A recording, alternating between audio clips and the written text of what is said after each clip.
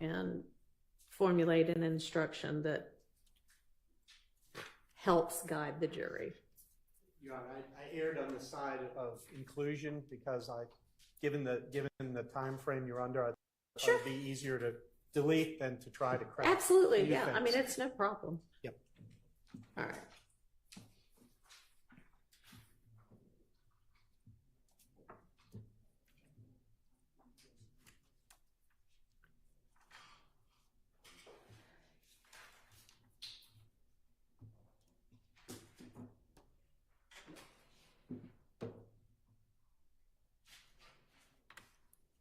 And then we also have the instruction about how to consider and what part or parts of Mr. Copeland's testimony not to consider if he does end up testifying. And I think there's only...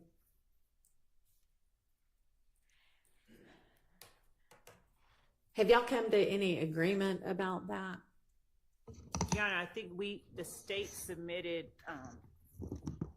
after Mr. Steele submitted his proposed instruction, we submitted one that sort of altered it a little bit. We haven't yet, after that, we haven't agreed on anything beyond that. I think he just disagreed with. Okay, so no.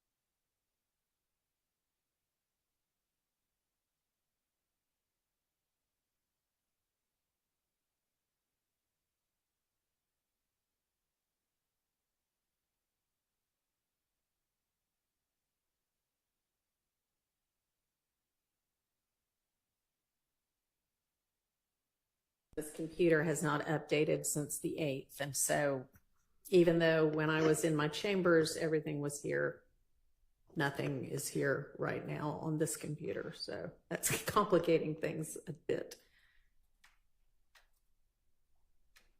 So I think I may just have to, try turn it off and turn it back on and see if that works. So that's what I'm about to do.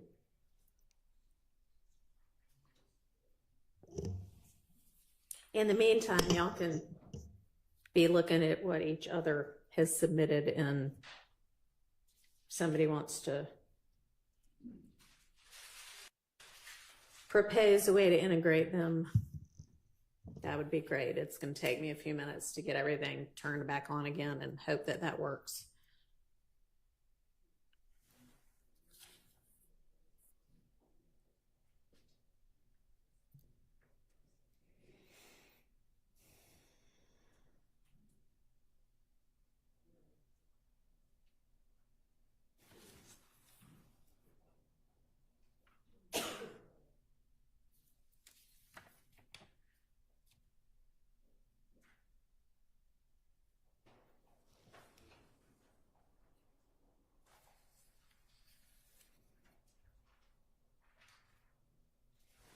Thank you.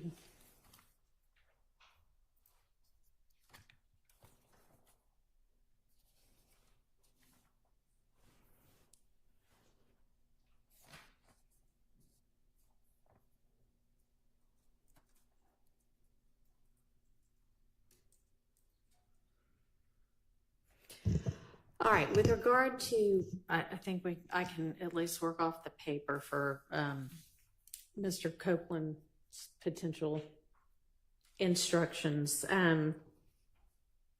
Y'all agree about the time after which his testimony and evidence that came in during that testimony isn't to be considered. And it was like 3 p.m., whatever date.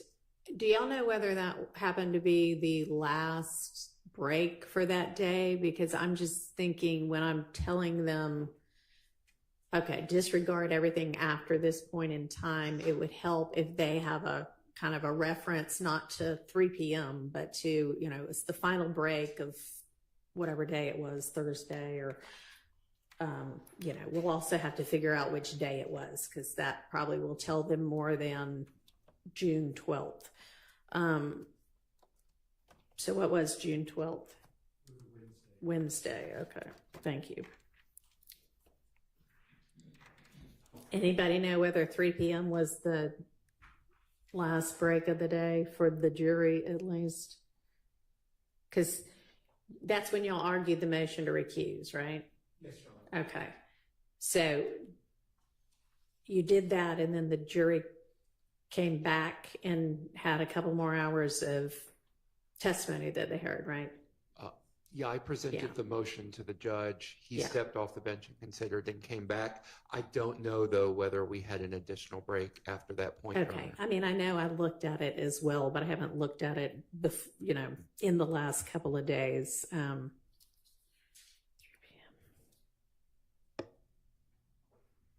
If so. Okay, that's fine.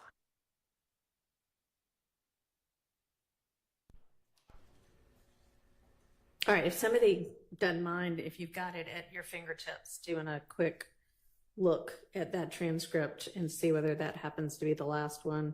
We're looking. Thank you. And I'll try to get signed back on in the meantime.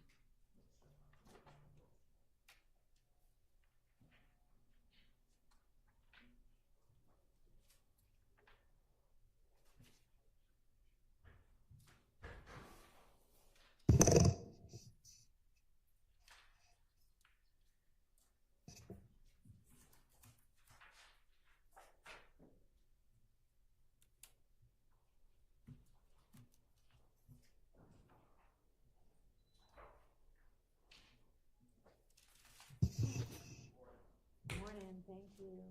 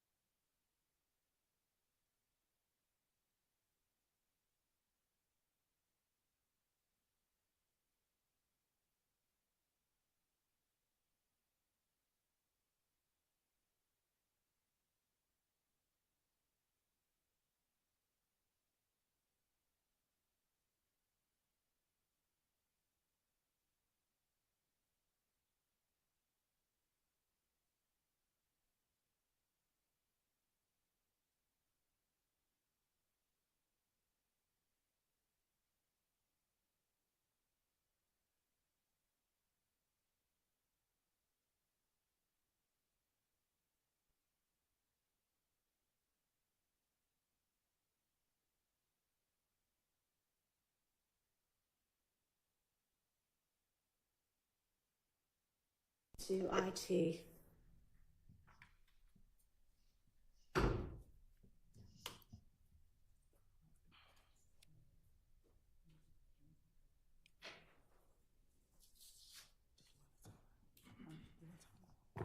Your Honor, we were able to determine that it was the last break of the day. Great, thanks.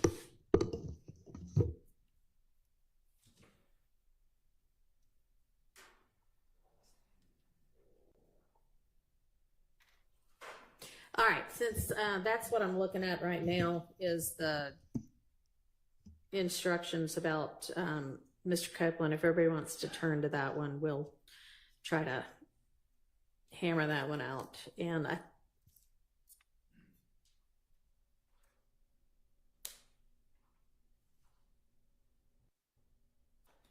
think I'm maybe looking at the states, and y'all had the two different proposed instructions. I guess one of them is if he doesn't testify at all, is the top one.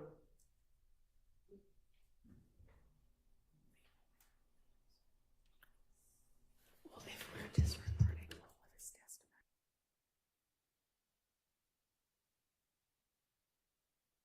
testimony. Persfield put together, if he decides he's not going to testify, then obviously we're going to tell him or tell the jury disregard everything about his testimony and any evidence that was introduced during his testimony. Would that be before? Would Your Honor consider adding unless and until he decides or no? Because if he again? decides, I mean, yes, I would consider it, and no, I don't want to do it because if he decides that he's going to, then we'll tell him at that point, okay, we've got him back, and now here's what you can consider. But I mean, there's no point in trying to sort out, you know, the possibility of that because it's not an eventuality. So we'll just at this stage don't consider anything. And then if it changes, and I'll instruct them about what's appropriate then.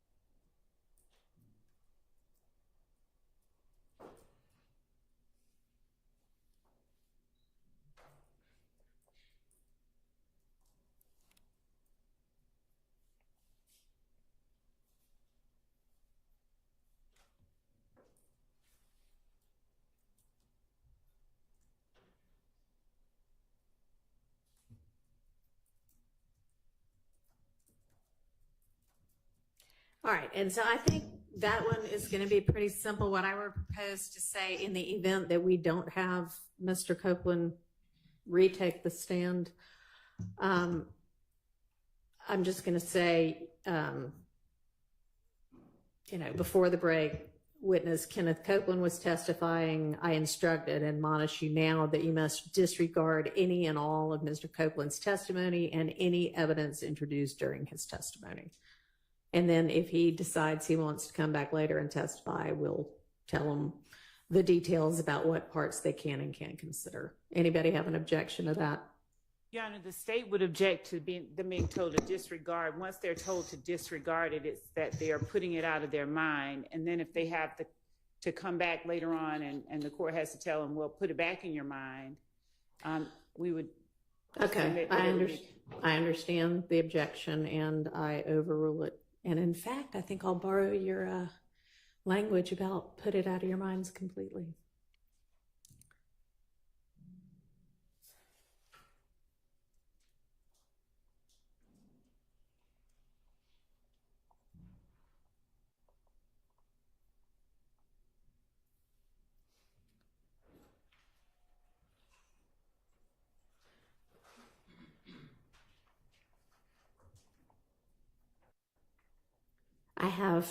I'm thinking as I type, but let me get it down on paper. And this might fix some of what you're objecting about.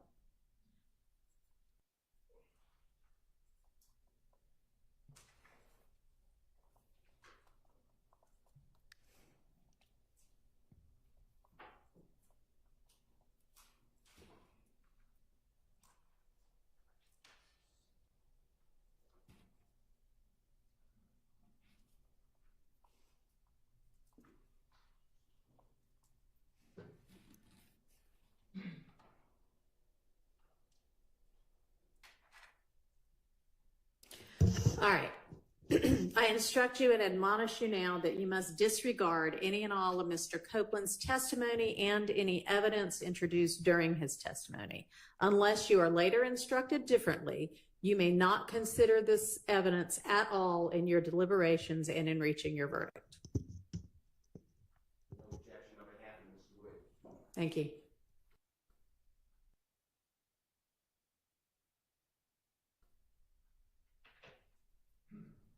I'm going to take the silence as no objection from anybody else. No objection on behalf of Mr. Thank Stillwell. you. No objection on behalf of Mr. Hughes. All right. All right. Silence. Okay. State. Unless you are instructed differently, if the court is not inclined to instruct as we requested regarding unless and until you hear from him again, then if that's the closest we can get to it, then. All right. That's the closest we're going to get to it. Okay. Sounds good. All right. Now, with regard to if he does take the stand, we're basically restarting the post 3 p.m. June 12th testimony. So we have to sort out. I think that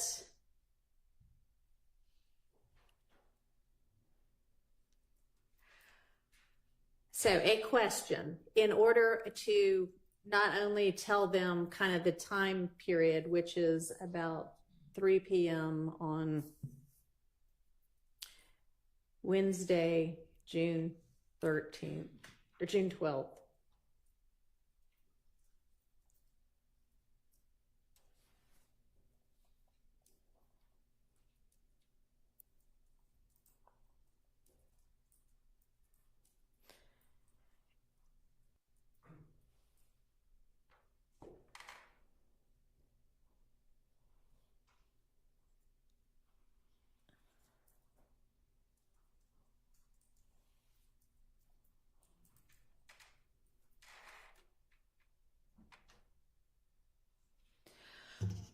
So that would start, I'm now going to instruct you and admonish you that you are to disregard any and all of Mr. Copeland's testimony and any evidence introduced during that testimony.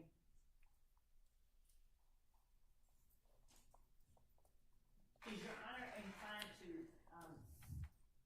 just, instead of pointing out Mr. Copeland's, just say any evidence or testimony beyond a certain point? He was the only witness that testified, but since the court will be,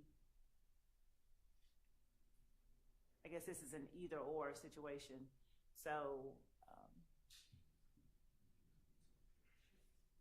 I don't know what you're asking. I'm going to direct them specifically, hey, we're talking about Mr. Copeland's testimony. So then I would say following the last break at about 3 p.m. Wednesday, June 12th, through when you were, through June 17th, when the point in time when you've been in recess. So my question then is, after I say that gives them sort of the time, thoughts as to, so the last thing that he was,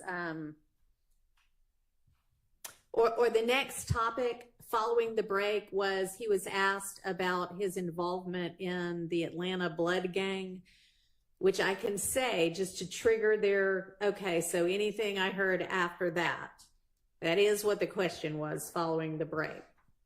Any objection to asking that or telling them that just to give them sort of a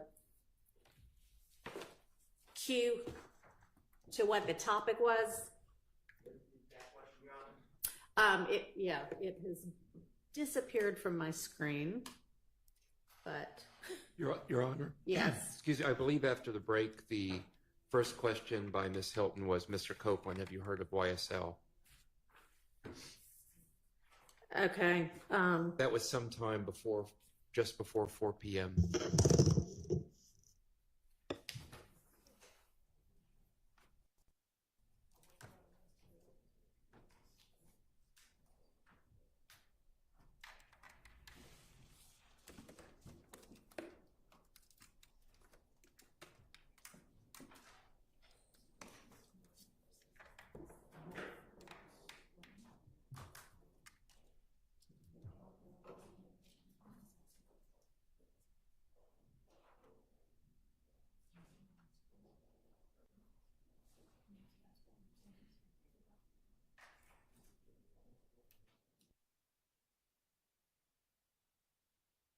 Any objection to?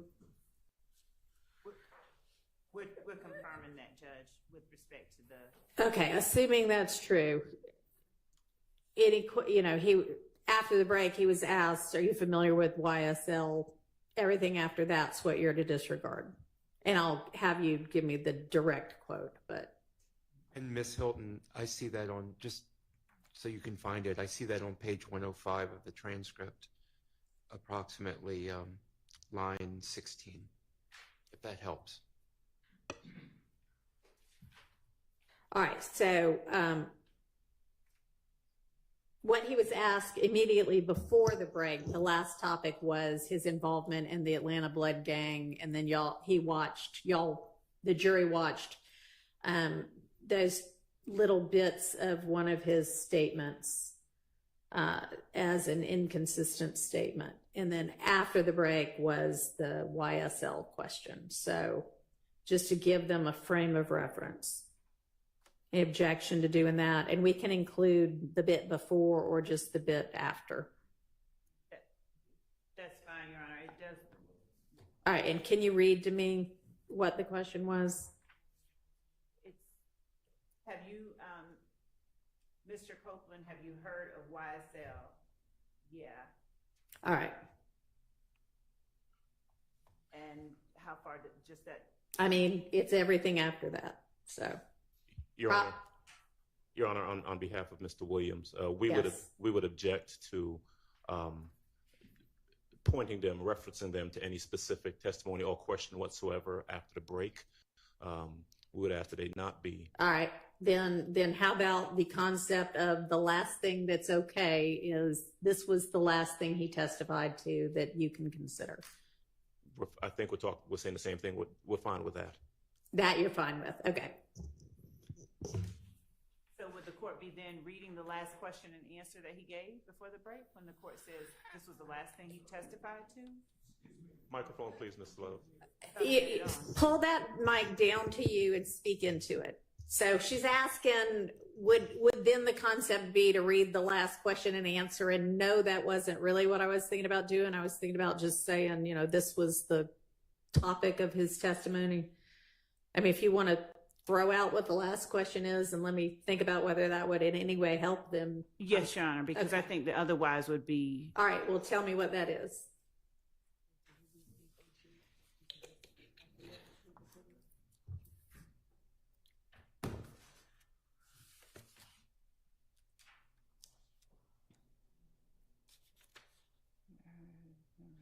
To hear when he asked you, this was you.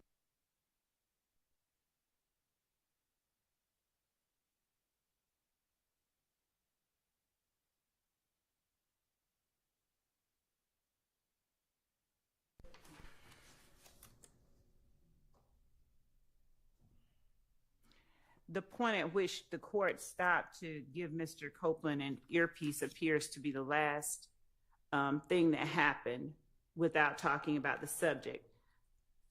Okay, but I want to talk about the subject so that they'll have some concept of what's the last thing they can, and also y'all are wanting me rightfully to take their notes. And so they're going to have to figure out what part of their notes, The last or question. somebody's going to have to figure out what part of their notes are being taken. The last question that was asked was, and did you leave ABG? Mr. Steele objected and said, I don't think that's what was said. Ms. Hilton said, I'll play it again one more time for you. And the witness said, I can't hear it no matter how many times you play it. And the court asked to see counsel at the bench. Okay. So what I was proposing was just after he was asked about his involvement in the Atlanta blood gang ABG. Or after he testified about his involvement, was asked about, I don't know if he did.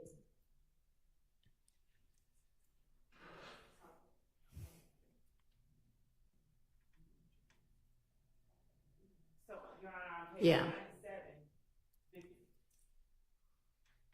on page 97, before the break, Ms. Hilton asked, have you ever claimed to be a part of ABG? And the witness said, me. And Ms. Hilton said, Atlanta blood gang. He said, never. And then she asked him whether he recalled being interviewed by the Atlanta Police Department on January the 11th with investigator Thorpe. He said yes. And then at that time, she tendered State's Exhibit 378 Yankee Alpha between 3:29:46 to 3:30:13. What was the date of that interview? January the 11th, Okay. 2015. Interview with whom? Detective Thorpe. Okay. And she APD? played. Yes. Okay. Okay. And then she played a portion of it, 3:29:46 to 3:30:13.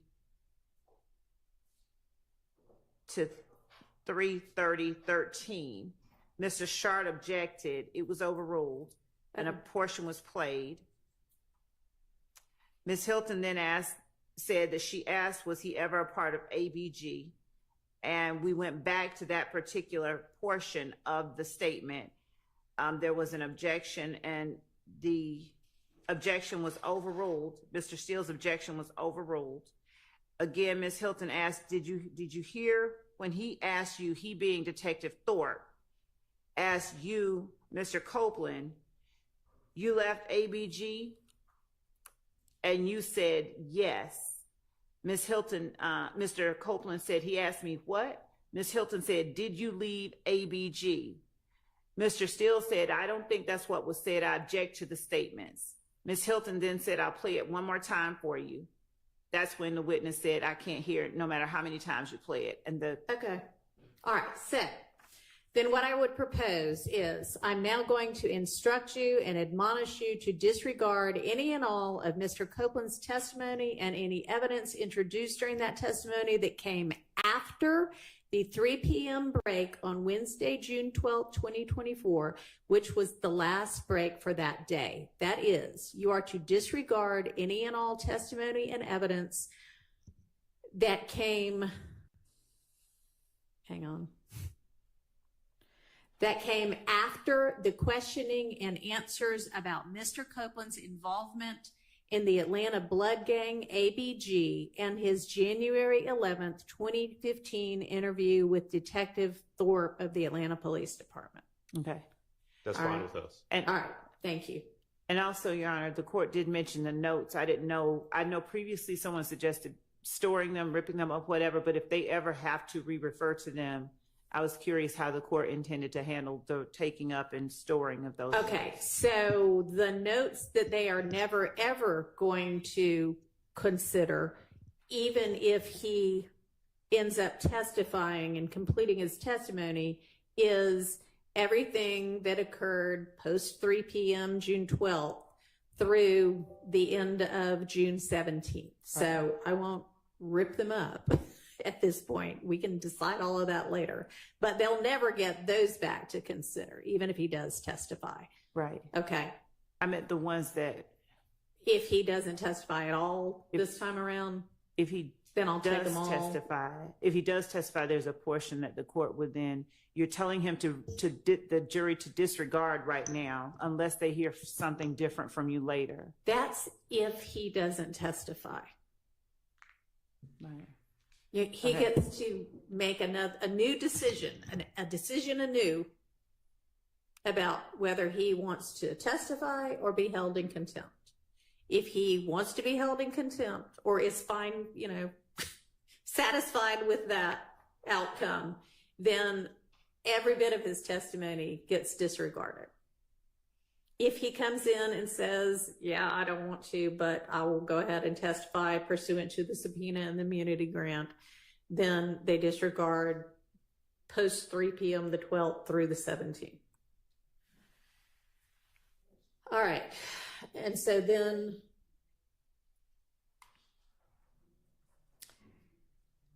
we're going to need to get the notes from them. Anybody have some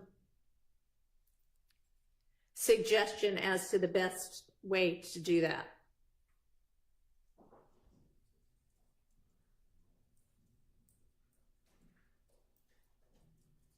Your Honor, logistically, I can't think of any way other than to rely on the jurors to simply give them to you, not to us. Really no other logistic way to do it.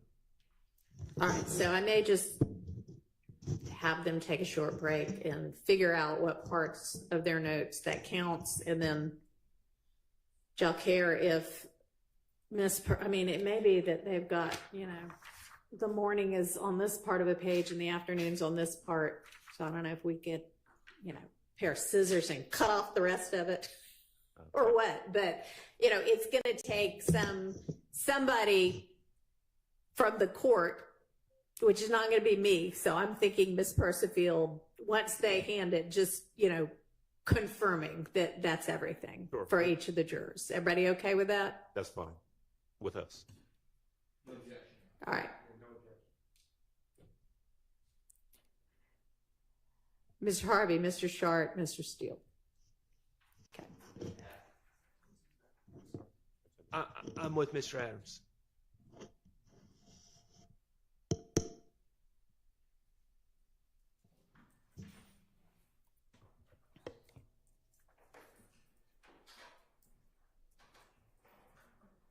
And Mr. Harvey, you still thinking about it, or are you okay with that?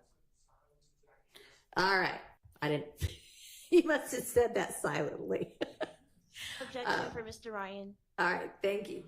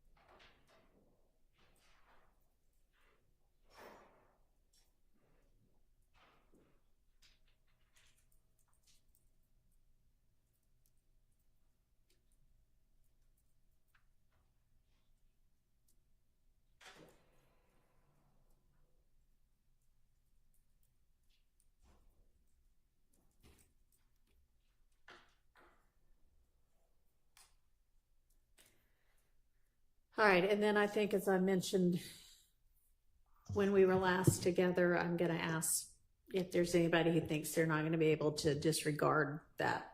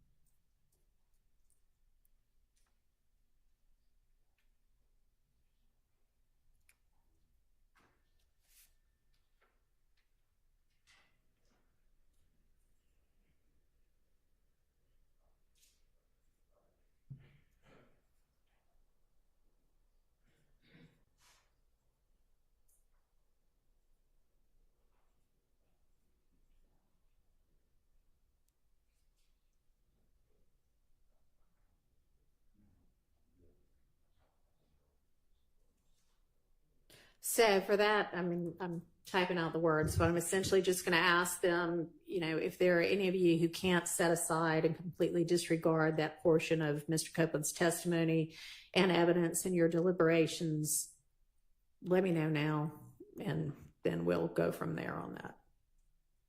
Now, would you give us one moment, please? Sure.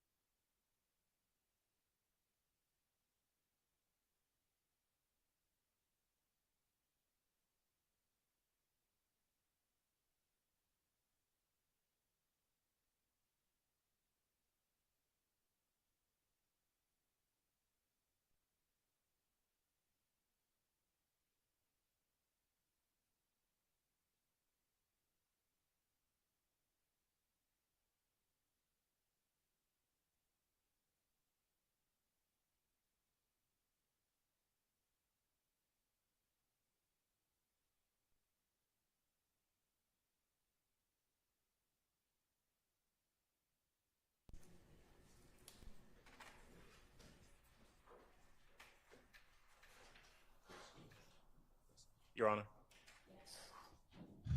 After conferring with other co-defendants attorneys, on behalf of Mr. Williams, we're suggesting that question not be asked at all. Okay. There are other members who represent other individuals who believe it should be asked, and so there's no consensus amongst the attorneys as to whether that question should be asked. But our position for Mr. Williams is that it should not be. All right, and why is that? We simply don't believe it's necessary. We don't think that it's necessary to draw the jury's attention. We presume that they can follow the court's instructions. And so we just don't believe it's necessary. All right, well, I agree that it's not necessary. I'm doing it as a cautionary measure so that if there is anybody that can't do it, that we just go ahead and find that out now. I understand. All right, so I'm going to ask that over objection. Okay. All right, so then the next thing we need to do is the kind of RICO 105 instruction, if you will. So I think that we had a proposal by the state and a proposal by the defense sent by Mr. Harvey. And I don't know if y'all have had a chance to look at each other's, but let's come up with one that's consolidated that is helpful to the jury.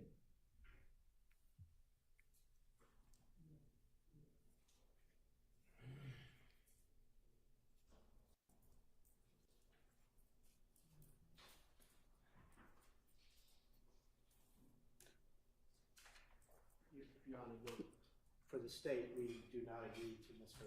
Harvey's proposal. I think that was hashed out fairly well on Thursday.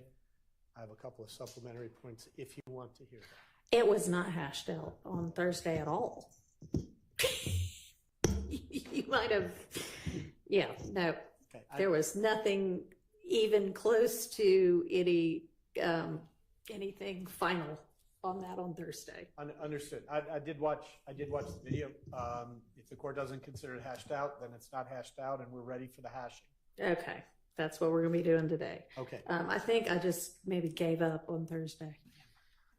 All right, let me get those both pulled up.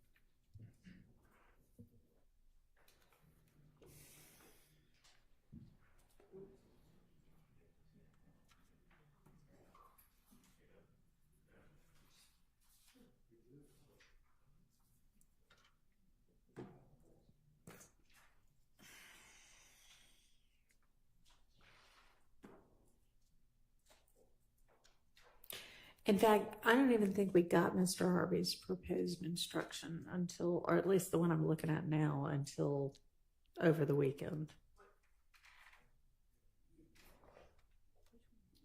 I didn't get this one at all. Not the one Yeah, right. Yeah, no, that just came late Sunday night. But I think Mr. Harvey, yours didn't, the one you're proposing now didn't come over until Sunday night either.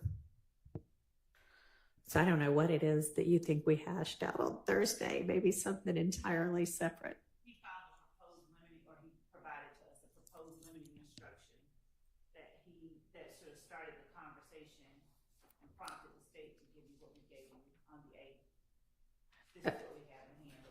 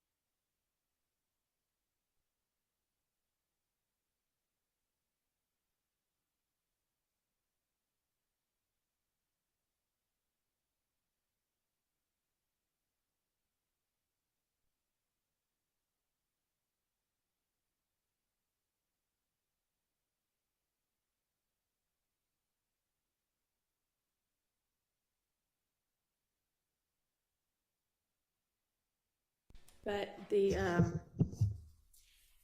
is Mr. Floyd, the copy that you handed up this morning, has that been emailed in any way?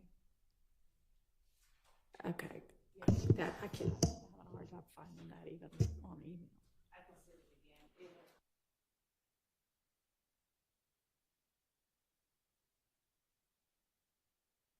again. Email this one that's Mr. Floyd's, I guess, right now, so we can pull that up. Does the defense have this one that's got the style of the case on it that's Mr. Floyd's?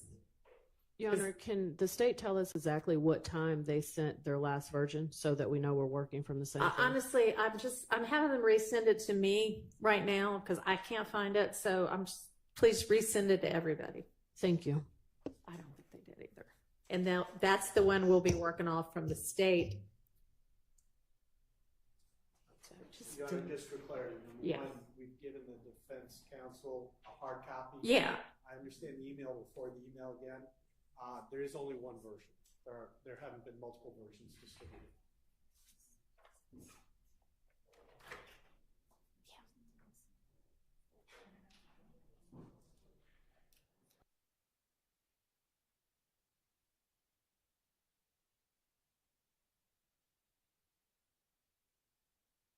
That is the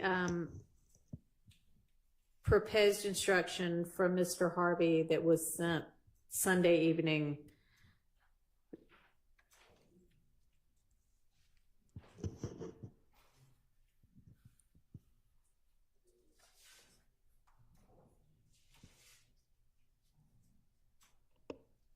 I just reported to Ms. Percival. Okay. Sent at 7:38 a.m. It does not have the style of the case. It's the exact. Okay. Okay. And we are.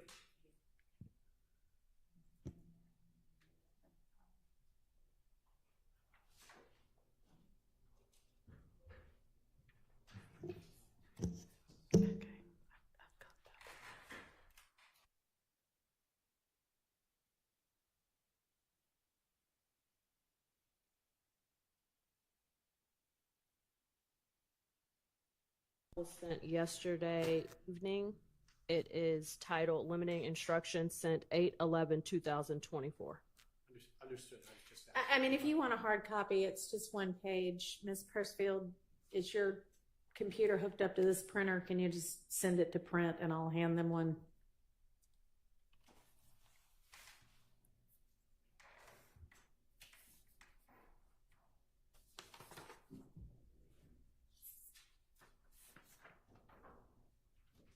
No. She's going to print it.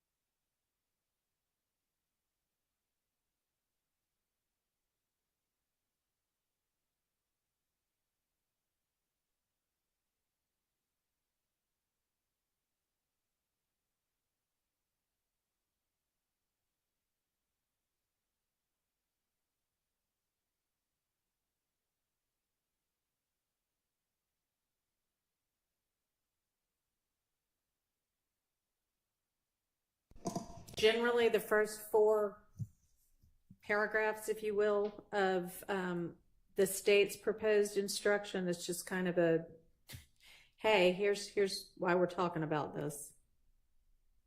First 4 paragraphs. Yes. On behalf of Mr. Williams, we have some comments on every paragraph, I believe, except paragraph 4 and 5. We do not oppose 4 and 5, but if I can say what the problems are in 1, 2, and 3, since you... Gonna need you to speak up a little bit more or pick that mic up. Okay. Paragraph 1. I don't think that that's appropriate to just start out with that instruction without talking about what the indictment is, not just a charging document, but that there's a presumption of innocence. It's not evidence at all. All right, let me pause, and I have requested from Judge Glanville's court reporter a copy of the preliminary instructions he gave the jury so that I know what got told to the jury and what didn't. I would have said that at the beginning of a trial, but I'm not sure. I haven't reviewed yet what he told the jury. He did. He did? Okay. So, I mean, I am not going to re-give all of the preliminary instructions. What I'm trying to do is just call the attention. So, I mean, if you want to ditch the part about an indictment, that's fine. Okay. And then We'll strike that. And then on second paragraph, Yeah.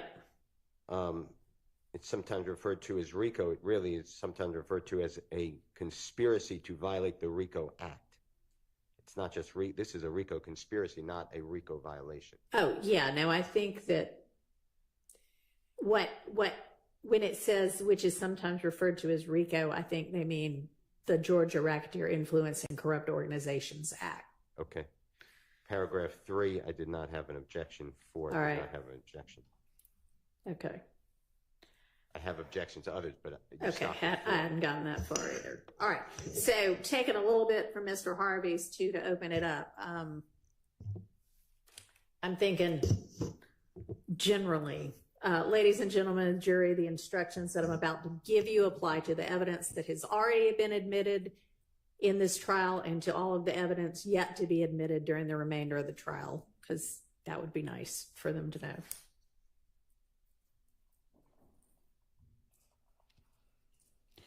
And then count 1 in the indictment charges a conspiracy to violate Georgia's racketeer and blah, blah, blah. Okay. And then at the end of the case, you'll be given detailed instructions about what's required to establish a RICO conspiracy violation. At that time, I will also give you detailed instructions about the other charges, or I'm going to say counts in the indictment, as well as other important principles of law. But today, as we resume this trial, I want to give you a brief explanation of some principles that you may want, some principles to keep in mind while you listen to the evidence. This is not a substitute for the more detailed instructions I'll give you at the end of the case. All right, that's as far as I've gotten in consolidating the two of them.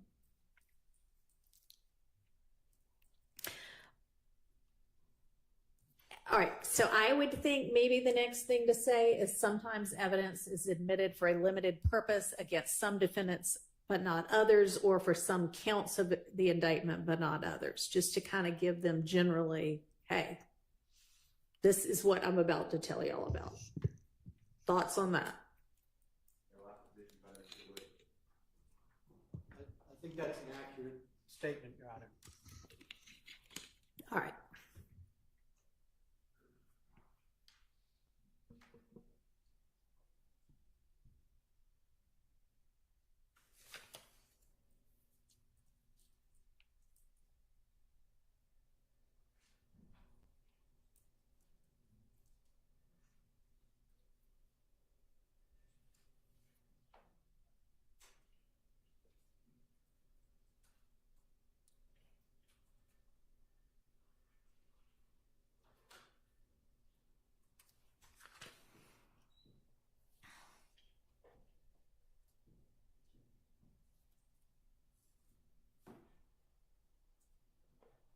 Your Honor, Yes. one thought on that. Yes. I think the statement you summarized is accurate.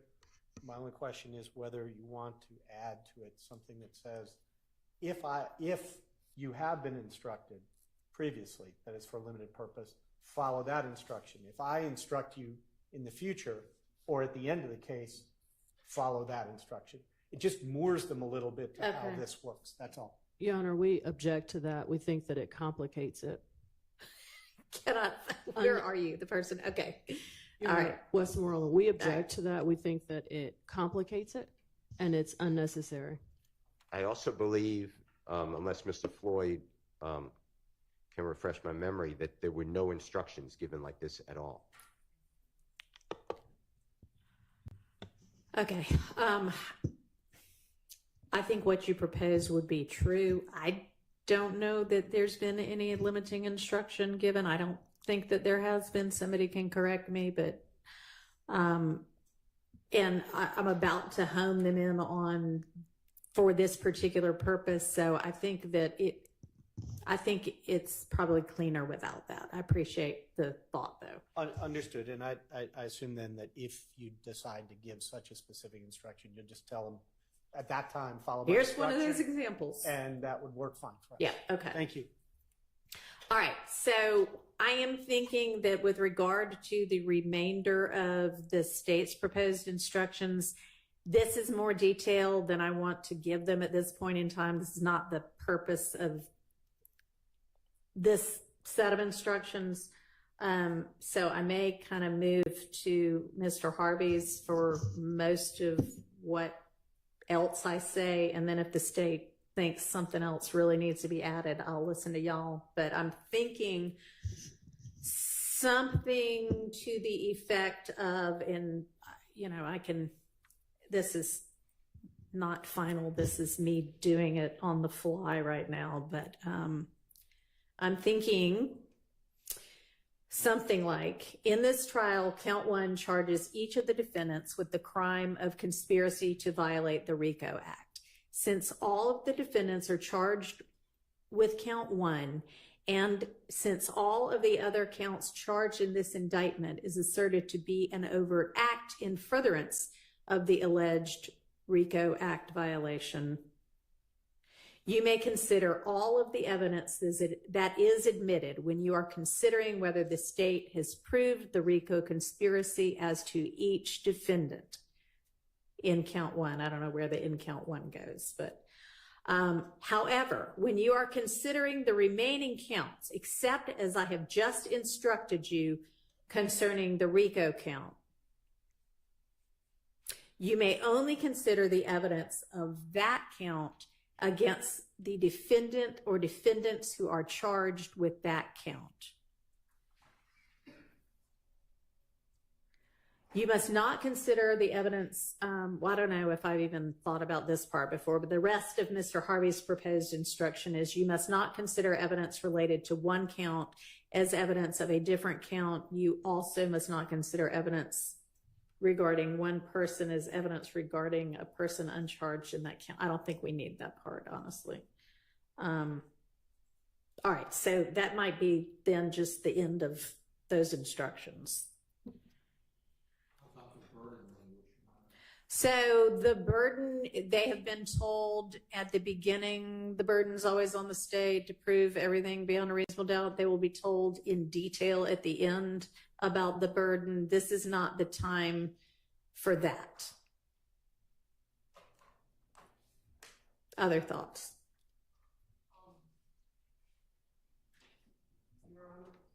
Yes.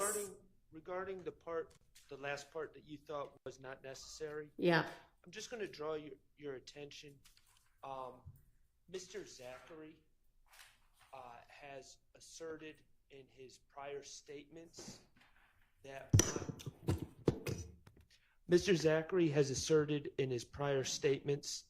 and potentially may assert as he testifies that my client was a part of shooting up some houses as alleged as an overt act in this indictment. He is not listed as an individual in the indictment on that overt act. Additionally, Mr. Zachary and Mr. Copeland, or Mr. Zachary, I'm sorry, has asserted that my client he may provide evidence of this from the stand that my client was involved in the Lil Wayne bus shooting. My client is not listed in the indictment as having, it's not alleged that my client committed either of those acts. And so I do believe that that last section is appropriate when the jury has to consider whether my client has committed those acts, because he is not charged with that in the indictment. And I understand there's just overt acts, but they still list who they believe, they put us on notice on who they believe the perpetrators were, and my client is not listed. It's not listed in count one as to that. Is that what you're saying? Correct. Well, when I say count one, he's charged in count one. Right. But he's not listed for the in those. overt act. Correct. Okay. But in that regard, no matter who they're saying we think did this, if they are proving a conspiracy, then it gets considered against all of them with regard to, did this overt act occur, no matter who did it, if it's a member of the conspiracy. So it's not actually true that you can't consider that, but that's not, so that, go ahead. I believe that my stance is they can consider it as to, they can consider all evidence as to whether there is in fact a RICO organization or if people are charged, but ultimately the burden of proof is on them proving it as they alleged it in the indictment. As they alleged in the indictment in at least one overt act. And I agree. And I do think that I'm going to give a special verdict that sets forth each of the overt acts and has the jury find them. And Mr. Floyd's looking at me and he may have something to say about that. And we're probably a long way away from what the final jury instructions are going to be and what the verdict is going to look like. But I do know that we are going to have some sort of a way to determine that the jury found at least one overt act within the RICO statute of limitations in order for them to find it. And I'm not sure of another way to ensure that that was their actual finding, but that's an argument for another day. And I appreciate your objection and I'm considering it, but I don't think that part of it is necessary. Just a brief response, Your Honor. I agree. We're not there yet, and that's the tension in all of this is trying to have the porridge be neither too hot nor too cold. If you don't go, if you only go into use the most superficial terminology and it's not contextualized, they'll be confused, not helped. If we do the whole thing now, we'll end up almost inevitably giving different instructions at the end and they'll conflict. Right. Pasha v. State is the case on the point Mr. Sharp was making, and it makes it very clear that any one overt act by any member of the conspiracy satisfies the statute, so they don't have to all be alleged against each one, and we don't have to prove more than one. Going back to where you were prior to the objection, and you may not want to address this now, but there's a kind of middle ground here because we have gang act charges. Right. And in this case, and I think you recognize this on Thursday, the gang YSL is YSL, the enterprise is YSL. Right. They're the same thing. And of course, the definitions under the two statutes are very similar. So evidence that comes in as to count one that would tend to show YSL as a gang would be admissible under any gang act provision, because we don't have to prove the specific defendant was a gang. We just have to prove there was a gang. In that context, they will be, under the law, entitled to consider it. I don't know if you want to go that deep at this point in time. I think the most important thing is to not say something that has to be taken back later, because it's always harder. Okay. It's always harder to do it twice than it is to do it once. But I wouldn't That's just an issue for all of us to grapple with and be aware of. And, I don't know if you want to create an exception that says, unless I otherwise instruct you during the course of the case, or at the end of the case. No, Okay. but thank you.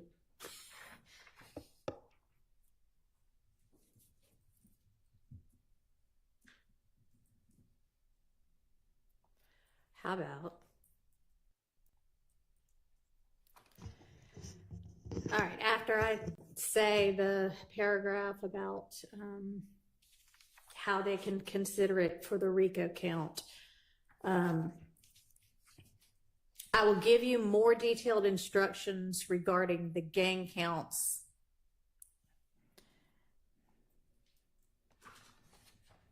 later. Your Honor.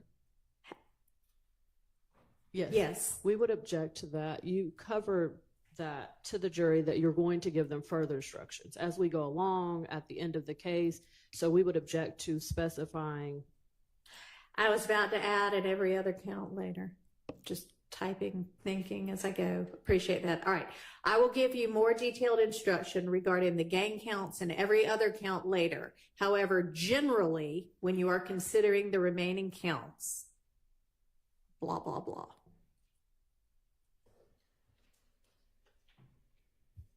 Thoughts?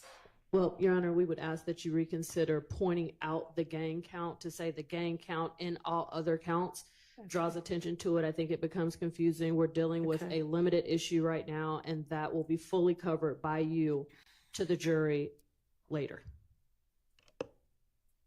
All right.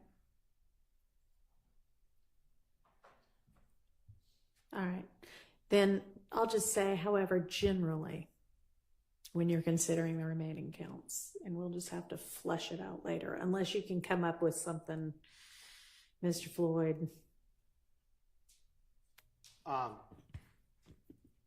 Two thoughts. One is there are quite a few gang counts. It's not just one. So it's a whole category under the remaining counts. And therefore, given how substantial it is, the idea that you're overemphasizing one thing versus the other, I don't think that's a realistic objection or concern here. Secondly, if the court, and this is the state's sort of overriding concern here, is that the result of this not be to inadvertently paint the court into a corner that becomes difficult to deal with down the road, because the concepts are complicated enough. So as long as they know what they need to know now, and it's very clear to them the real instructions that will govern their verdict. They're all real instructions. Okay. They'll just be more detailed. How should I, what you said, the more detailed instructions are going to come later, and in essence, that this just helps them organize the evidence in their minds as it comes in, but doesn't tell them exactly what to do with it.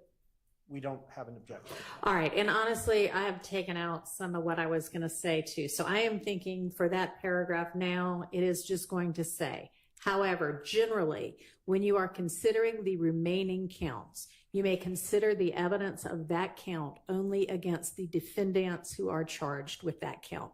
And frankly, that's true. You should only be considering it, even as to the gang counts, against the defendant charged in that count. So that does not in any way limit, when we get there later, consideration of that element of whether there's a gang and whether anything's in furtherance of the gang. That's just, you're limiting it to the defendants charged. So I think it avoids the issue that you appropriately raised. Understood, Your Honor. All right. We agree, Your Honor. All right, great.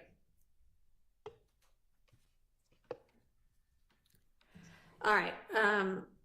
So I think the next thing we need to do is get Mr. Copeland in and find out how he feels now that he has woken up on Monday. Excuse me, Your Honor. Yes. 5 minutes before we bring in Mr. Copeland. Sure. Thank you. All right, we'll recess shortly for a short break.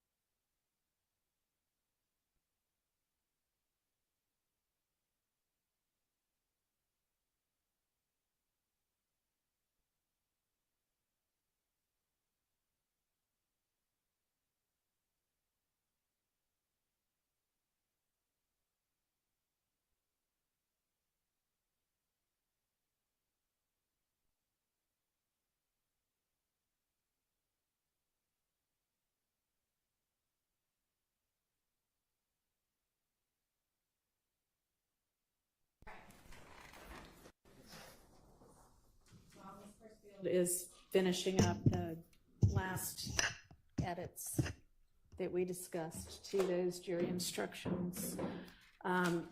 Anything else before we get Mr. Copeland in and find out his intentions? May I briefly address the court, Your Honor? Sure. Thank you.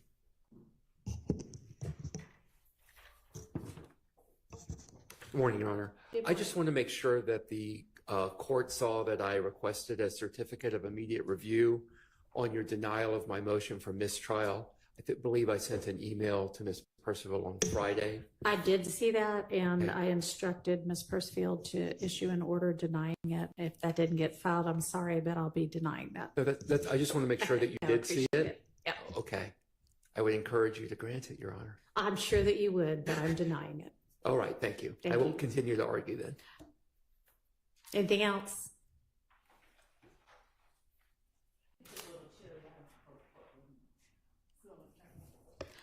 Better that y'all be cold than that I be hot, so I'm not changing it. Sorry. So there, I think I've mentioned before, there are 2 other thermostats somewhere in this courtroom that are supposed to control the courtroom area. And if y'all want to adjust those up, you're fine with that. I'm sorry if y'all are cold. But... Sorry. All right. Let's, and I assume we've got Mr. Melnick with us. Let's get Mr. Copeland and Mr. Melnick in.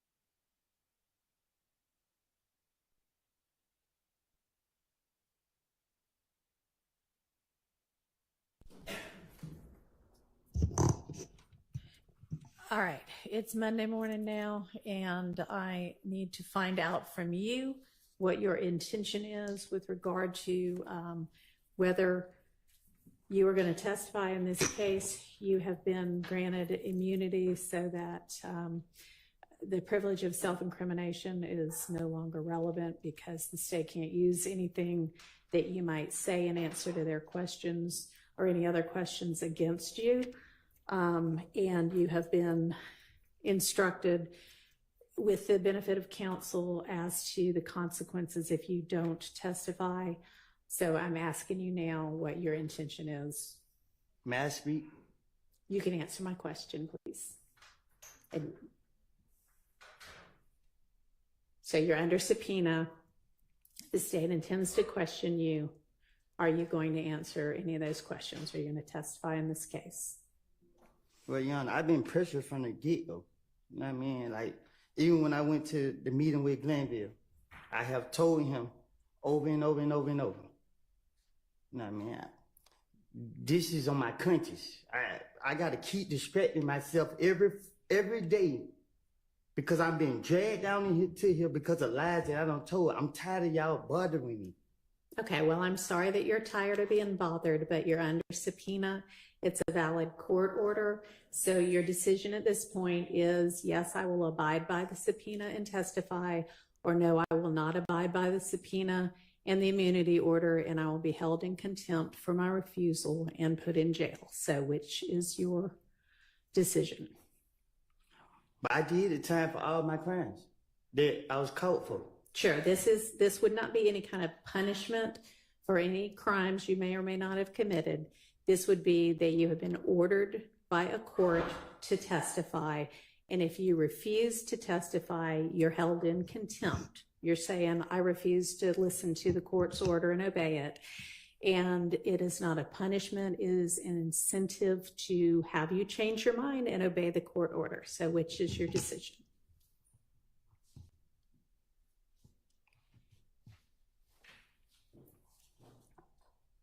Can you explain it to me? So we talked about it. It's the same thing that Glenville doing to me? It is the same order that is still in control. You have a subpoena for your testimony. That is a court order. You also have a court order that says anything that you say can't be used against you other than if you get on the stand and lie and it amounts to perjury, you can be charged with that or with false statements. But if you refuse to testify altogether, when you're under a court order to do that, then that is considered contempt because you're saying, I don't care what the court has ordered, I'm not going to do it, and then you'll be put in jail through the end of this trial. Or until you decide, you know what, I think I will testify after all.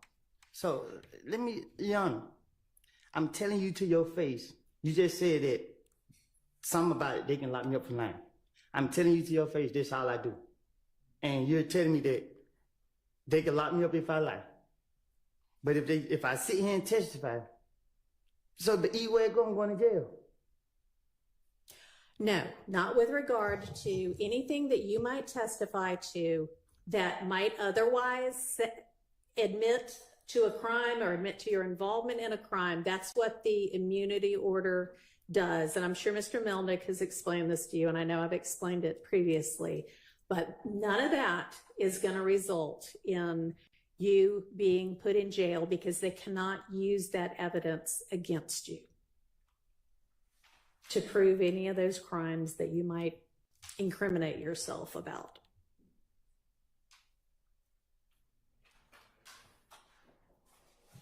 So are you going to testify or not?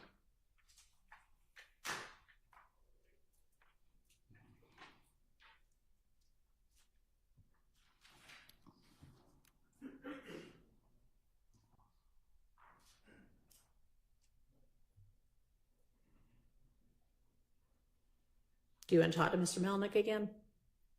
No? Okay.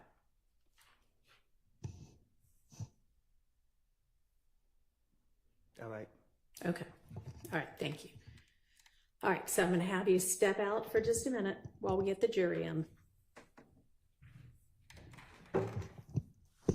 Mr. Melnick, if you could step out with him, please. Just so. Thank you.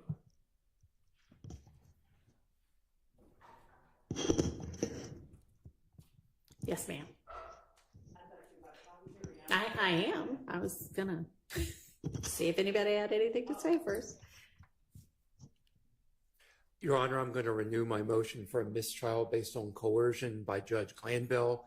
This is based on the fact that Mr. Copeland, having now been properly instructed that he would only be incarcerated until the end of trial versus his instruction previously that he would be incarcerated forever. He's now deciding to testify. I think at this point, it demonstrates the coercion by Judge Glanville, so I'd like you to reconsider that. I don't think it just demonstrates anything of the sort. I think it demonstrates that he's now been properly advised and he's making a decision anew. Thank you. Overruled. Yes. Housekeeping matter.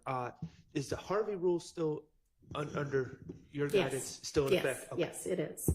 Thank you. Okay. And so I'm going to have the jury out. I'm going to give them the 3 instructions that we just discussed. Then we'll have Mr. Copeland in. I'd like him resworn, and then you can pick up from whatever you want to do post 3 p.m. June 12th.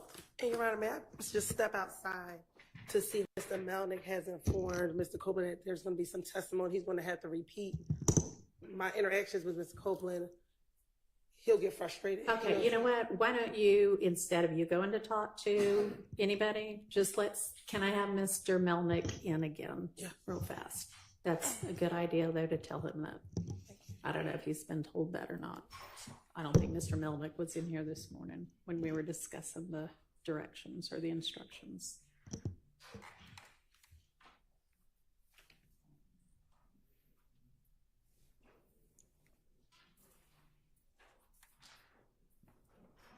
Just while we're waiting, you're going to bring them in after you give the instruction and be excused. Certainly. Mr. Melnick, I just wanted to make sure, because you weren't in here this morning when we were discussing it, and you may or may not have been in here for any of the times we were discussing it, but we are going to be essentially redoing everything post-recusal motion, and I didn't know if Mr. Copeland was aware of that or not, so some of the things he's going to feel like, man, I already said this once, but he's going to have to say it again because I'm telling the jury disregard a lot of the last few days of his testimony. I believe he's aware of it. Okay. As far as what he remembers about when he testified or didn't testify. Okay. All right. I appreciate it. Thank you. And Your Honor. Yes. With respect to Mr. Copeland being resworn, I would ask the court to remind Mr. Copeland that he's still under oath. That's fine. Okay. Yeah. Since we are accepting the first part of his testimony anyway, sure, I'll do that. Anything else before we bring the jury in? Okay, let's go ahead and get the jury.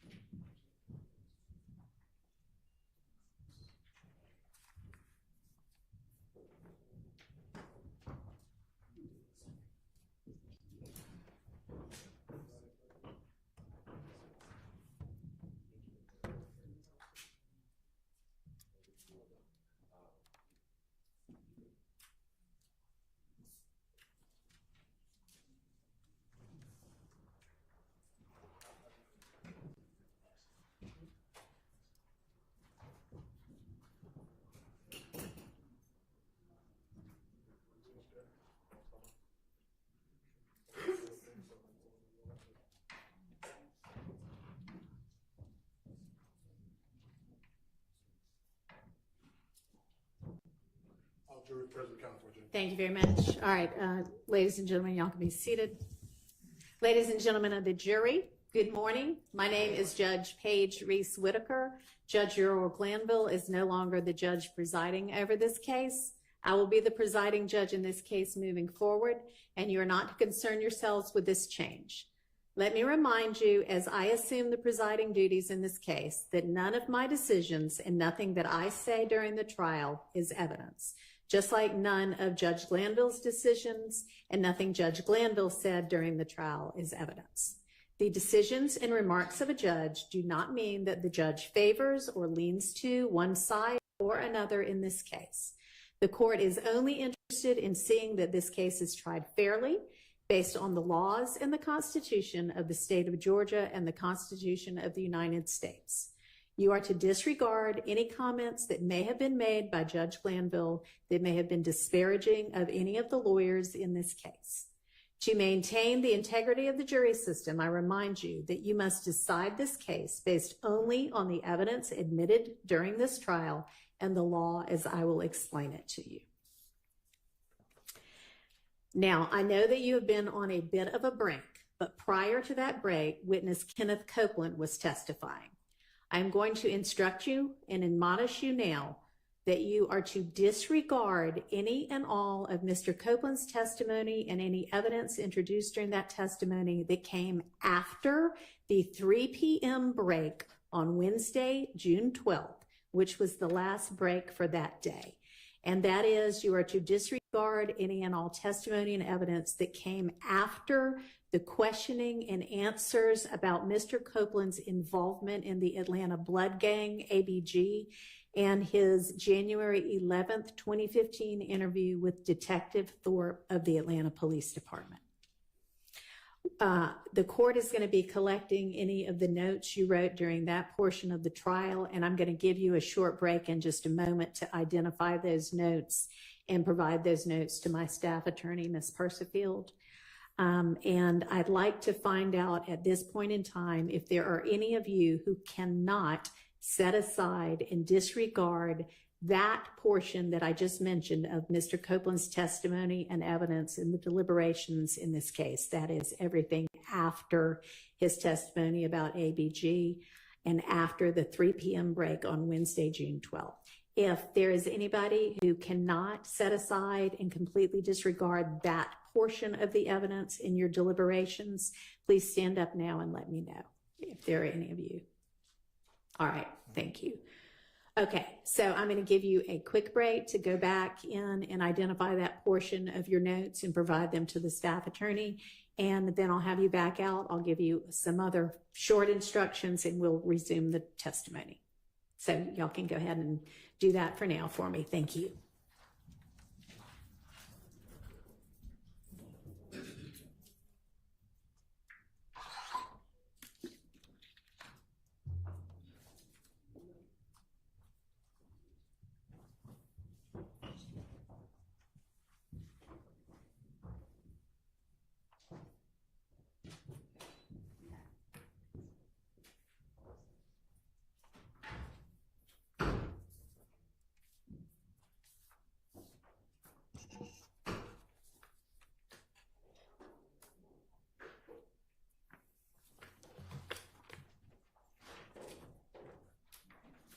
All right, y'all be seated. And while they're out doing that, let me just ask y'all what was the practice with regard to order of cross-examination? Is somebody just taking it as the team? Somebody will handle it? Okay. All right. When you say taking it as the team, Like, is there going to be one of you fine lawyers who's going to represent the questioning for all of the different defendants, or are we doing all 6 of you individually? Okay. What order are y'all going in is what I was trying to. There's no particular order, Your Honor. Whoever gets up and starts. Okay. Just find out from each of you whether you have anything else. Okay.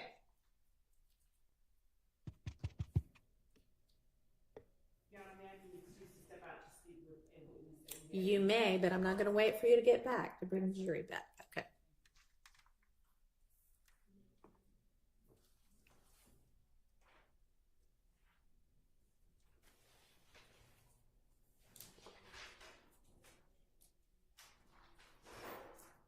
And we'll just recess in place at this point until the jury is finished with their note.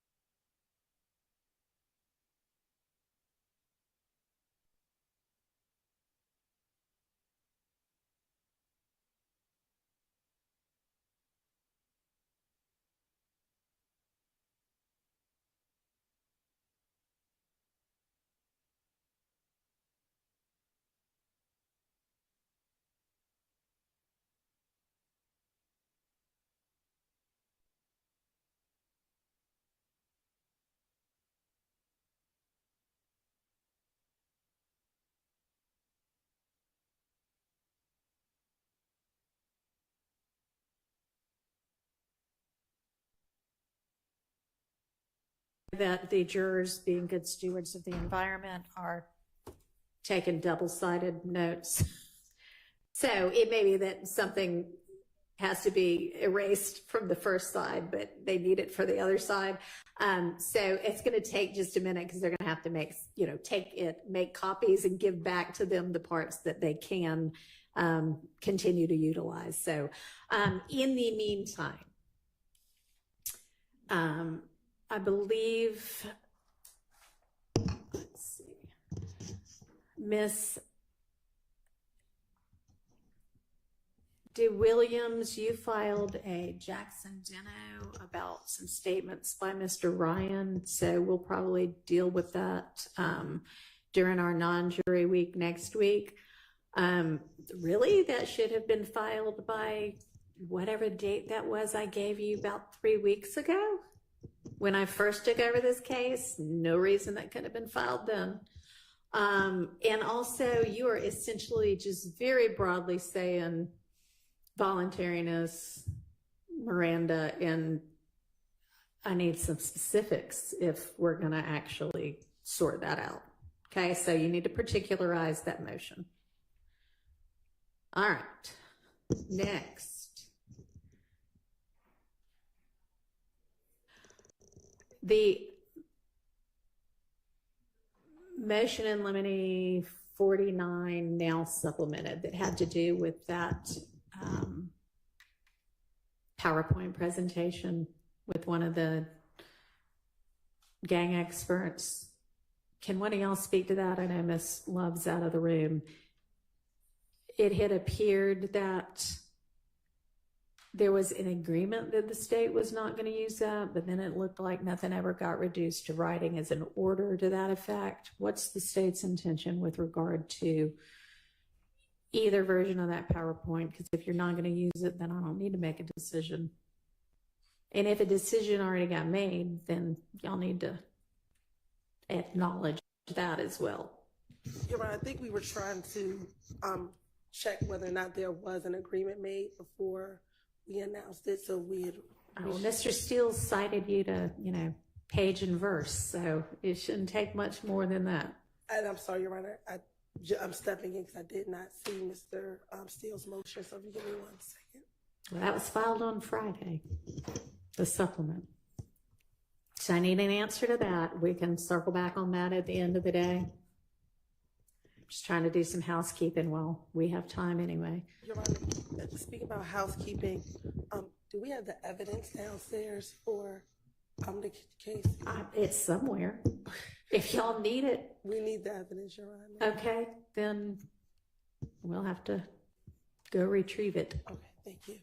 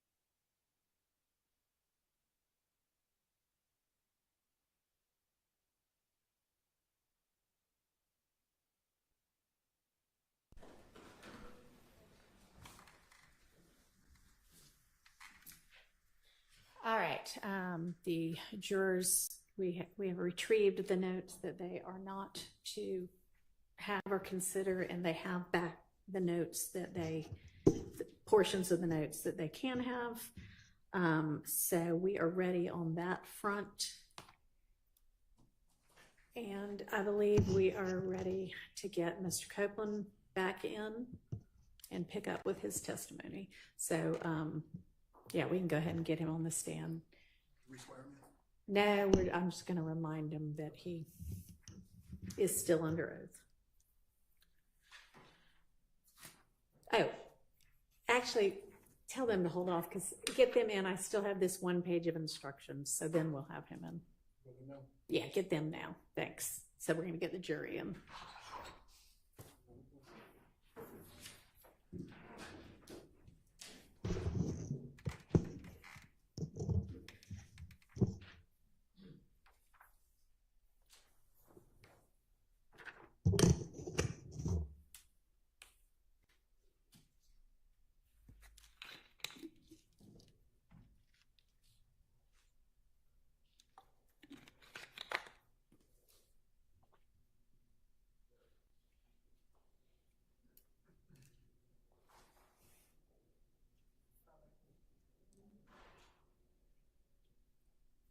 It's honestly fine either way if he's already on the way. He's not. Okay.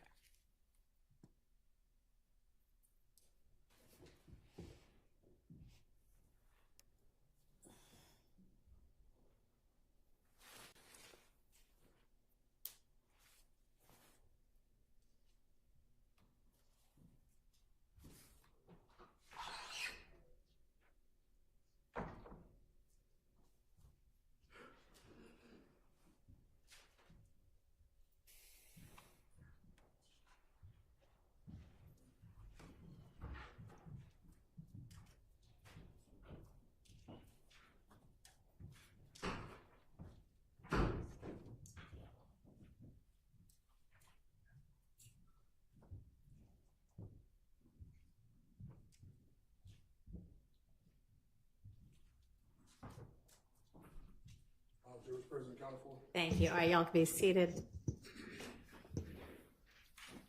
All right, ladies and gentlemen, the instructions that I'm about to give you apply to the evidence that has already been admitted during this trial and to all of the evidence yet to be admitted during the remainder of this trial.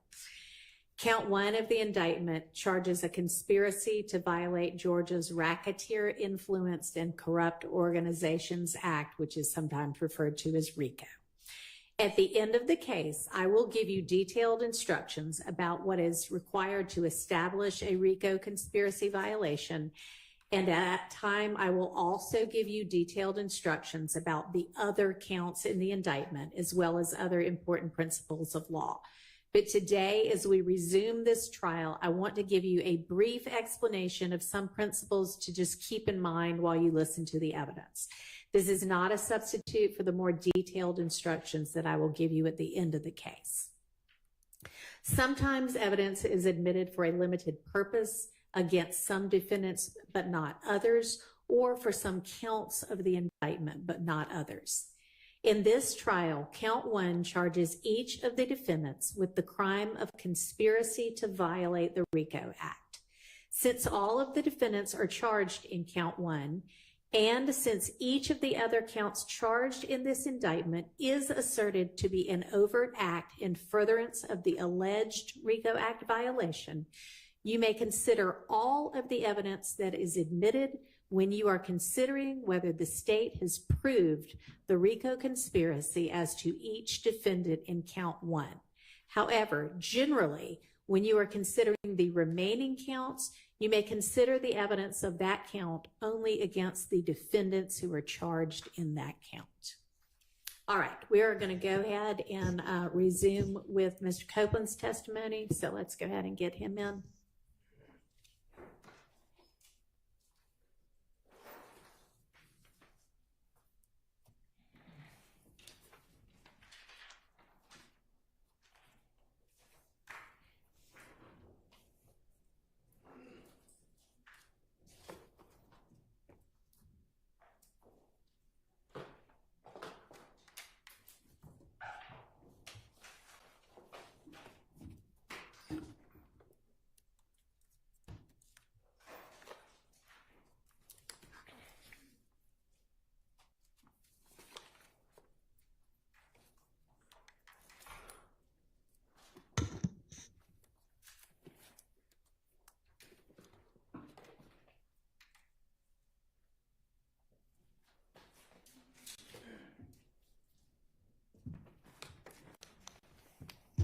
All right, Mr. Copeland, I'm going to remind you that you are still under oath. Go ahead, Ms. Hilton. Thank you, Your Honor. Good morning. Mr. Copeland, do you know a person by the name of Shell Cal? I don't recall. Or say you don't recall if you know someone by the name of Shell Cal? Sustain. Do you recall speaking with law enforcement about an individual that you know by the name of Shell Cal? I don't recall.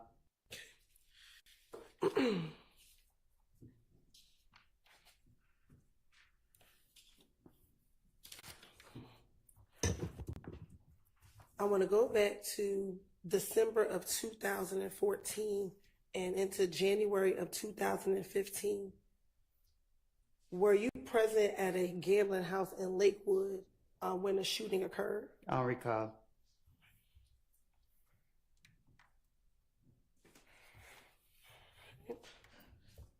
Let me ask you.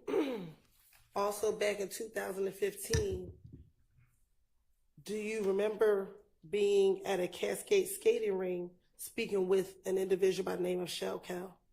I don't recall.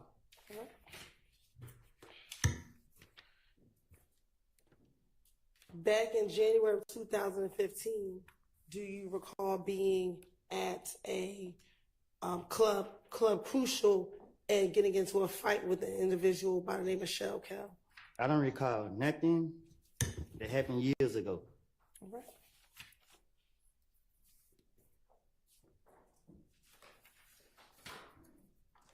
Do you recall in January of 2015 having to go to the Atlanta Police Department to talk about whether or not you were involved in the murder of an individual by the name of Donovan Thomas Jr.? Say that again. Do you recall in January of 2015 having to go to the Atlanta Police Department to speak about your potential involvement in the murder of Donovan Thomas Jr.? I don't recall. All right.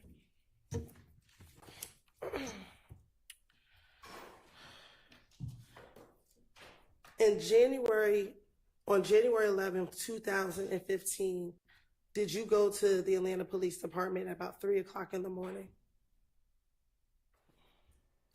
I don't recall. Okay. And did you speak with a detective by the name of Detective Thorpe? I don't recall who I speak with. I don't recall. And during that interview, did you go down there to speak with him about the murder of Donovan Thomas Jr.? I don't recall who I spoke with. Okay. And in that same interview,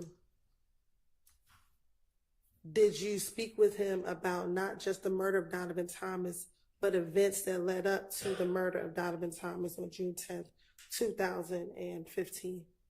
I'm a liar. So you want me to remember something that I done lied about in the past? Like, I don't know. So my question for you is, did you go to the Atlanta Police Department? Is your response you don't recall? I don't recall. Okay. And during that interview with Detective Thorpe at the Atlanta Police Department, did you provide him your name and your date of birth? Huh?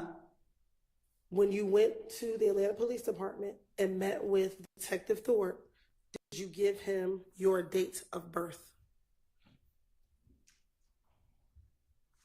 I don't know. Okay. And is your date of birth July 25th, 1991?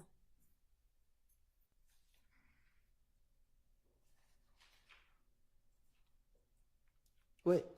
Is your date of birth July 25th, 1991?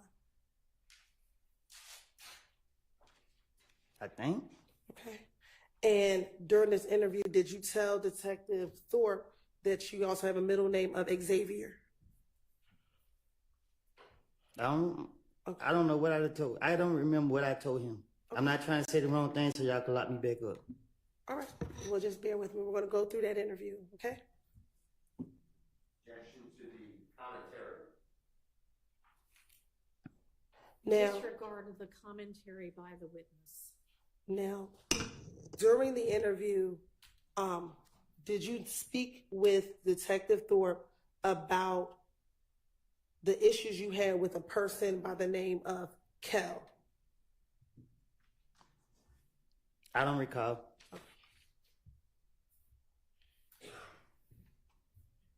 And did you speak with Detective Thorpe about a problem that the two of you all had in the club? I don't recall. Okay. And did you tell Detective Thorpe in that same interview that Kel was Nut's little brother? I don't know if they brothers or not. Okay. So do you know who Kel is? No, I don't recall. Okay. And when I say Nut, is that Donovan Thomas Jr.? You asking me that? I am asking you that.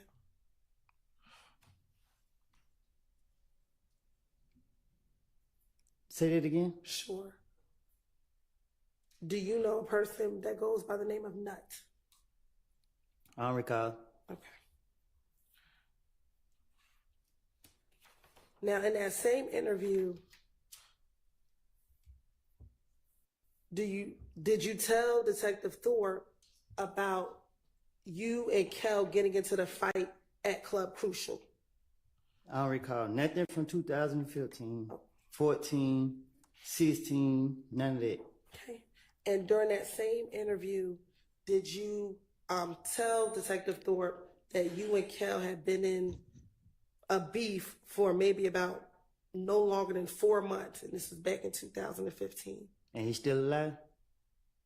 My question is, did you tell Detective Thorpe that you, Michelle Kel, at that time in 2015, had a beef, and it was probably going on around 4 months at that time? I tell the detective whatever they want me to say, whatever they want to hear, whatever. So if I said it to him, I said it to him. I don't recall what I said to no police. Okay. And during that same interview, did you tell Detective Thorpe that whenever y'all were in the club, y'all would initially just throw up birds at each other? Huh? In this January 11, 2000 interview, did you tell Detective Thorpe that initially, when you and Michelle Kel were in the club, y'all never really fist fought, y'all just would throw up birds at each other? Like I told you, before y'all called me to trial, I have lied. I made things up. I told you this before y'all brought me in this courtroom. And I'm telling you now, you asked me about 2015, I have got my life together. Y'all trying to put this on my conscience. Y'all trying to put people's life in my hands. I don't lie on people. I don't want to be here. Y'all have pressured me. I'm tired of y'all, because y'all know y'all are wrong. And y'all black people doing this to us. And I understand that. Leave me alone. Let me leave. Man, y'all pissing me off. Listen, I don't recall nothing I said to no police. Stop asking me these questions. Okay. I'm telling you, I don't recall. I understand, but we're going to have to get through the questions. You can just continue to say you don't recall if that's what it is. That's what you want me to say? I want you to Hang on, answer the everybody, question. for just a minute. Objection, improper instruction of the witness on how to testify. I don't think that you were instructing him how to testify. I hope not. Oh, But don't instruct him how to testify other than truthfully. Thank you. And Any other objection, or was that covered? All right, go ahead. If you can answer the questions truthfully, and we can move forward. Can we do that? I don't recall. All right. Now, going back to 2015, did you tell Detective Thorpe first about a meeting that you had with Michelle Kel at the Cascade skating rink? I don't recall. Have you ever been to the Cascade skating rink? I don't recall. Is the Cascade skating rink in Atlanta? I don't recall. Right. Did you tell Detective Thorpe that while at the Cascade skating rink that you met and that you talked to Michelle Kel about all the beef that you had with each other?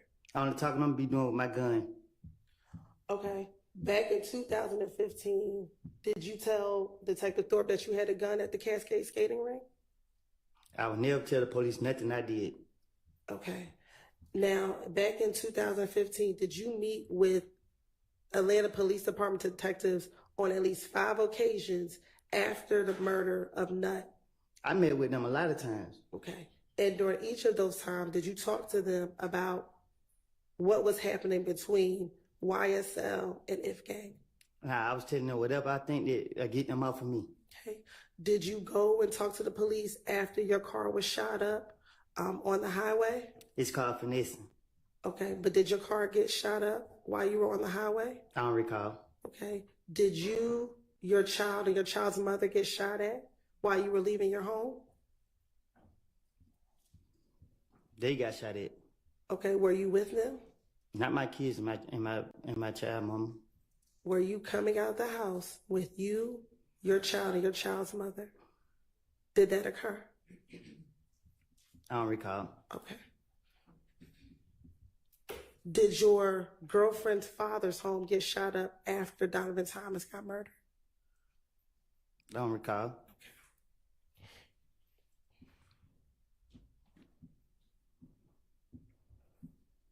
All right. So going back to January 11th interview with Detective Thorpe, did you tell Detective Thorpe that you and Kel talked about the beef that the two of you had with each other? I don't recall. Okay. And during that, when you and Kel spoke, Kel asked you to call Thug on the telephone. It's effect on the listener, I know. It's a what? I'm sorry. Effect on the listener, Your Honor, not whether or not he called, but what he did in response to being asked that. All right. Overruled. So, did you tell Detective Thorpe that when you met with Kel at the Cascade skating ring, he asked you to call Thug? Okay, so this what happened. Okay. The police kept locking me up for whatever they could. Every time I came out the door, the police was on me. And they keep bringing up Thug's name. So what I did was, to get them off of me, I said, Thug did this, Thug did that, Thug did, because I knew they would never, I knew he didn't do it. And in my mind, I knew that the police would never go mess with him. So it was easy for me to try to throw the blame off on him to get them off of me. And that's what I was doing from all these years. I don't remember what I don't told them in the past, but my whole motive was Thug did it because I knew he didn't do it, and they couldn't lock him up. And they keep talking about Thug. So guess what I'm gonna tell them? Yeah. What else you want me to tell them? Yeah, he killed this person. Yeah, he did that. That's what I'm gonna do. And that's right now. If I walk out this thing and they say the police stop me now, hey man, give me something about Thug. Shit, I'm about to make something up about him again. On January 11, 2015, when you went to speak to the police, when they called you, did they ask you about Thug, or did they ask you about the murder of Donovan Thomas? I don't know. I don't remember. Did you go down to the police department on your own to tell them that you did not kill Donovan Thomas? Did I go on my own? Did you walk into the police department by yourself to tell them on the morning of January 11, 2015, that you did not kill Donovan Thomas? I don't recall. Okay. So you don't recall going to the police, or you don't recall why? I don't recall none of that. All right. I just know that every time the police was after me, trying to get me, they kept bringing his name up. And I knew that they had me what I had, so I was like, yeah, whatever y'all want me to say, I would say it. And that's what I told Gaither and Dennis, and that's why they kept coming after me, because they felt like, okay, they can make a case out of him or whatever they trying to do. So they knew that, okay, we gonna get Woody today, he gonna have something to say about Thug, and it's wrong. And y'all are wrong because y'all know that I'm full of shit. And y'all keep trying to drag me in here to bring up bullshit that y'all know I don't say it. Why is y'all doing that? Leave me alone. If y'all gonna charge me for what I did, I don't did the time for the crimes y'all caught me for. Okay.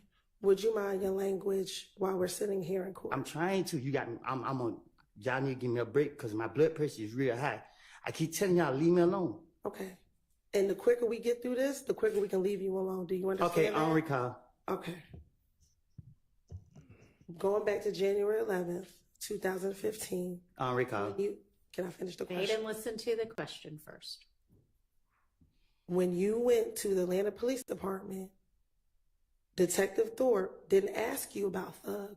You brought up Thug. Do you recall that? I did. You did. Okay.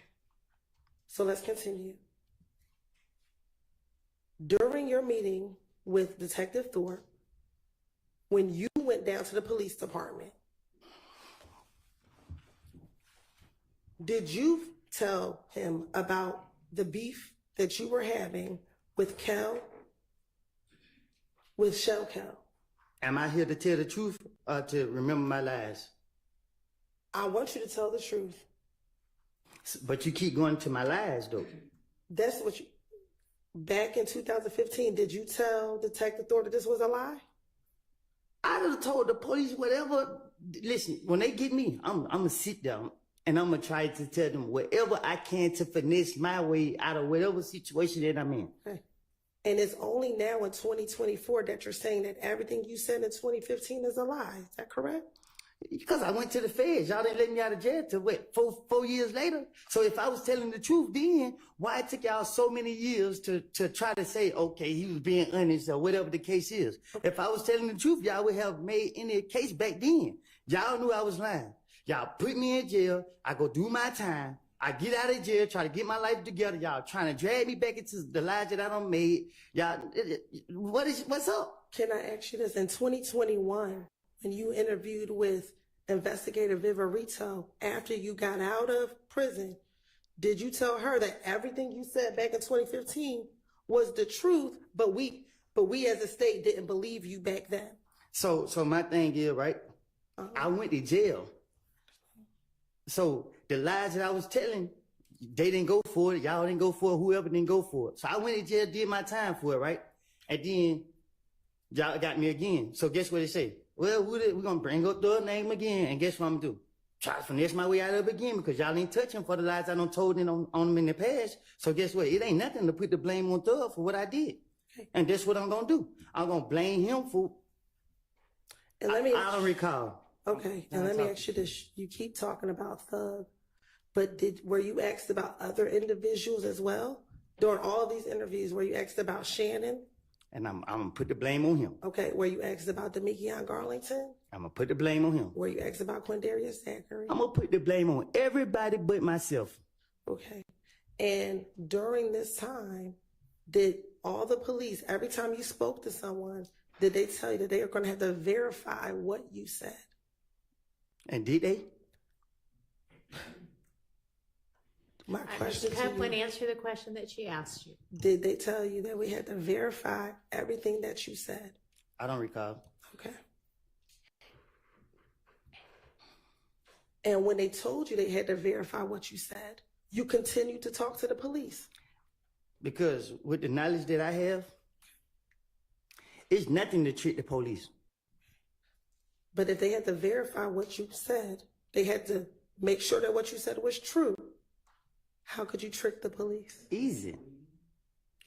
Overruled. How could you trick the police? Easy. How? I can't tell you that. Okay. Were you aware that the things that you talked about were verified? Sustained.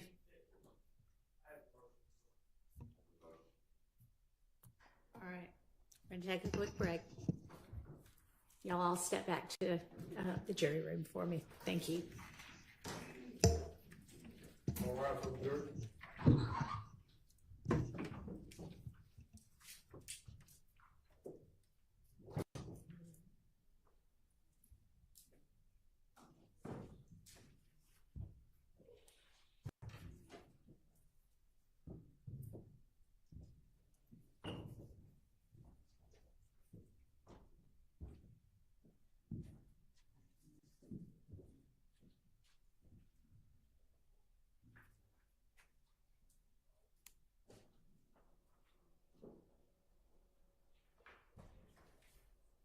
All right, I don't know which, y'all can be seated. I don't know which person. go out. You can go out. Thank you. You say go out? Yeah, just stick very close. Mr. Melnick, you're going to go out there with him? All right, thank you. I don't know who voiced the objection first, but I mean the motion. Who said they had a motion first? But go ahead. Your Honor, the way I wrote down in my notes is that the prosecutor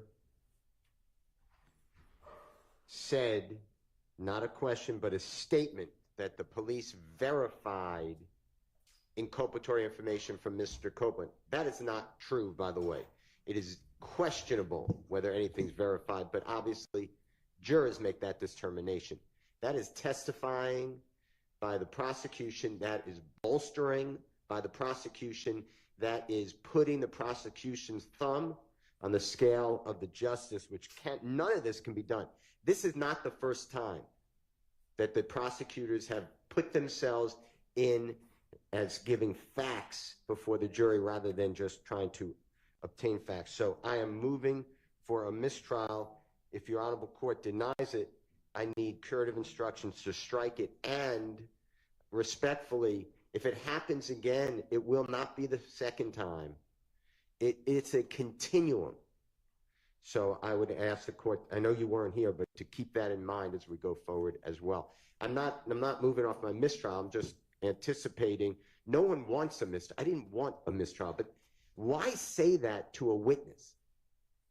So I don't see any good faith in that question. All right, thank you. Mr. Short. I adopt everything that my motion is the same. I adopt everything that Mr. Attorney Steele said. I'll also say that in Attorney Hilton's statement that the claims of Mr. Copeland were verified by the police.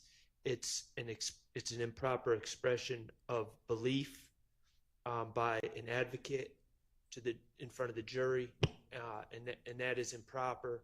And I'll also add, Your Honor, not only do I not believe it to be true, but also there has been absolutely no evidence presented that any of this has been verified.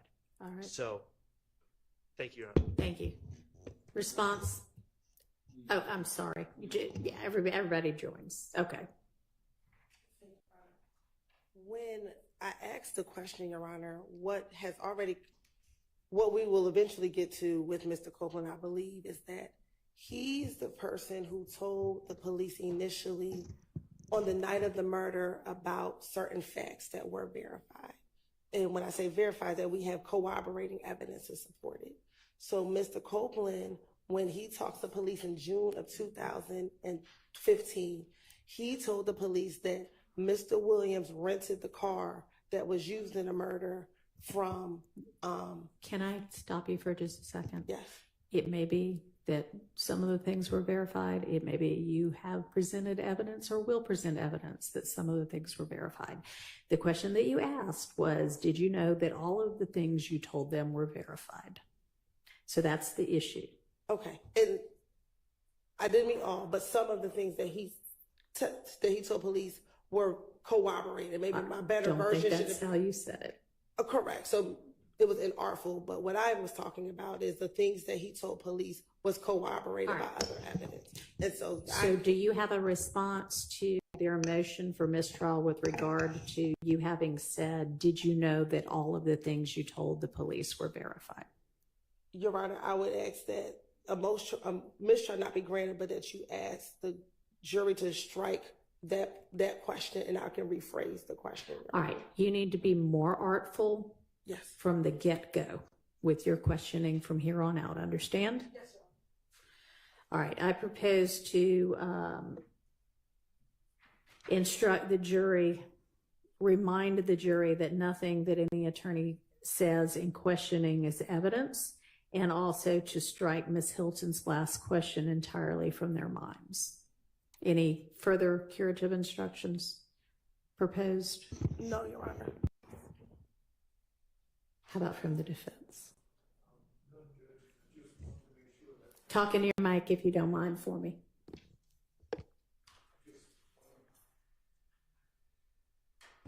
make sure that after the court gives that instruction, we do not abandon the motions that have been joined in by everybody, so I don't have to get back up and say, that's not good enough. No.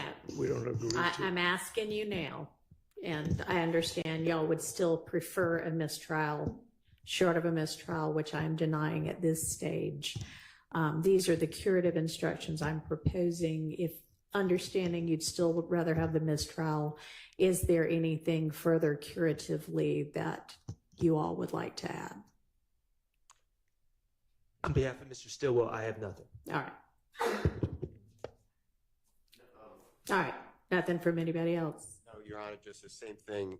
The rule is that before the next question is posed, we have to again ask for a mistrial, but you just said that that's preserved, so nothing further. Understood. All right. Thank you.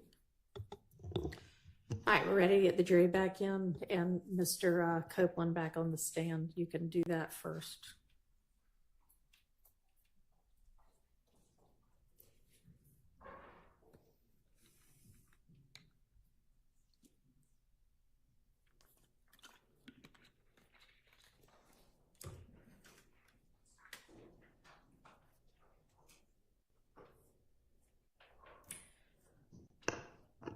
And y'all, one of the jurors needs to be on a quick Zoom at 12:30, so we're going to break for lunch by that time.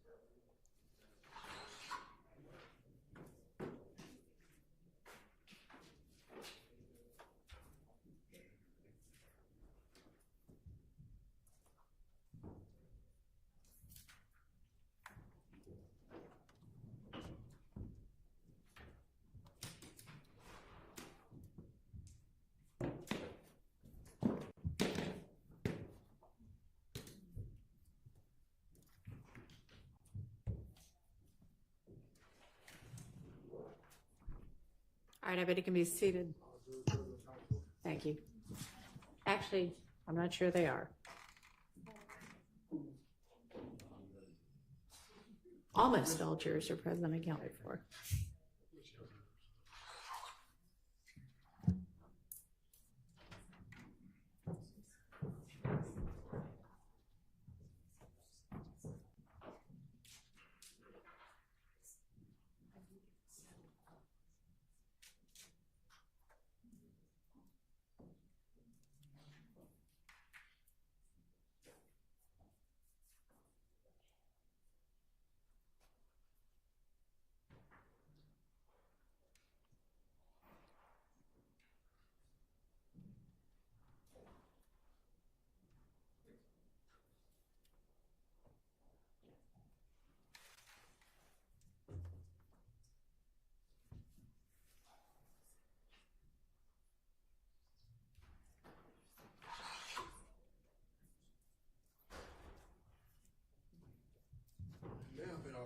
All right, thank you.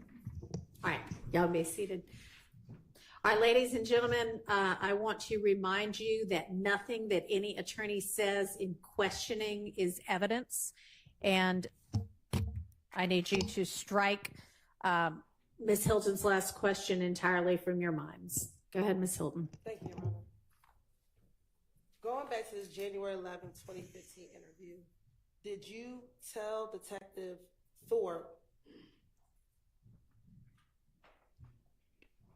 that once Thug and Kel had a conversation and you thought everything was squashed between you and Kel, back in January of 2015? What's your question? Sure. Did you tell Detective Thorpe in the January 11th, 2015 interview that at the Cascade skating ring, Kel and Thug had a conversation and you thought your beef with Kel was squashed once you left the Cascade skating ring? My motive was to get the heat off of me.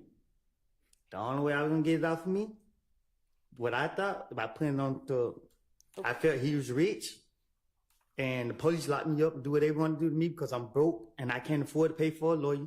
He rich, they're not gonna bother him. So I said, I got it off me by putting it on him. How is telling the police that the beef was squashed after a phone conversation puts anything on Thug? Because I gotta line it up to get it off of me. So you gotta set the pattern. Okay.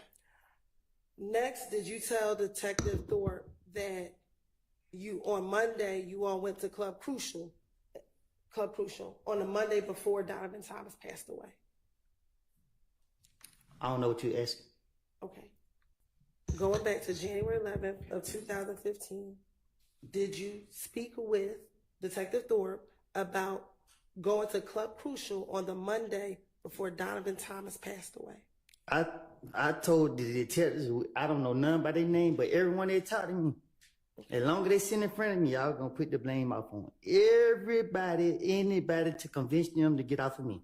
How was going to Club I don't remember what I don't told the detectives. I don't have a clue what I don't told them. That's why I can't tell you exactly what I don't told them, because I can't remember what I said. Okay. Did you go to Club Crucial the Monday before Donovan Thomas was killed? I probably did. All right. And at Club Crucial, did you get into a fight with Kel? I don't recall. Okay.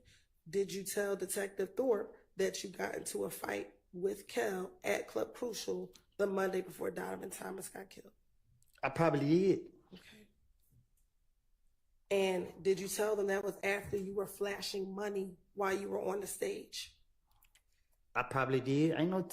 I would. Detective Thorpe, his brain was the size of a squirrel brain. So you could just tell him anything, he gonna go for it.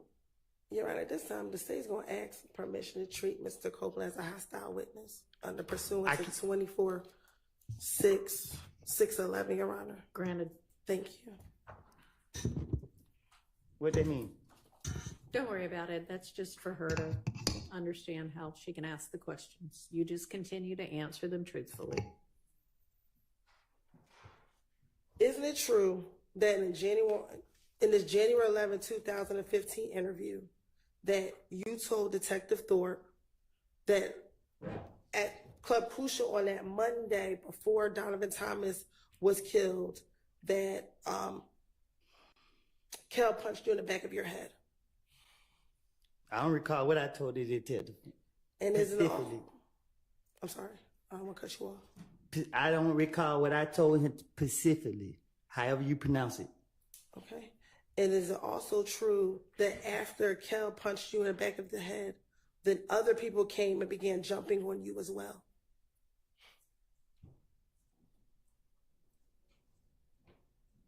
They time gonna come.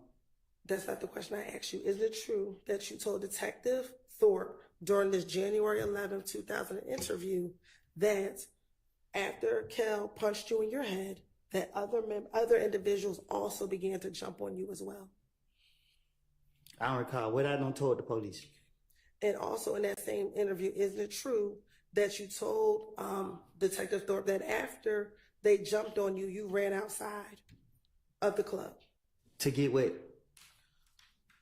Is it true that you told Detective Thorpe that after they jumped on you, you ran outside of the club? I ain't doing no running. Okay. And is it true that after you ran outside of the club, that you told Detective Thorpe? I ain't doing no running, Ms. Hilt. Okay. Well, is that what you told Detective Thorpe? I told you I'd tell him anything. Okay. You want the truth though, but I ain't doing no running. I'm gonna make other people run. All right. And once you went outside of the club, you saw an individual by the name of Bloody J. Did I do something to him? Once you went out the club, did you tell Detective Thorpe that you saw an individual by the name of Bloody J? I don't recall. Okay.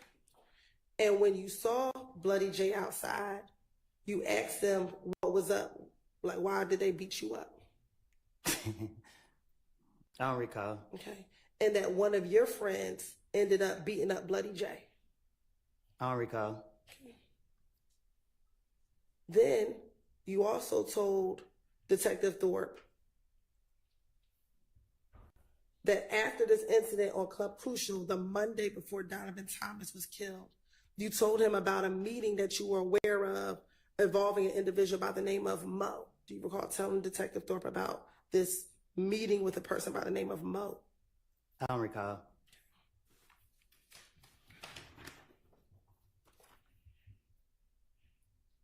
And that the meeting with Mo was about you and Thug. You and Thug were the topic of discussion at this meeting with this individual named Mo. Sound like something else I make up. Okay.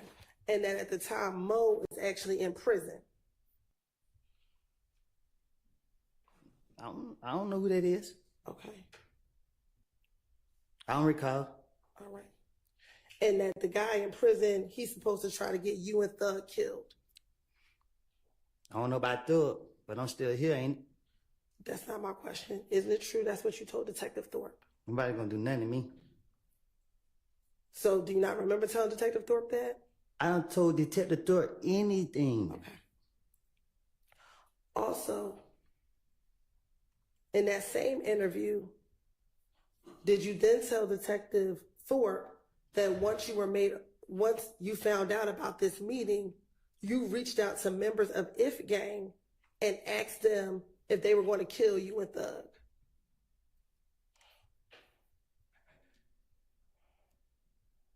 You sound copping deuces? I'm sorry? You sound copping deuces? I asked you, isn't it true that you told Detective Thorpe that after you heard about this meeting about people wanting to kill you and Thug, you text people of If Gang asking them if they wanted to kill you and Thug? I bet you don't got them text messages. So my answer is, you want me to tell the truth. And the truth is, when I talked to Detective Thorpe, whatever his name is, I told him anything. And I'm telling you today, it was a lie. And today, I'm telling you, I made things up. Okay. That is the God and His truth. So is it your testimony today that that you were not aware of a meeting, that you were the subject, people wanted to kill you? My answer is, I don't recall nothing. I don't told the detective. So, okay. And I'm telling you, whatever I did tell him, I was making it up. Right. It don't take a rocket science to figure it out. Right. Did you also tell Detective Thorpe about a shooting at a gambling house in Lakewood? Huh? Isn't it true that you also told Detective Thorpe about a shooting at a gambling house in Lakewood? I probably did, just to try to make my story seem more convincing. I don't recall what I done told them. I don't know. Okay. And during the course of that shooting at the Lakewood house, Thug's car got shot at. I don't recall.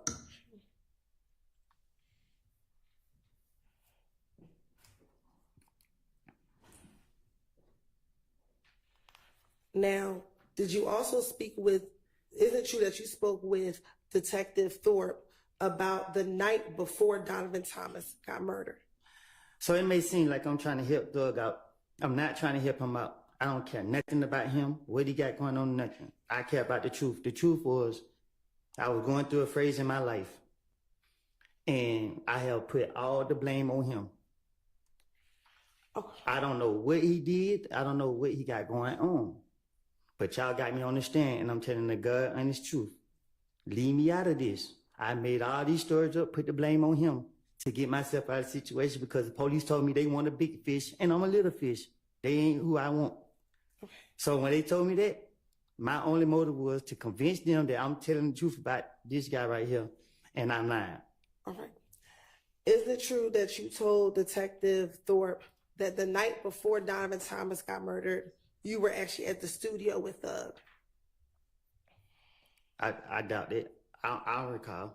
Okay. And that the studio that you were at was DJ Drama Studio. Yeah, I don't recall. I don't know that. I don't recall. All right. Have you ever been to DJ Drama Studio with I don't even know who DJ Drama is. Okay. Did you also tell Detective Thorpe that on the morning of Donovan Thompson's murder, you actually went to your girlfriend's house early in the morning around 5 or 6 o'clock a.m. after you left the studio with? Can you say it again? Sure.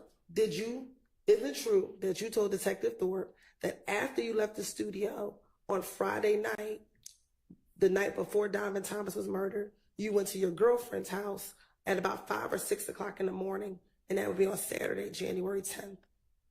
I don't know. I can't remember what I told it. I don't recall what I told that man. Okay. And is it true that in that same interview on January 11th, that you told Detective Thorpe that you stayed at your girlfriend's house until about 7 p.m. at night, and that's when you left your girlfriend's home? I'm single. Back in 2015, did you have a girlfriend by the name of Deshawn Quarterman?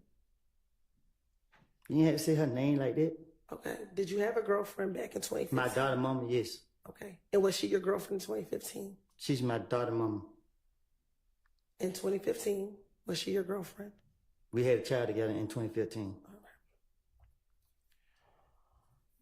right. And during the same January 11, 2015 interview, did you tell Detective Thorpe that when you woke up at her house, that she was not present? She was not there at the house when you woke up? I don't remember what I told the detective. Okay. Do you remember her being at the house when you woke up the day that Donovan Thomas was killed? Okay. And when you woke up and she wasn't home, you actually called her to find out where she was. Do you remember did you tell Detective Thorpe that? I don't recall. Isn't it true that you also called your brother to get his car on the day that Donovan Thomas was killed? You say, is it true? Yes. Nothing I say is true. Okay. Is it true that you told Detective Thorpe that you called your brother to get his vehicle on the night that Donovan Thomas was killed? You said, did I call my brother to get his vehicle? Yes. Can you say that again? Did you tell Detective Thorpe that on the day that Donovan Thomas was killed, you got your brother's vehicle so that you could borrow his car? Yeah, that was another lie. Okay. So you never borrowed your brother's car? No, that was my car.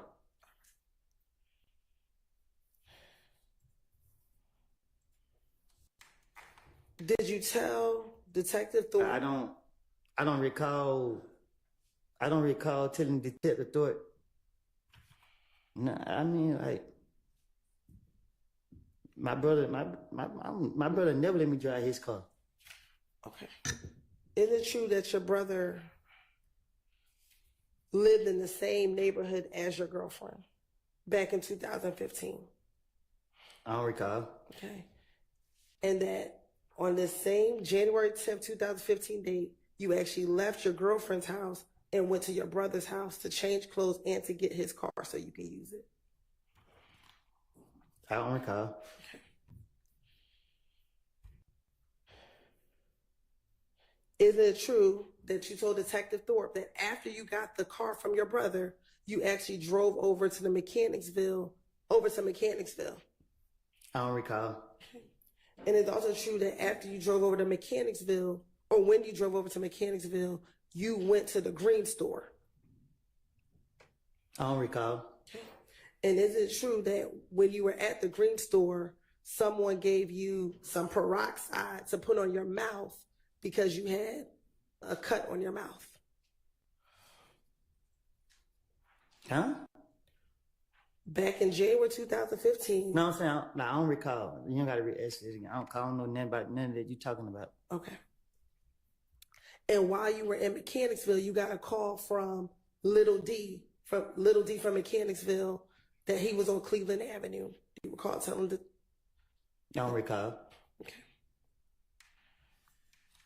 And once you got the call from Little D, you actually drove over to Cleveland Avenue and met Little D at the McDonald's on Cleveland Avenue. Yep. I don't recall. And is it true that you told Detective Thorpe that when you got to the McDonald's at Cleveland Avenue, Little D got into the car with you and just told you that Nut just got killed, bro? Detective Thorpe is a person that you could just tell anything to. And that's what I did. I do not recall what I said to that man. Okay. Is it true that you then told?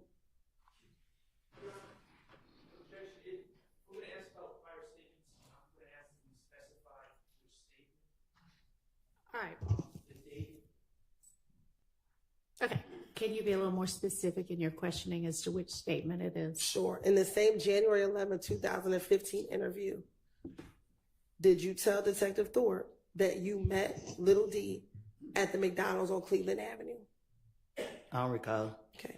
And in that same interview, when you met with Little D, he told you that Nut just got killed, bro?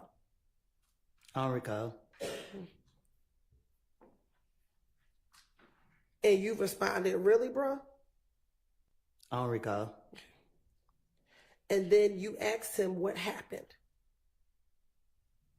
I don't even know what happened. Okay. Do you recall telling Detective Thorpe that you asked him what happened? I don't recall. And the first thing you told Little D was, damn, they gonna say that I did it, bro. Huh? Isn't it true that you told Detective Thorpe in this January 11th interview that after Little D told you that Nut got killed, you said to Little D, damn, they gonna say I did it, bro?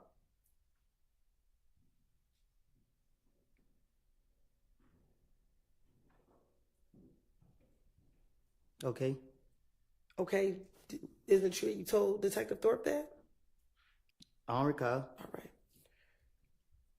And he responded to you, shit, before I know you ain't do it. Who responded to me? Little D, that's what Little D said to you. He said what?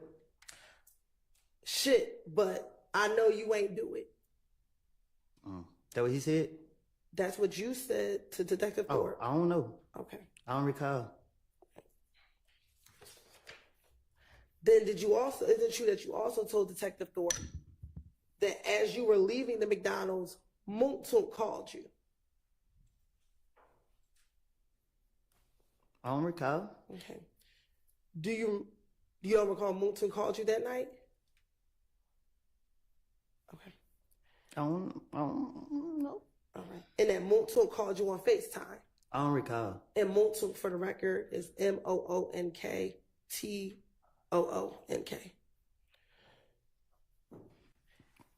And is it true that when Moontook called you, you told Detective Thorpe that you told Detective Thorpe that they think that you and Moontook killed Nut? I don't recall. And at that time, Detective Thorpe asked you for a number for Moontook. He did? Do you remember him asking you for a phone number for Moontook? I don't recall. I don't remember what we talked about in the interview. Okay. And also during that interview, you told Detective Thorpe that Moontook actually FaceTimed you.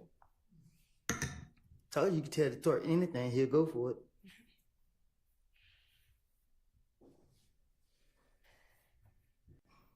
And in that same interview, did you tell Detective Thorpe that initially you didn't want to come to police headquarters, but you talked to people and asked them whether or not you should come down to the police headquarters? Can't nobody give me, I would not listen to nobody, not even you. Okay. Isn't it true that you told Detective Thorpe? So at first I asked like, hey bro, they saying I did it. I need to go to headquarters. And he's like, nah, we need them to call you. And I told everybody I didn't have nothing to do with it. So I called. I was trying to get the best advice I can. Then the next you know, they was like, oh, I called my girl's mama. I was talking to her before they shot her house up. Me and her was talking on the phone. You put me here to tell the truth. The truth is I made it up. I'm gonna have to keep telling you this. So the police can't get me. Man, we got you. You put a gun out on us, man. Just give us your boy Thug. Shit, what y'all want me to say? On January 11th, did you pull the gun out on anybody? On January 11th, 2015, did you pull the gun out on anybody? I ain't did nothing. Okay, so you went down to the police department on your own, correct?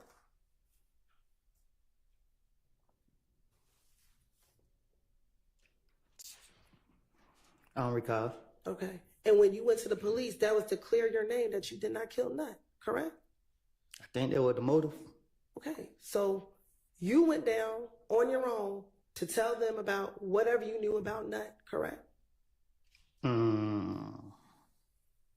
Say that again?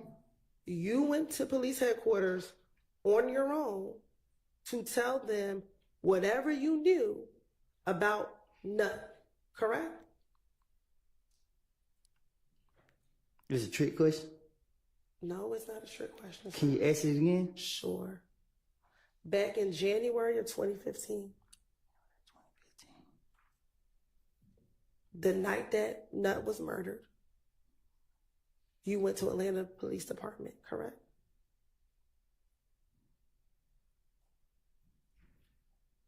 I don't recall. Okay.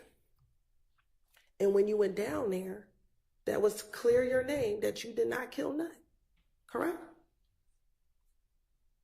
You gonna lock me up? Did you get locked up on January 11th, 2015? I'm saying if I get my answer now. Did you go to clear your name about killing Donovan Thomas? I don't recall.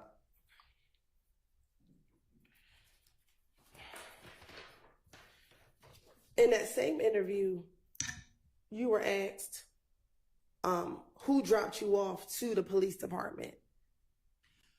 And you told them it was Multo who dropped you off to the police department. Is that correct?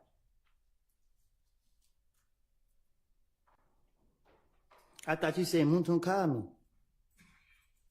After Multo called you, did you meet up with Multo? I don't recall. So much happened that night. I don't know. Okay. What do you remember happening that night, Mr. Copeland? Shit, I don't know. Okay. I ain't telling myself.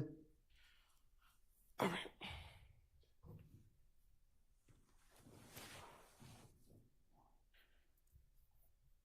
And back in 2015, isn't it true that Multo was driving a blue or gray Malibu vehicle? Ask him. I'm asking you. I don't recall. Okay.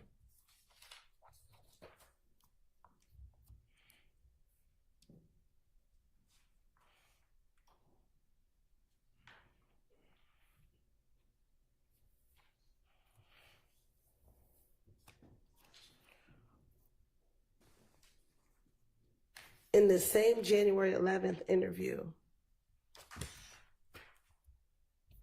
did you also tell Detective Thorpe that the only person that you had beef with from If Gang was Kel? I don't recall.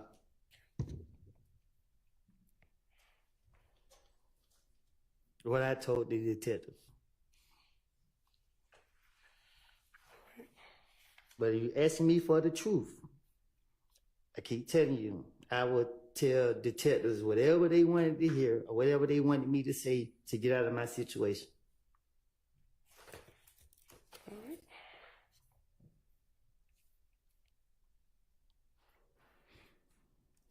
Now, during this interview with the January 11th interview with Detective Thorpe, did you talk about the gang that Kel was involved in? I gotta tell you about something I don't recall. Okay. Did you tell Detective Thorpe that Kel was a part of the 9 Deuce Inglewood ABG gang? I don't recall.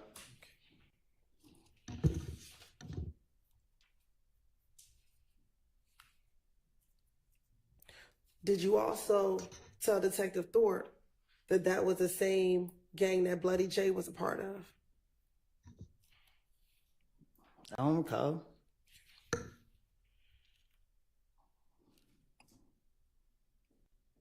I thought I was here to tell the truth. Okay. And what's your new version? What's your truth today? That I lied. And that you lied about everything back in 2015? My truth today is I lied and put the blame on others for a lot of activities.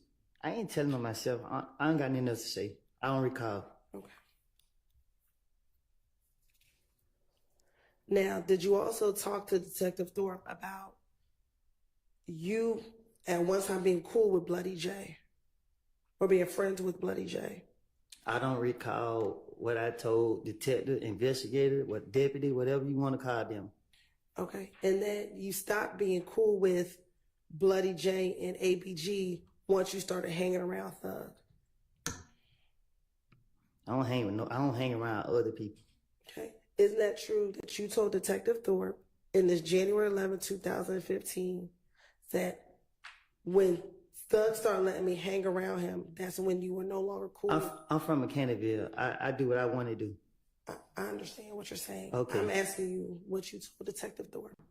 I tell Detective Thorpe anything to get him off of me.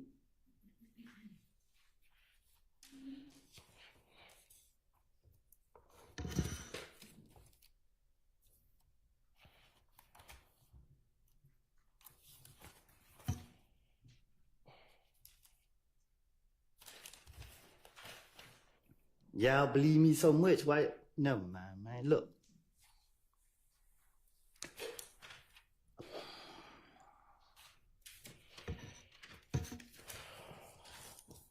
After Donovan Thomas was killed, did Deshawn's mom's house get shot up? You said did her mom's house get shot up? Yes, sir. Yeah. Okay. And do you recall telling Detective Thorpe about the fact that her mother's house got shot up after Donovan Thomas was killed? I don't remember if I said it to him, but I know her mom's house did get shot up, so I don't know what I told him.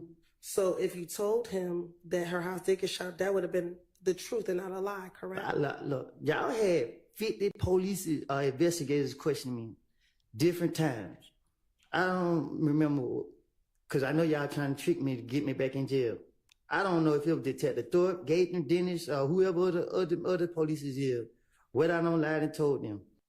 But every time that they came and told me, I sat in front of them and gave them whatever I wanted to tell them. And if it was the truth, it would not take no 10 years later for them to try to go do anything about it or to go back and use it. I'm telling you today, I told you before y'all put me in this courtroom that I lied. I don't want to be here.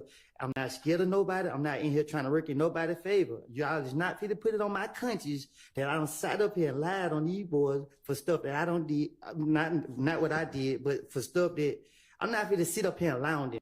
And no, I don't care. Stop asking me questions. I'm not fit to lie on them. Okay. All right, Mr. Copeland, listen to the question that Ms. Hilton just asked you and see if you can answer that question. Just pay attention to what she's actually asking you and answer that. Yes, ma'am. So my question was, on January 11, 2015, you told Detective Thorpe about Deshawn's mother's house being shot up, correct? I told it to a police. I don't know which one to be specific. And that was not a lie, correct? Her house was been shot up. Okay, so that wasn't a lie when you told Detective Thorpe that, correct? I don't know if it was him I told it to. Okay. I don't think we've gotten a clear answer yet. Overruled. So that wasn't a lie, though, correct? If you told any police, whether you remember being Detective Thorpe or Gaither, was that a lie? That her house was shot up? Yes. Man. So was that a lie? What you mean? You just said so. When you finessing the police, this how you finesse the police. You take a little bit of the truth and you take the bullshit and you put it together. Okay. So that's how I outsmarted Detective Thorpe and Gaither and everybody else. Take this right here, because I know they didn't know this, and put it with this over here. And during all of your interviews, did they tell you we're going to have to corroborate what you said? And if you take all of my interviews and put them together, let's see what you come up with. Okay. But did they tell you that? Did they tell you they were going to corroborate everything that you said? Overruled. Did the detectives tell you that they would have to corroborate everything that you said? I can't tell you. Y'all have so many police talking to me. I don't know. I can't say what they done told me. Did Gaither tell you on multiple occasions, I'm going to have to verify what you're telling me? I just can't take your word for true. I have to verify what you're telling me. I don't know nothing about all that. I don't recall. You don't recall that? Let me ask you this. Do you recall talking to Detective Gaither while you were locked, after you got locked up in June of 2015, calling her on her cell phone while you were in jail? I don't know. I don't recall. All right. And do you recall asking her, what's going to happen to me? Am I going to be able to get out? And she kept telling you, we got to verify what you told us. And did I get up? I'm asking you a question. Did she tell you? Listen, we have to answer my question. I'm about to. You won't let me. If I call Detective Gaither and she said she had to verify anything I said in 2015. In 2015, y'all locked me up every month. Y'all locked me up. February, I got out March. Y'all locked me back up March. I got out April. Y'all locked me back up June. I didn't get out to 2019.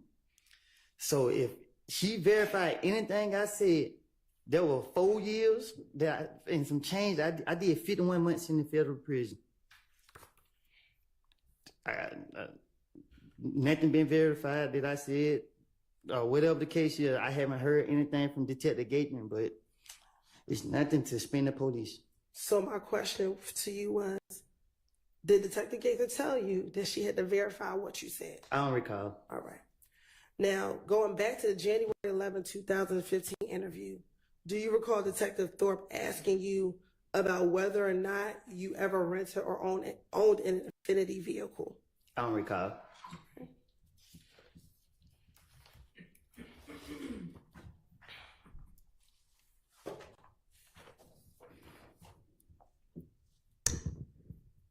And earlier you said that your brother never gave you a car or let you borrow his car. Did you remember saying that? I bought my own car.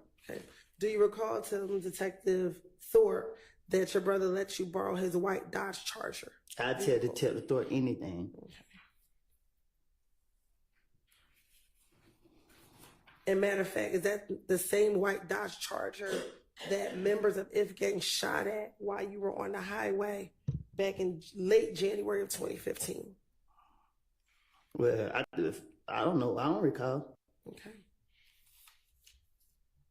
And matter of fact, you told your brother to make the police report because it was his vehicle that you were driving when members of If Gang tried to shoot at you on the highway. I don't recall.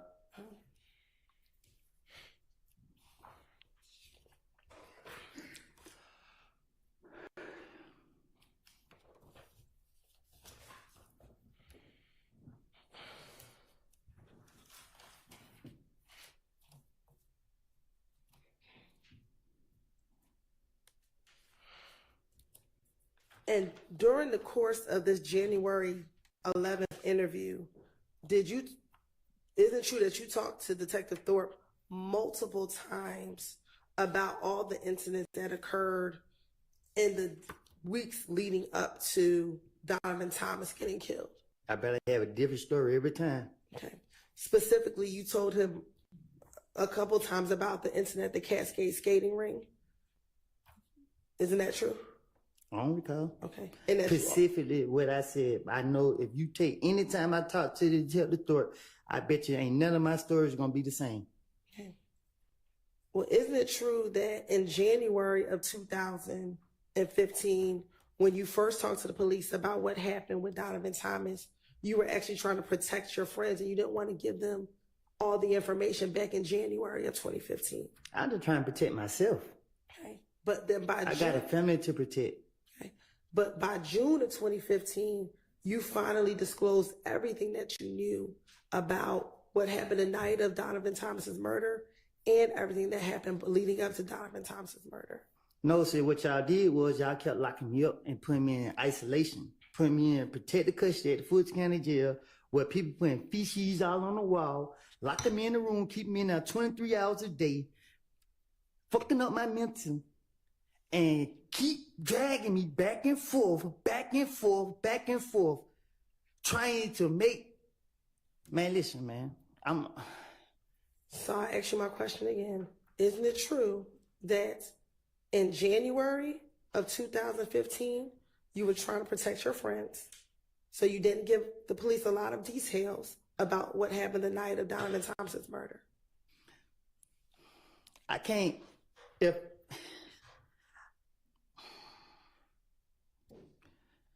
Can you ask that again? Sure. Isn't it true that in January 2015, when you first spoke to Detective Thorpe, you did not give him a lot of details about what happened the night of Donovan Thomas's murder because you were trying to protect your friends? No, I just had enough time to protect myself by getting my story together. Like, I'm only thinking about protecting myself. Why would I try to protect some people and then wait down the line and give them up? They don't make sense to me. Because isn't it true that in June of 2015, you thought that Thug was trying to kill you? That's if I thought Thug was trying to kill me, I'm trying to get him. Okay. In June of 2015, did you think Thug was trying to kill you? That's what I told the investigators. Isn't that true? I don't recall. I don't recall. Okay. And also in June of 2015, were you involved in a number of retaliatory shootings because of Donovan Thomas being killed? Huh? By the time we get to June of 2015, were you the victim of a number of retaliatory shootings because people thought you killed Donovan Thomas Jr.? It calls for speculation. Well, as to the compound question, you can try to ask it more simply. She's asked, I'm going to overrule with regard to speculation because she's asking about his own mind.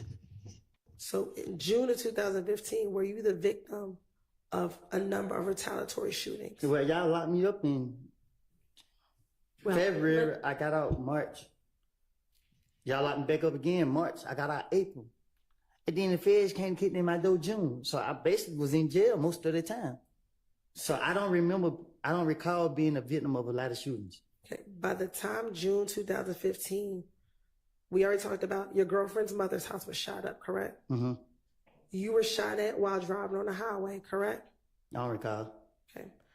You, your child, and your child's mother were shot at while you were leaving the home. Your home, correct? You also had... I was shooting back.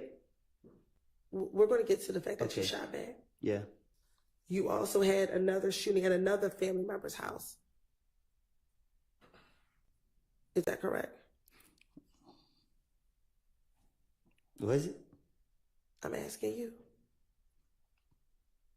I don't recall. Okay.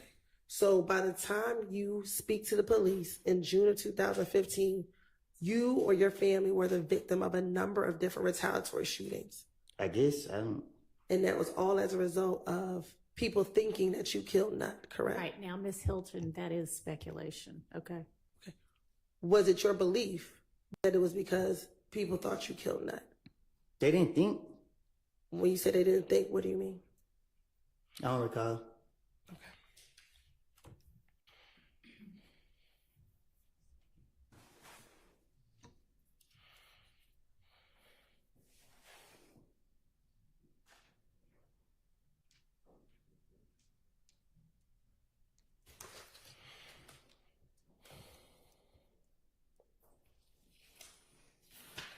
Now,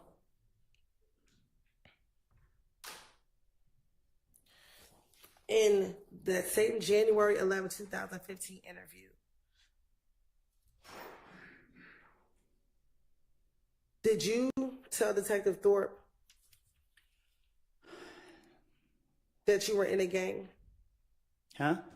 In the same January 11, 2015 interview, did you tell Detective Thorpe that you were in a gang?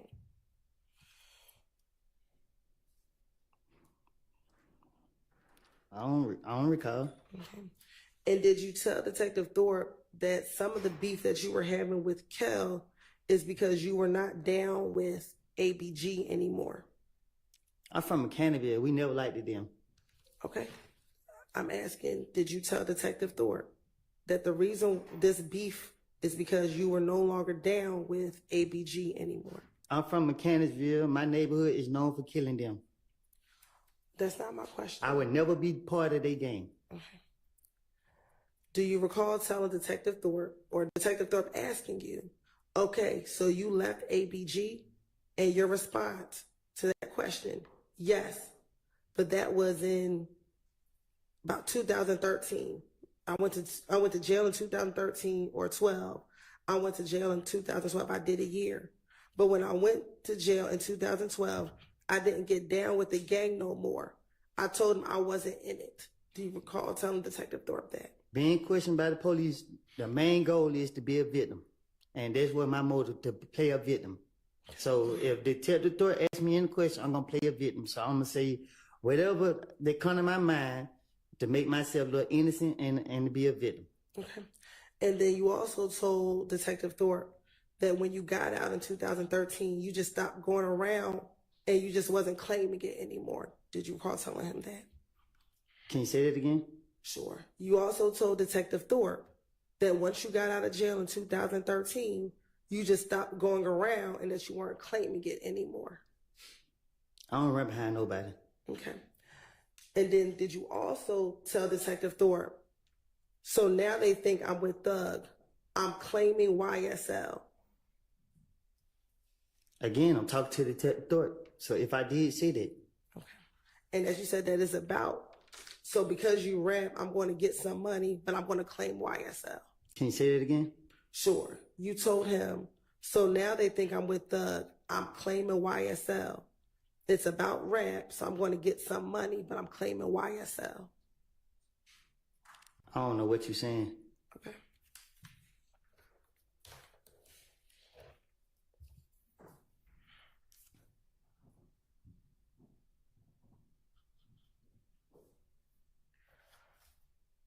Now, you keep saying that you told Detective Thorpe whatever it is that you wanted to say, that you were finessing him. Correct. Do you recall telling Detective Thorpe, I'm not trying to go to jail. I'm not trying to do any of that. I don't want none of this. Me and Nut ain't never had a problem. And I still ain't trying to go to jail. Okay. So why would you be lying to Detective Thorpe if you did not want to go to jail? Can you say that? Why would I be lying to him if I didn't want to go to jail? Correct. What you mean? Like you keep saying that you were just lying. Why would you lie versus just telling him the truth? That's how I was raised. I was raised up to lie to the police. I was at an early age, I was taught to lie to the police. But if you're trying not to go to jail, why would you lie to the police versus telling them the truth? You trying to trick me? I'm asking you a question. I'm not going to confess. Confess to what? Nothing. When you went in on January 11th, were you there only to talk about the murder of Donovan Thomas? I don't know what I'll be. All I know is if you give me an opportunity to talk my way out of the situation, I'm about to talk my way up out of the situation. Okay. During the course of your interview, were you asked about what your Instagram page was back in 2015? I don't recall. Okay. And back in 2015, is it true that your Instagram page was Woody372? I don't recall. I had a lot of Instagram, so I don't know. Okay. Is it true that's what you told Detective Thorpe that your Instagram name was?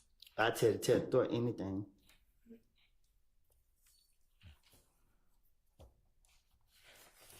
Do you also recall telling Detective Thorpe that because people thought you killed Nut, that you were getting a lot of threats on your social media page?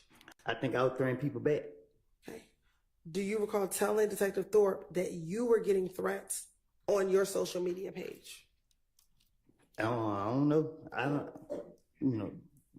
Detective Thorpe talked to me, and I can't remember what I said to him because I was making it up. And you asking me right now, and I'm telling you to your face. Can you look me in my eyes? I'm telling you to your face, I made it up. Okay. Is it true that you told Detective Thorpe that someone posted on your page, "I'm going to die tonight," but then she deleted the comment, but you screenshotted it? I'm still here, ain't it? Okay. Is that what you told Detective Thorpe? I don't recall what I told Detective Thorpe. And you actually showed him the screenshot on your phone? I told you, What play she a, said. play a victim. That's the key.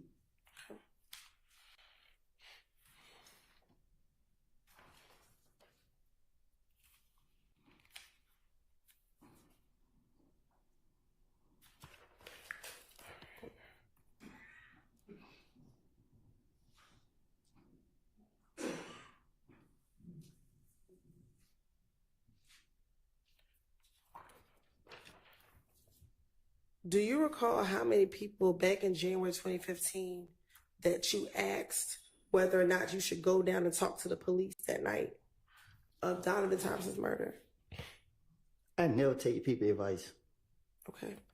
Do you recall, or is it true that you told Detective Thorpe that you spoke to Deshaun's dad about whether or not you should go down and talk to the police? I never had Deshaun's dad number that I recall.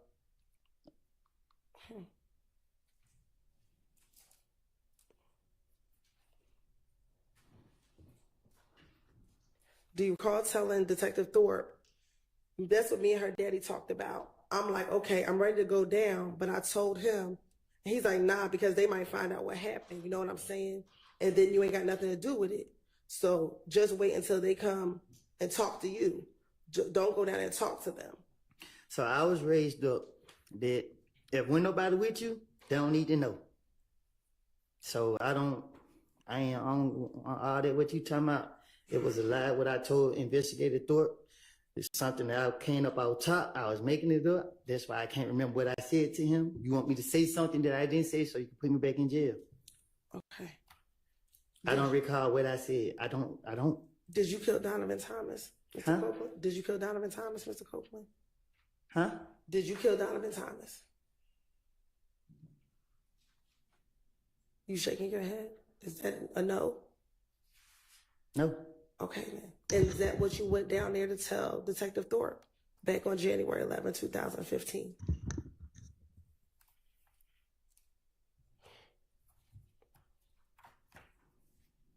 What? Is that what you went down there to tell Detective Thorpe, that you did not kill Donovan Thomas? I don't understand. I don't know if this is a trick question.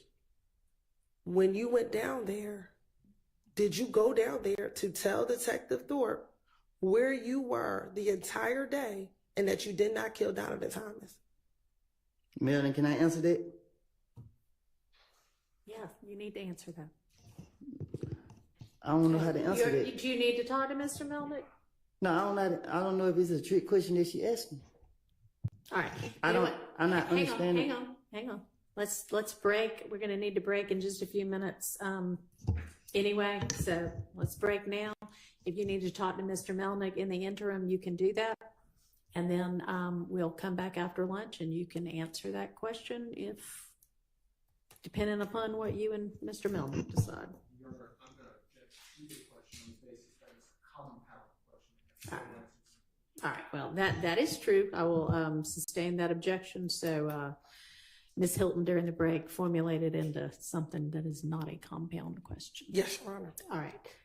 So let's break until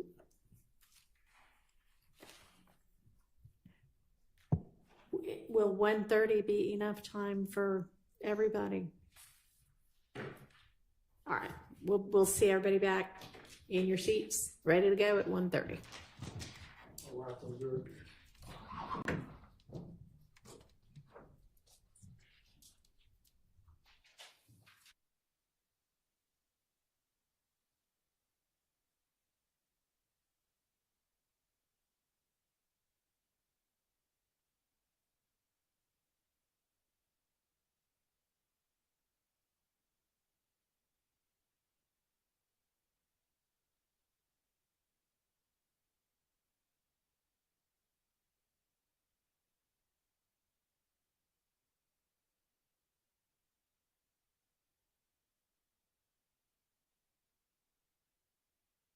before we break for lunch?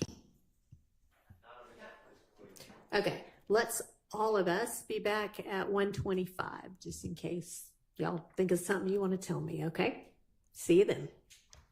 Judge, I gotta stay there.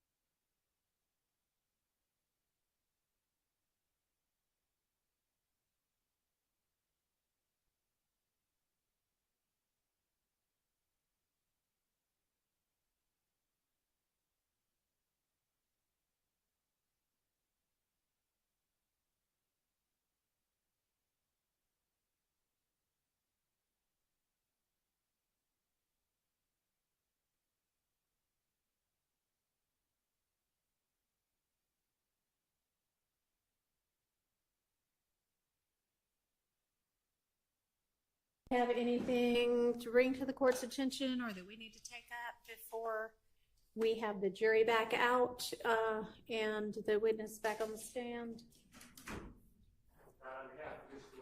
All right, thank you. Now I'm out of state. All right, thank you. Somebody else talking right there in the middle. Who's that? Is there somebody that? You want to talk to the judge? Well, this is a break right now, so. I was just going to ask about the civil forfeiture filing. If they come to you, if they stay on this case. I really don't know the answer to that. If you want to send an email to Chambers, maybe just copy both chambers, we'll get you an answer. Okay, thank you. Anything else?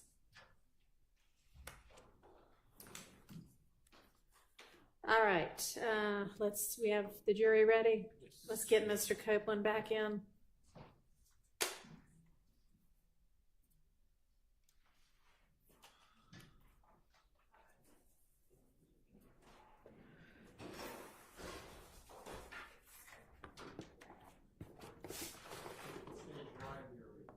Hmm?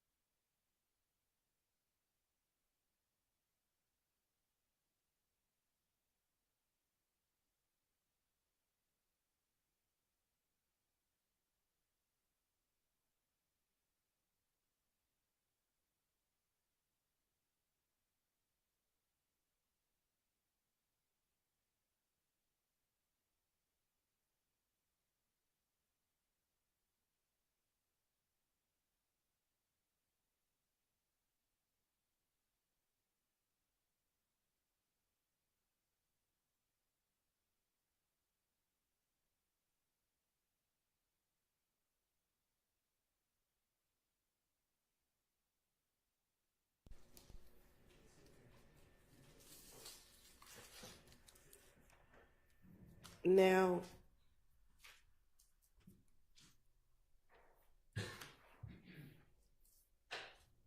isn't it true that after Nut was killed, that you thought the whole If gang was going to be after you? I don't recall. Okay. Isn't it true that you told Detective Copeland, it's not a game, it's the whole clique, you know what I'm saying? The whole gang, they're after me. No, No, you did not say that. because I don't know who the hell Detective Copeland is. Excuse me, I meant to say Detective Thorpe. I don't recall. All right.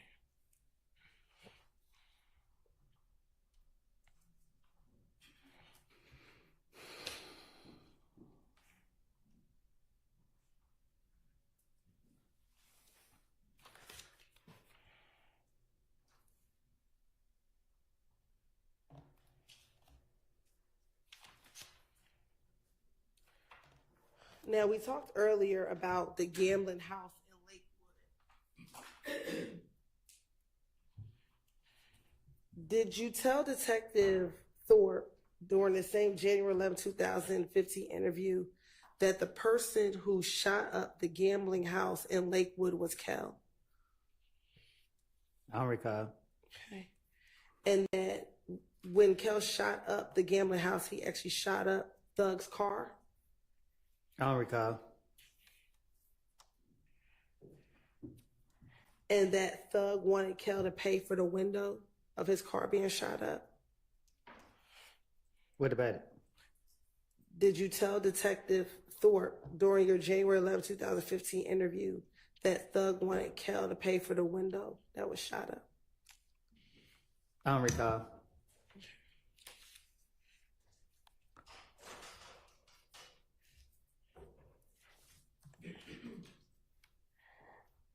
Also, in that January 11th interview, didn't you tell, excuse me, strike that, let me ask. Do you know if Nut was in a gang? I don't recall. During that same January 11, 2015 interview, didn't you tell Detective Thorpe that Nut was the big dog in the gang? I don't recall.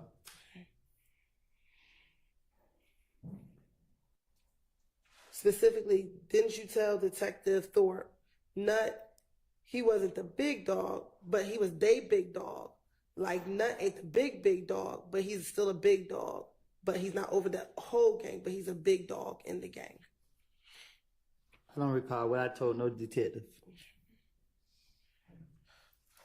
So have you, when Nut was alive, did you and Nut ever speak about the issues or the beef that you had with Kel? I don't recall me and Nut having no conversation. Okay. In the same January 11, 2015 interview, didn't you tell Detective Thorpe, me and Nut, we've talked about Kel? I tell Detective Thorpe anything to get him off of me. Okay. So did you tell Detective Thorpe that you and Nut talked about Kel? I don't recall having no conversation with Nut. I don't know what I told Detective Thorpe.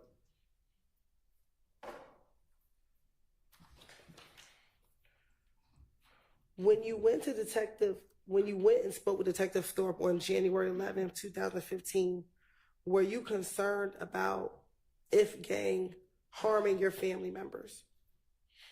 It's been so long, I don't recall.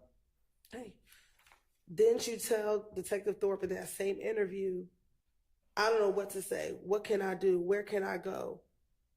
When I leave here, what can I do? Because I have a lot of brothers and sisters. My mama had 10 kids at the house. Yes, my sister, I got an older sister on Boulevard in Oakland City. I got a grandmother in Oakland City. My girls stay in Carver Homes. My other brothers stay in Carver Homes. But I'm afraid they might know she's down in Boulevard. I know they know where she stay.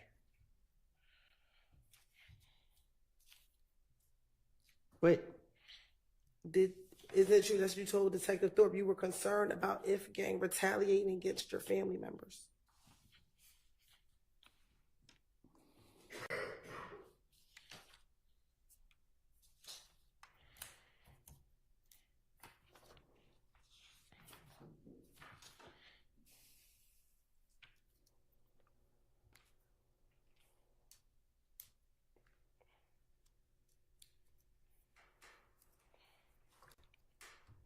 Are you thinking about your response? Wait, I asked the question. I didn't know if you were thinking about your answer. what? I don't know. Okay. Do you need me to repeat the question? Yeah. Okay. Is it true that you told Detective Thorpe you were concerned about if gang harming your family members? I done told Detective Thorpe whatever. Told him whatever. I don't remember what I can't specifically say what I told him. I don't know what I told him. I don't remember what I told him. Earlier, do you recall me asking you about borrowing your brother's car? Today? Yes. Mm-hmm. Is that a yes for the record? Yes. Okay. And you told me that you never borrowed your brother's car? I paid for it, so it's my car. Okay. In the same January 11, 2015 interview, did you tell Detective Thorpe that it was your brother's vehicle and that you borrowed it from him? I would tell Detective Thorpe anything. I know when the police question me, they want me.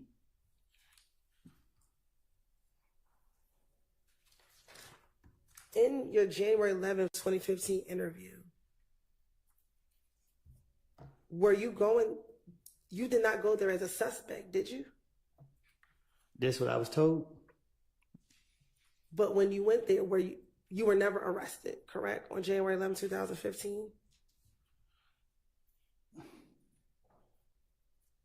I don't recall. Okay. Did you leave the precinct after you interviewed with Detective Thorpe on January 11, 2015? Yeah, I think. Okay. So you were never arrested, correct? I don't recall. I don't know.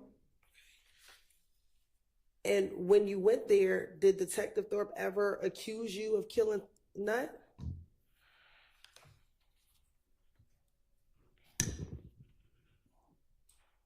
I don't recall what he said. Did Detective Thorpe in that entire interview give you an opportunity to tell him what happened the night of the murder?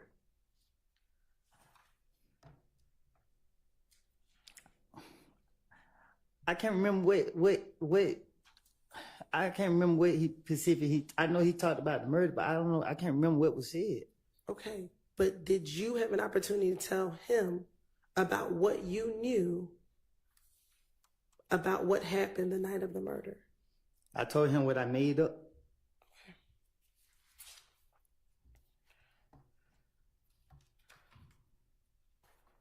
So you made up going to your girlfriend's house? I don't know if I told him that. Okay. I can't remember. I can't recall if I told him that. If you told him that you were at your girlfriend's house, would that be a lie? Okay. I don't recall. If you told him that you borrowed your brother's car, would that be a lie? That was my car. Okay, but if you told him that, would that be a lie? I don't recall. Okay. Why would you need to lie about your brother's car, about borrowing your brother's car? Because y'all were putting so much pressure on me that every time I was coming out the door, the police were getting me. So I knew that police was after me. But you keep saying the police were after you. On January 11th, were the police after you? The police were not after you. When Detective Third questioned me, I don't know when was it. Like, I don't know. So when you saying January 11th, from my understanding, I thought I walked in and walked right back out. I don't even remember sitting down having no discussion with Detective Thorpe. Okay. So I don't know. Detective Thorpe talked to me more than one time. I don't know which time, what he said at which time. I don't remember what was said. I just know that I was just saying whatever that came to my mind. I don't know. I was going to jail. I remember going to jail, trying to talk my way out of jail. Now, I think earlier you said you do recall speaking to police multiple times in 2015. Is that correct? Nah, I talked to them a million times. And isn't it true that when you spoke to them on the different times you spoke to them, you told them different stories? No, you told them the same stories each time you spoke with them. Do you recall that? I did. I don't know. Okay. Now, after January 11th, I know you don't remember the date. Do you remember speaking with police again after your car was shot at on the highway? You said my brother made a report. What I need to talk to them about? Did you speak to Detective Gaither and Detective Dennis after your car was shot up or shot at on the highway? Do you recall going to the police department and speaking to Detective Gaither I don't recall. and Detective Dennis? I'm sorry. I don't recall. Okay.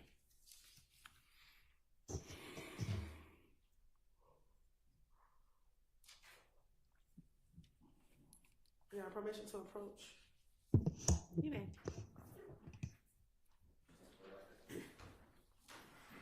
You can come and look at that.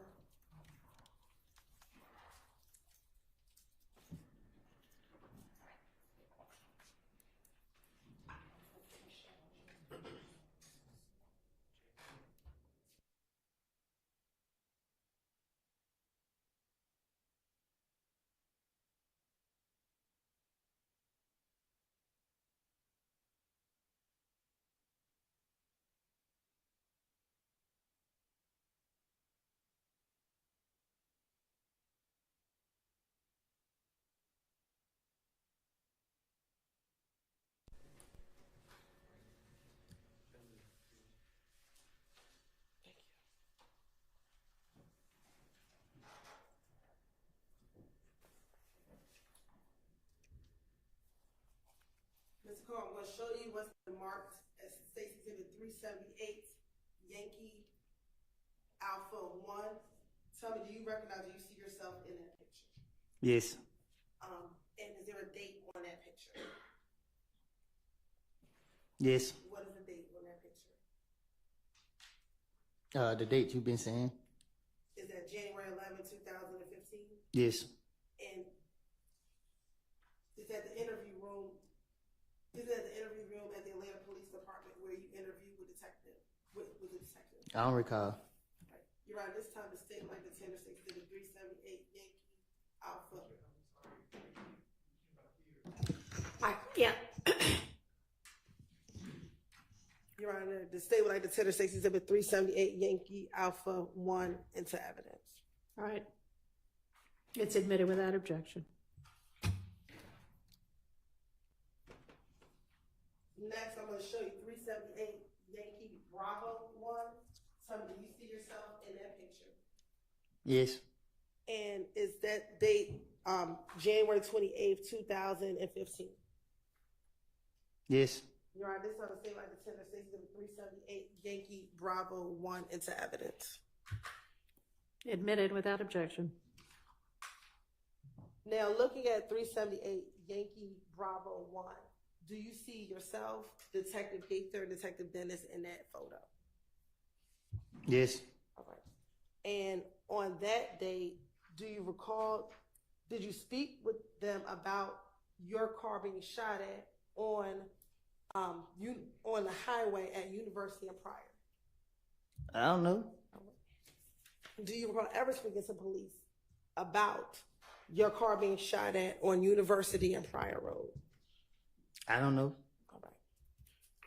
In this interview back on January 28th, 2015, didn't you speak with Detective Thorpe and Detective Dennis? Excuse me, strike that. Were you arrested on January 28th, 2015? I don't know. Did you go into this police interview voluntarily? I don't remember this at all. Okay. Do you remember speaking at all, whether it was on January 28th or any other date, about the shooting on the highway to the police? I don't recall. Okay. In that interview on January 28th, 2015, didn't you tell Detective Gaither and Dennis about being at a pool party before being shot at on the highway? I don't recall. Okay. And while you were at the pool party, there was an individual by the name of Bushi at that pool party. I don't recall.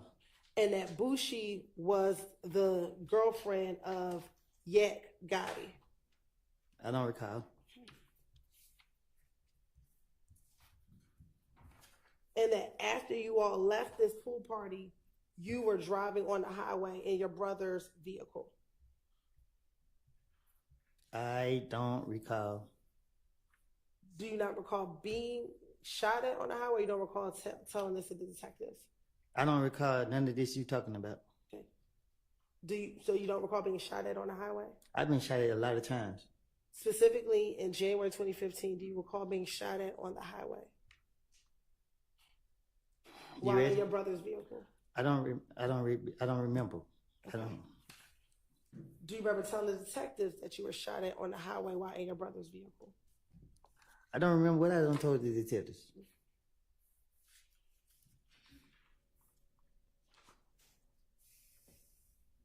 In the January 28, 2015 interview, didn't you tell the detectives that while you were driving on the highway, you had your radio up? I don't recall. Okay. And you also told them as you had your radio up, you heard pow, pow, pow. I don't recall. Okay. And did you also tell detectives that you then again heard another pow, pow, pow, and so you ducked down? I don't recall. And did you also tell detectives then the car stopped working and you tried to hit the gas, but it cut out and stopped working? I do not recall. In the same interview, did you then tell detectives, so the dudes, they came up to you and you was concerned because your car didn't work, because the car wasn't working? I don't recall. Okay. And in the same interview, did you tell detectives that you then heard some more shots even after that? I don't recall.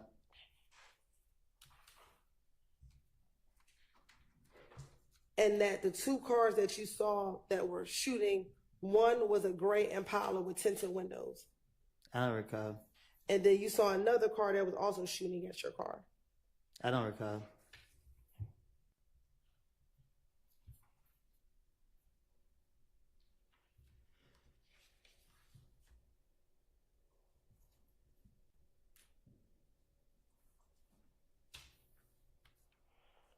Then, do you recall Detective Gaither, after you told her about the shooting on the highway, her asking you, when did this beef begin between you and Ifgang?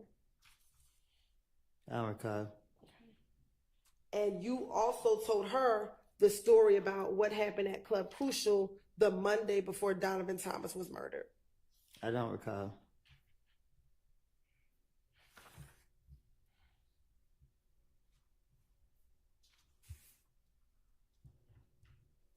Did you also, in this interview, when Detective Gaither asked, when did this beef begin, that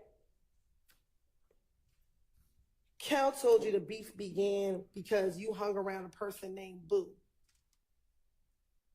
I don't recall. And that they were mad because they thought Boo was a rat and that you were hanging around a rat? I don't recall.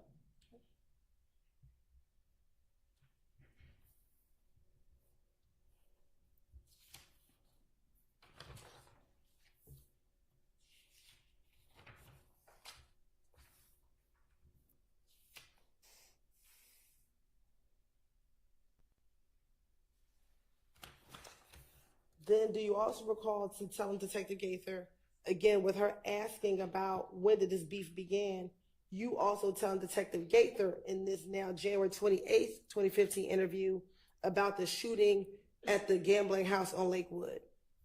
I don't recall. And in this January 28th, 2015 interview, you actually told Detective Gaither that initially you thought another gang did the shooting at the gambling house. I don't recall. Okay. But then later you learned that it was Kel who did the shooting at the gambling house. And he's still alive? Do you recall telling Detective Gaither No, I don't recall. about the shooting? I don't recall. So now is it fair to say that both in January 11th of 2015, now in the second interview, that you told the same story about this gambling house shooting in Lakewood? You just confused me. What'd you say? Now for the second time, have you told another set of detectives about the gambling house shooting in Lakewood? I don't recall. Okay.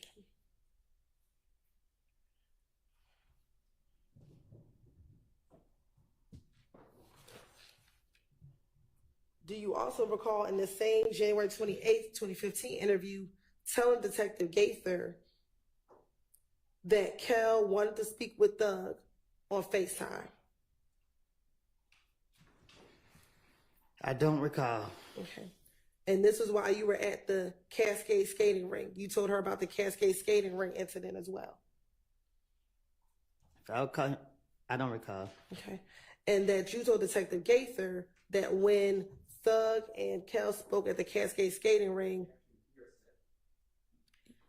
you're going to be a party opponent mission with what Thug said. Go ahead. Overruled. That Thug told Kel he wanted Kel to pay for the window that he shot up. The man rich, why would he? I don't recall. Okay. Do you recall telling Detective Gaither that that was the conversation that Thug and Kel had? I don't recall. And that Kel said that he wasn't going to pay for the window. I don't recall. Okay. And in the same January 28th interview, you also then told Detective Gaither and Detective Dennis about the fight at Club Crucial that Monday before Donovan Thomas was killed. I bet I was a victim in every interrogation, right? Did you tell Detective Gaither and Detective Dennis also about the Monday night fight at Club Crucial? I don't recall.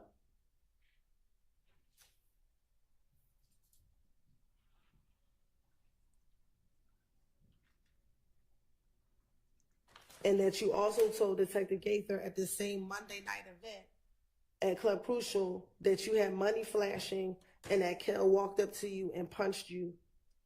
Boy ain't living like you. that. He ain't living like that. But did you tell Detective Gaither that this occurred? I don't recall.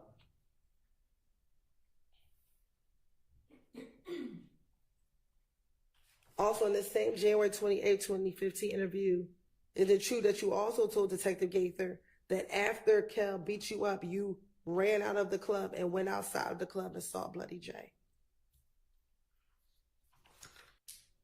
I don't recall.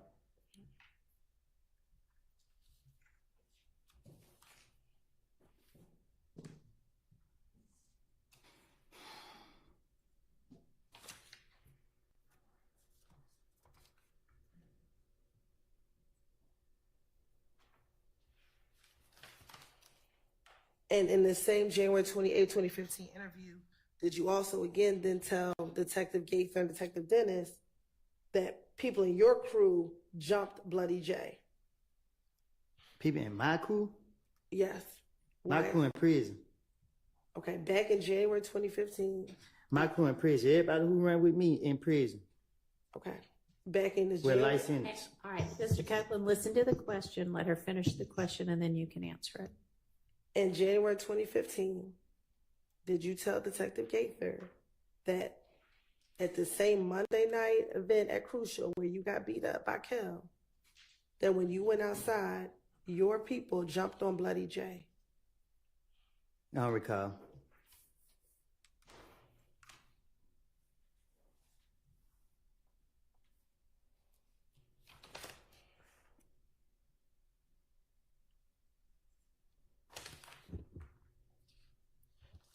Now, also during this same interview with Detective Gaither and Detective Dennis,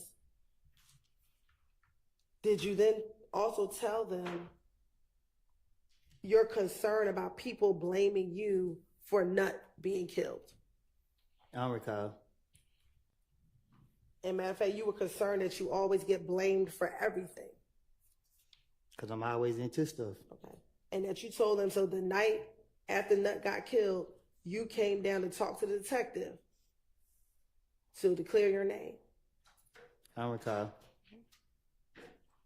And matter of fact, you told Detective Gaither and Detective Dennis that people told you that you shouldn't go down to the police department. I don't recall. Okay. But you decided to go down anyway to clear your name. You asked me? I'm asking you. I don't recall. All right.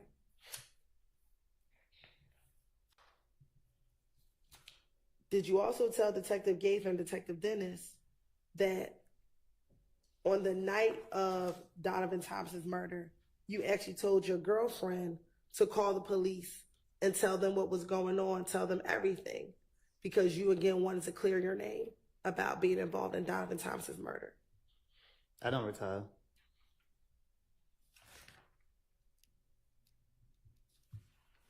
Now, during the course of this same January 20th interview with Detective Gaither and Detective Dennis, do you recall them asking you questions about the relationship between Nut and Thug? I'm from Canterville. Okay. I can't tell you nothing about two other people from other places. Do you recall telling them in this interview that Nut and Thug, you did not know of Nut and Thug having a problem?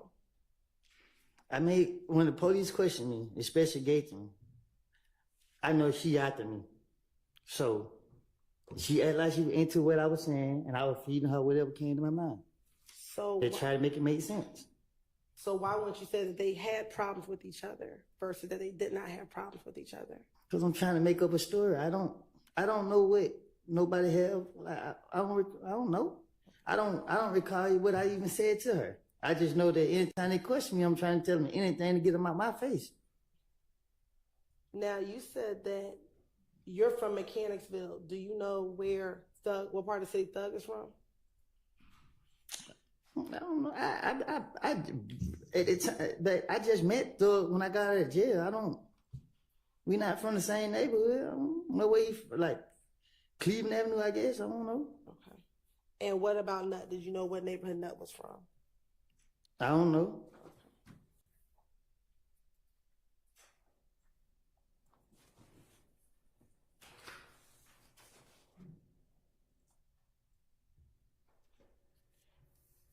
Now, after Nut was killed, did you go to Miami? I don't recall. Do you recall telling Detective Gaither and Detective Dennis in the same interview that you went to Miami after Nut was killed? I tell the investigators anything. I don't recall what I told them. And when you were in Miami,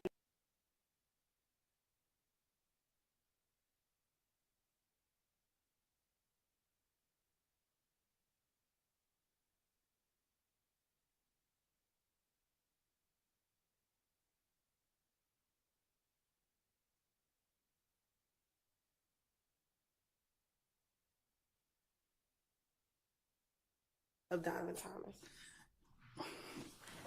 Back then, I tell so many lies. I tell 15 lies in 1 second. I don't recall what I said, and I'm not even trying to remember what I said either. Do you recall telling, or didn't you tell Detective Gaither Dennis that Thug actually told you to come down there with him to Miami to lay low?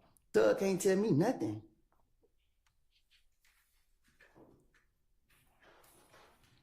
And you also told Detective Gaither that, again, after he told you to come down there and lay low to Miami, that you and your girl, you stayed down there for a week in Miami. I don't recall what I done told the police. But for me telling you now, there's nobody walking this earth can tell me what to do. Is going to Miami a bad thing? No, which I just told you, you bring up something that you saying that I said to the police, and I'm telling you the truth right now. I lied to them.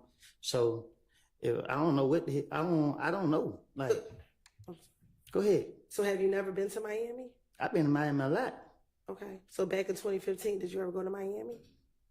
I can't remember if it was 15 or 14. Let me make it more specific. After Donovan was killed, did you go to Miami? Man, I can't recall. Okay. And I honestly, God, can't recall.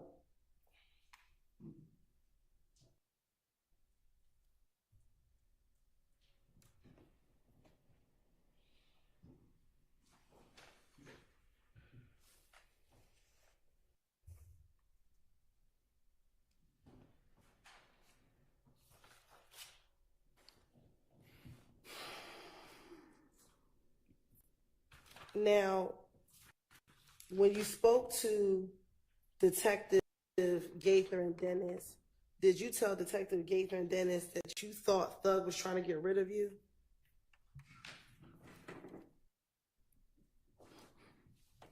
What you mean? Did you ever tell Detective Gaither and Detective Dennis that you thought Thug was trying to get rid of you?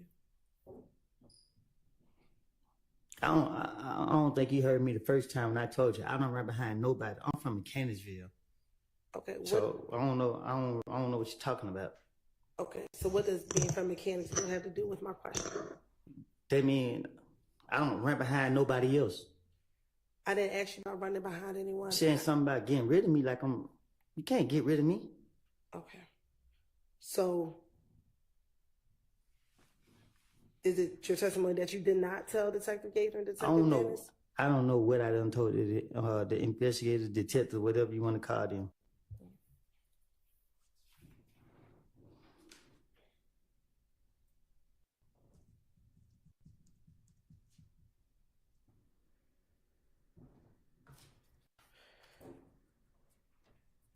Isn't it true that you told Detective Gaither and Detective Dennis that you actually spoke to Thug about the fact that you thought he was trying to get rid of you? I could tell the investigator anything because I know one thing. They talking to me. So they got to go with what I say. So I don't recall what I told them. I would tell them anything that come to my head. Okay. I don't recall what I said to them. Do you recall telling didn't you tell Detective Dennis and Detective Gaither that Thug called you and said, bruh, they say I got a hit out on your head, bruh? I told you I'm a play a victim in everything. I'm a victim. Okay. Go ahead. No, you go ahead. I'm sorry. I'm gonna justify myself by being a victim. Okay. And your response to him was like, you do? And then y'all both started laughing. They don't even make sense. I don't recall none of that. Saying it, me telling it. I don't remember specific what I said to any investigator. I know I told them whatever. I feel that I can convince them to let me go.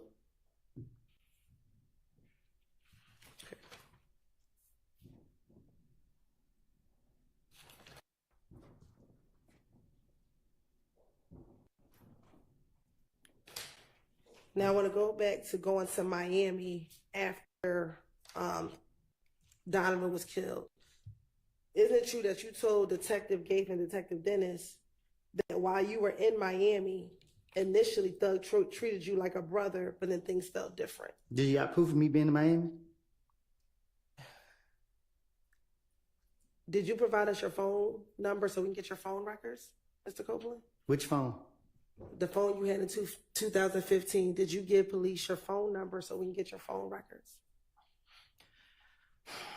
I don't recall. Now you're talking about. Okay. Did you give police your phone number in any of these interviews so that we can get your phone records? Which phone? Your phone that you had back in 2015. I had more than one phone. Okay. So did you give any phone number to the detectives back in 2015 so we can get your phone records? Any phone you have? Shit. I don't know. I can't remember. I don't recall. Did you, matter of fact, tell the police to go get your phone records so that they can confirm where you were on the night of Donovan Thompson's murder and afterwards? I don't know. I probably did. Ain't no telling. Okay. And did Detective Gaither tell you that that was one of the things that she was going to have to verify was your phone records and where your phone puts you? I don't remember. I don't recall.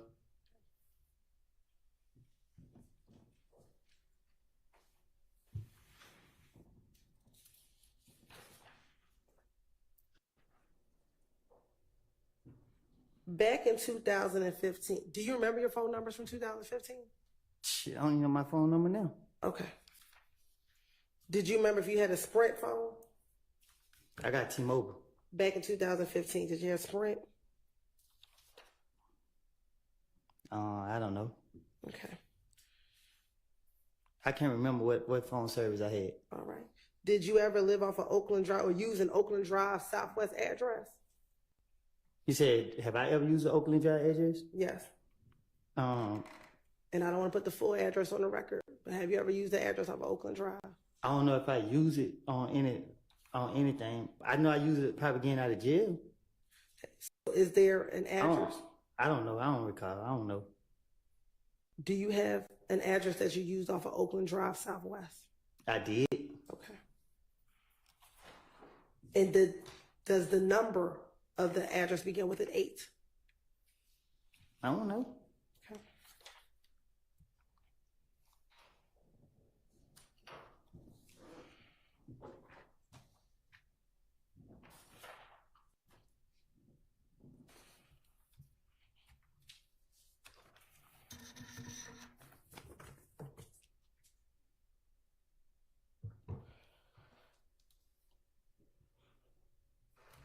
Okay. Going back to the January 2015 interview.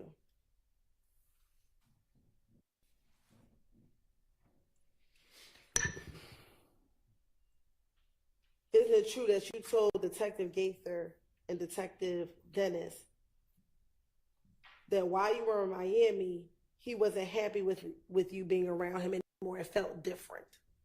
Who? That thug. You weren't thug. That thug wasn't happy with you being around. It felt different to you. I don't recall. I don't recall being in Miami.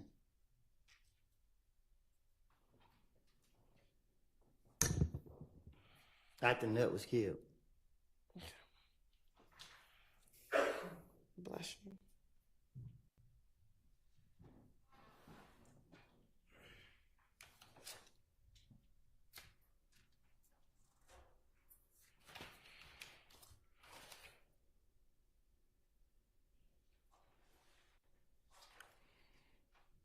Now, in that same interview that you had with Detective Gaither and Detective Dennis, did you speak with them about, do you recall talking to them about Moontunk and that you encouraged Moontunk that he should come down and talk to the police as well regarding Donovan Thomas's murder?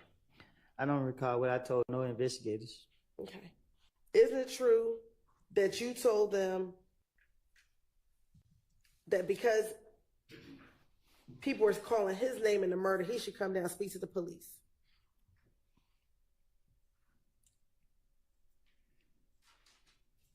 The only truth it is, I made these things up. I don't know about nothing going on.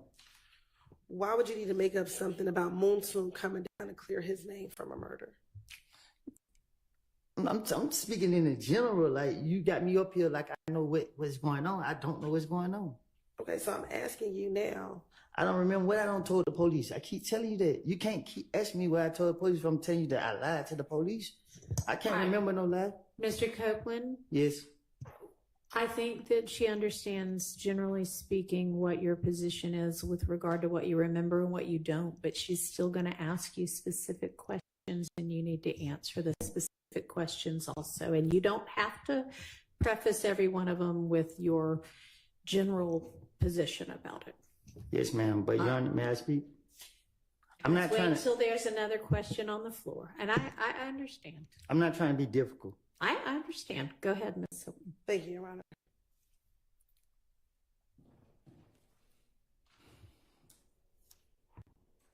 Now, earlier I asked you about an individual by the name of Bloody J. Do you know a Bloody J? I heard of him. Okay. Have you ever spoken to Bloody J? I doubt it. Okay.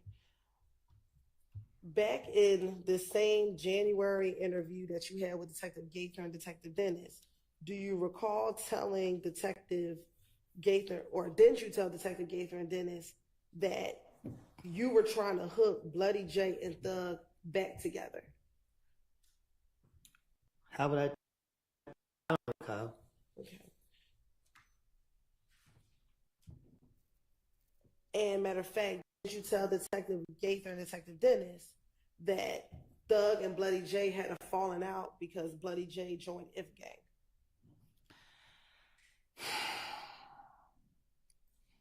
If you going off what I said in the past, do I told the investigators? That's crazy. I do not remember what I said. You can't get me up here to try to remember what I said to them. I don't remember what I said. You can ask me these step by step, but my response is my response. You want me to be honest? You want me to lie? I can't answer your question because I can't remember what I said. So I don't recall. So I'm going to ask you now. Did Bloody J and Thug stop being friends because Bloody J started messing with Ifgay? Thug behind you, ask him. I'm asking you. Huh? I'm asking you. I don't know. So why would you tell Detective Gates and Detective Dennis that? Ma'am? Why would you tell Detective Gates and Detective Dennis that?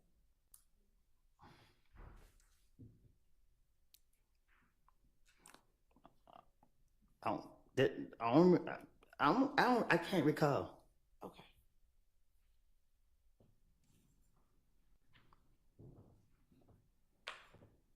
Now,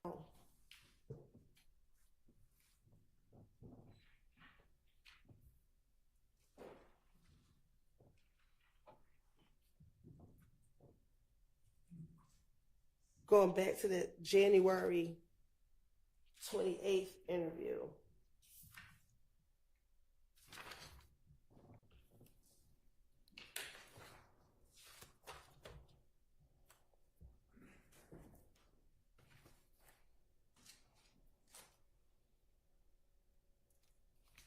Of course, indulgence for one moment.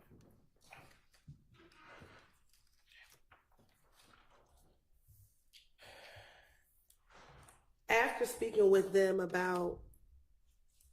briefly about the murder, did you then go into more details about the shootout not the shootout, but the shooting of your car on the highway? Do you recall telling them about who you believed shot at your vehicle on the highway? I don't recall.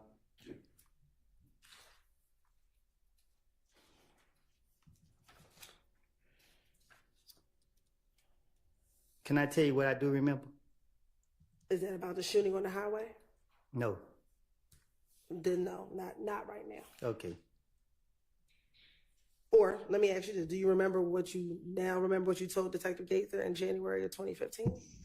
No, I was gonna tell you what I remember from when Nut was killed. Okay. Tell me what you remember the night that Nut was killed. I remember everybody said I killed him. That's all I remember. Then that's the only thing you remember. That's all I remember. I don't remember nothing that night. I don't remember where I was.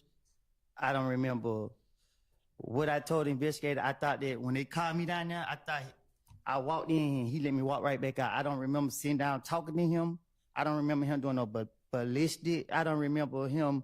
I remember he said one thing and he left. He said, the man sitting on the street and everybody saying you did it. He like, man, I still got a bite on the street. That's all I remember. I thought I walked in and walked back out. I don't remember nothing. Like, okay. And that was the first time when you went to go speak with Thorpe. I don't even know if it was. I know. Yeah, I think something happened with the mic. They all went out. With whose mic? All of us. Yeah. Of course. I don't have a way to. Yeah.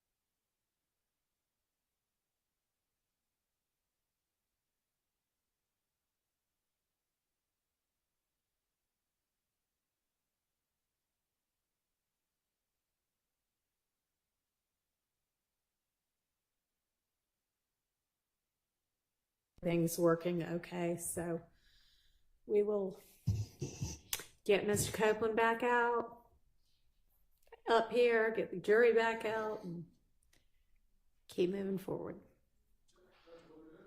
Yes.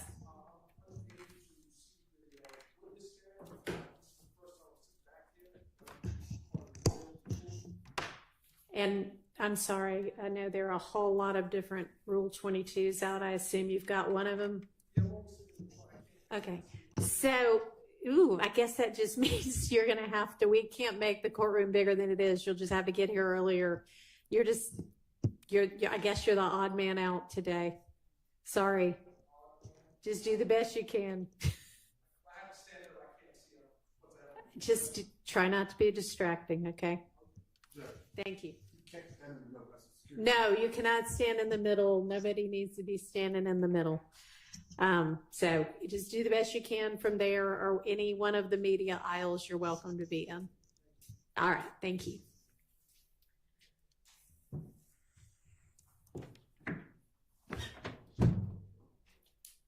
All right, let's get the jury back out. Hang on, sorry.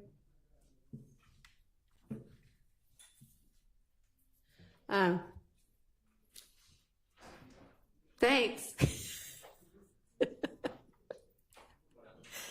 There's so many of y'all, it's hard to keep track.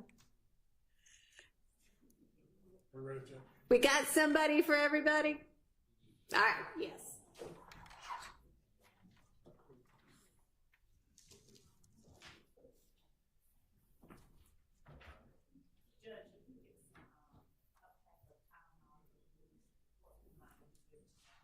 I have it. Tylenol? Yeah, no, that's fine.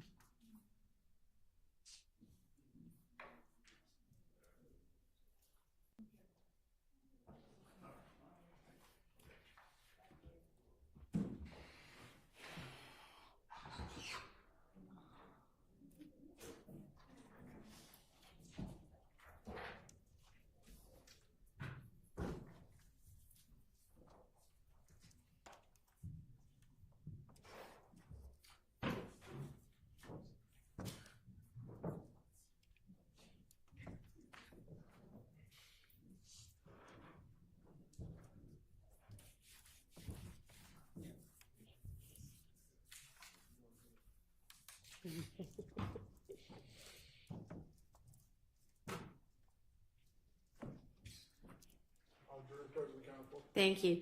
All right, I think we've gotten our mic situation fixed for at least the present time, so we're going to get rolling again. Go ahead, Ms. Hilton. Thank you, Your Honor. Now, during this same interview, I think I just asked before we went on break that you saw that it was a grayish Impala that was shooting at you on the highway. Do you recall? Did you tell investigator Gaither and Dennis that in this January interview? I don't recall what I told them.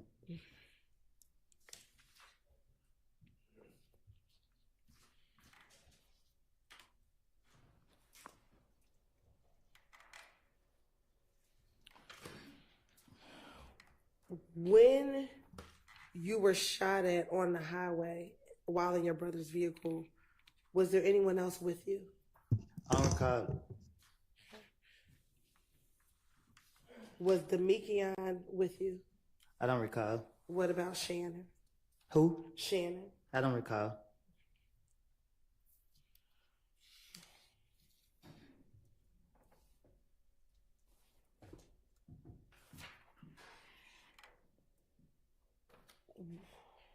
With this incident that happened on the highway and you being shot at in the vehicle, did you tell Detective Gaither and Dennis that you had your brother file a police report? I don't recall.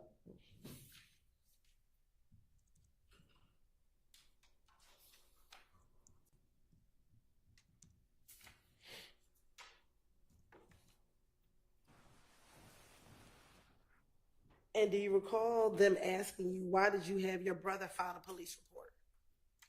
I don't recall. Okay. And you told them because you didn't have a license. I don't recall. Okay. And were you ever arrested for filing a false police report in January of 2015? I don't comprehend my charges. Okay. When you had this interview in January 2015, did you leave that interview with Detective Gaither and Detective Dennis? You said January? Yes.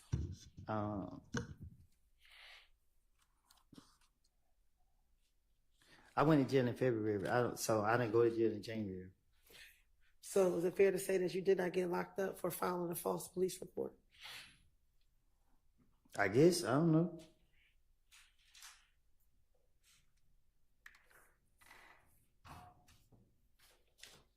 I can't find no false police report. I didn't make it. And matter of fact, do you recall that Gaither and Dennis told you that in this case you were a victim? So they just wanted to find out from you what happened because you were a victim, because you were shot at on the highway. Yeah, that's how they were tricking me. But I don't recall saying it.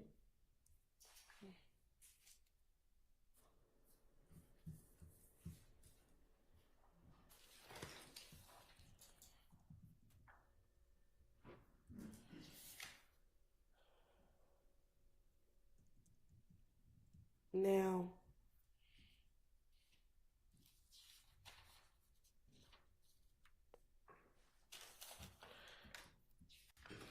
in that same interview, do you recall Detective Dennis and Detective Gaither telling you that you probably should leave Atlanta because of everything that was happening to you?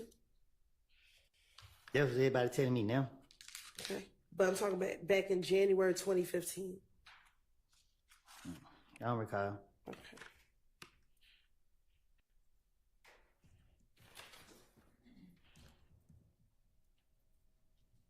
And you told me you didn't want to leave Atlanta. I'm still here.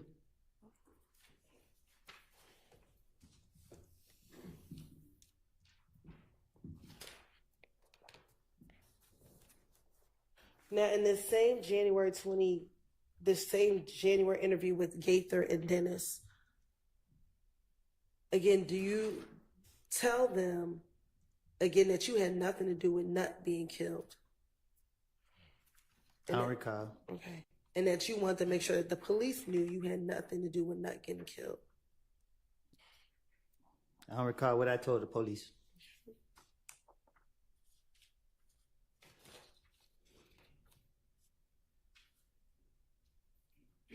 Also, during this same interview back in January of 2015, then do you recall telling Detective Gaither and Detective Dennis that you had one of your friends buy a gun for you?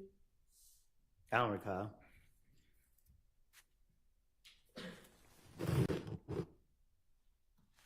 And that your friend bought this gun in his name? I don't recall.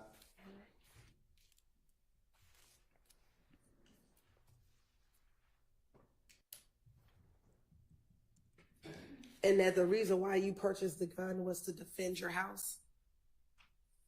I don't recall. Okay. And that you actually told the detective you don't want any trouble, you just want to protect your home. Do you recall telling Detective Gaither and Detective Dennis that? I don't recall. And in January 2015, had you been convicted of a felony prior to January 2015? Huh? Prior to January 2015, had you previously been convicted of a felony? I don't know. What you mean? Do you remember when you were first convicted of a felony? After my mama died. About when was that? After she died. Okay, when did your mom pass away? 2008. All right. So if you caught your first felony after 2008, is it safe to say in 2015 you had been convicted of a felony? I don't recall. All right. When you told the police that you had a gun in this January interview, were you arrested for telling them that you had a gun in this January interview? Was I arrested in January? Yes. What year? 2015. No, I got locked up in February. All right. So even after you told them that you had a gun, the police in this January interview did not arrest you.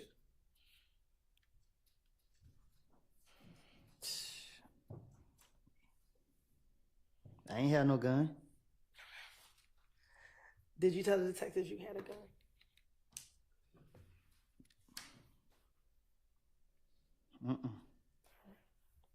I don't know. You don't know.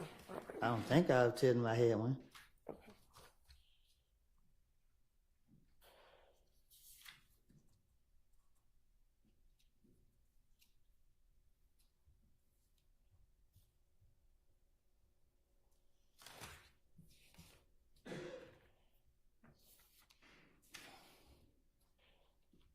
Now, in the same January 2015 interview, you also told Detective Gaither and Detective Dennis about this meeting with an individual by the name of Mo who wanted you and Thug killed.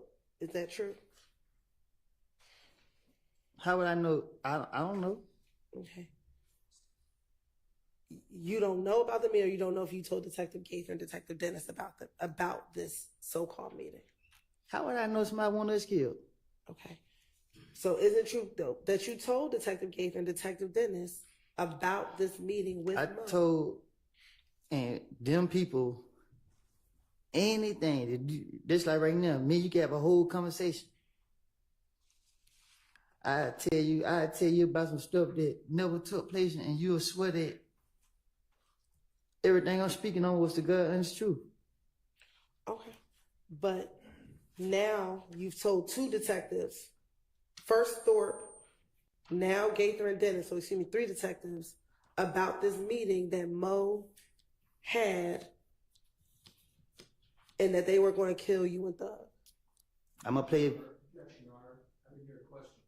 All right, I think that was supposed to be a question. Did I'll you rephrase have it. it implied? Is that right at the end of it? Yes. Try to just form it into a question. Yes, Your Honor. Isn't it true that you told Detective Thorpe and Detective Gaither and Dennis about this meeting that Mo had in which you and Thug were supposed to be killed? I tell you, I'm going to play a victim in every situation. And you actually gave them details about this meeting. Is that correct? I don't know what I told the investigators. Matter of fact, you told the investigators somebody else that was in there that felt like I deserved to know. They came back and they said, hey, I had to get rid of everybody, bro. But they said they're going to kill you. They're going to take me to a gas station and kill me. Like, who's saying it? Mo, and everybody said, woo. Bloody J was on the phone with Mo, standing next to the person that was telling me. Said he ain't know the name of the person that was talking. And after everybody, I just said, kill him. And Bloody J said, woo. And everybody said, woo, woo. As in, that's a confirmation that they were supposed to go and kill you or have you killed.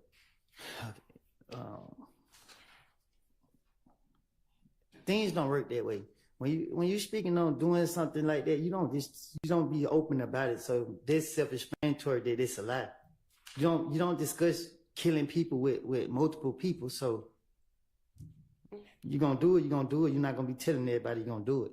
I made it up. I keep telling you that. And did you tell the detective that occurred at a gang meeting that you were not at? So someone at the gang meeting told you about what happened at the gang meeting.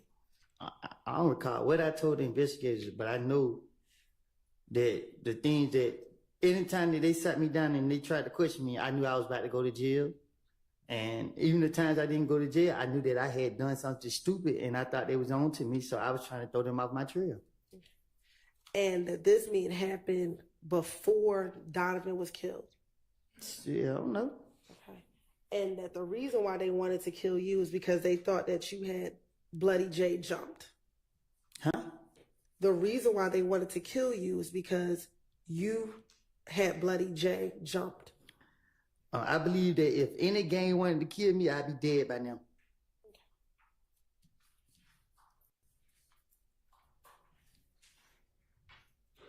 And you also, in the same interview with Detective Gates and Detective Dennis, you told Detective Gaither and Dennis that you actually texted Bloody J and asked him whether or not they had a hit on you. No. But he never responded to you. I don't remember. I don't recall. I don't know nothing about none of that. I wouldn't have their number and they wouldn't have mine. Now, back when you were interviewing with the detectives, both Thorpe and now the second interview with Gaither and Dennis, were you the only individual in the room with the detectives? I don't know. Looking at that picture, are you the only person in the room with the detectives? This one? Yeah, I want you to look at 378, Yankee Bravo and Yankee Alpha. It looked like I'm in there by myself beside with the police. Okay. And this is when you're telling the detectives all the things that I'm asking you about, correct? I don't recall what I done told them.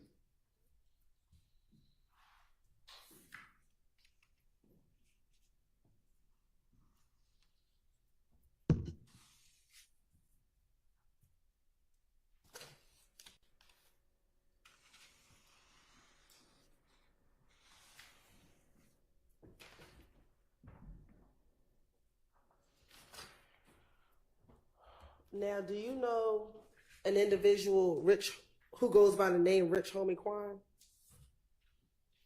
Who is that? Do you know a person who goes by the name of Rich Homie Quan? Rich Homie Quan? Yes. Oh, the rapper? He raps. Mm-hmm. Do you know him? Have you ever spoken to Rich Homie Quan yourself? No. Okay. Do you recall the time? I don't recall speaking to him. Do you recall talking to Detective Gaither and Detective Dennis in this same interview about conversations you had with Rich Homie Quan? No, I do not recall having a conversation about Rich Homie Quan. And that Rich Homie Quan, you told Detective Gaither and Detective Dennis that Rich Homie Quan was a part of If Gang. I don't recall. Okay. And that you told Detective Gaither and Dennis that Rich Homie Quan felt torn between being with If Gang and being friends with Thug. Again, I'm just telling police whatever that convinced them that I know what I'm talking about. Okay. So why would you bring Rich Homie Quan into any of it? Why would that be because necessary? I'm sorry, go ahead. I didn't hear you. Why would it be necessary to even talk about Rich Homie Quan? So to the police. So when the police question me, my whole motive is to get them off of me. So if they sitting me down, laughing, hee ha ha, like you doing when y'all was up there asking me, and I told you I was lying. This the same thing going on. They sit here. I don't know about them asking me about Rich Homie Quan or nothing. But if they bring up a name, if they ask me something, I'm going to come up with something that act like I'm in the midst, like I know what's going on. I don't sit around and gospel with people. I don't sit in people's faces. Like, I'm out in the streets. I like to be I like to be outside. I'm not sitting around trying to listen to what nobody got to say. Okay. But when you originally went to the police, it was to talk about being shot at on the highway. So what would anything about Rich Homie Quan, why would you need to talk about Rich Homie Quan at all? That's what I'm trying to tell you. I don't have a clue what you're talking about. Okay. Isn't it true that that you told the detectives that Rich Homie Quan said to you, we the same set. You right here hitting these niggas this and that. So we talk. We the same set. I just can't turn my back on them. Like it ain't that, bro. This is what you're telling him. You supporting these niggas. Bro, I'm telling you, the more you supporting them, the more they gonna come out and do that. If you leave them alone, then everything gonna go away. And this is what you're telling Detective Gaither and Dennis that you said to Rich Homie Quan. So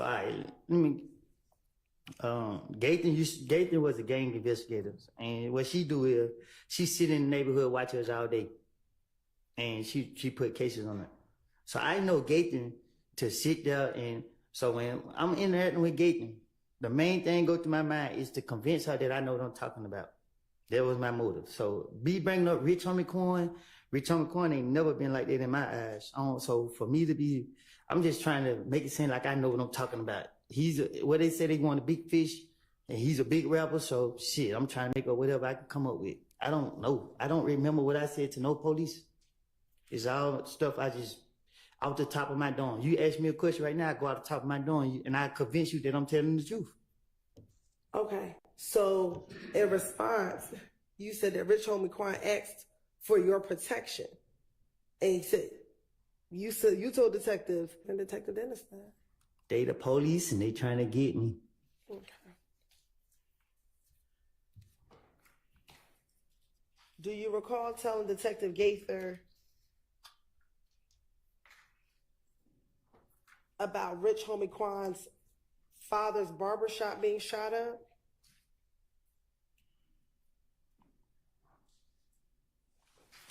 I don't recall nothing I said to no investigators.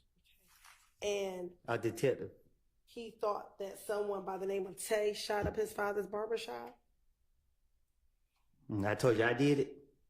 No. Oh. You told the detectives that Rich Homie Quan thought that a person named Tay shot up his father's barbershop. Well, I probably did. Ain't no telling. But you were convinced that it wasn't Tay that shot up the barbershop.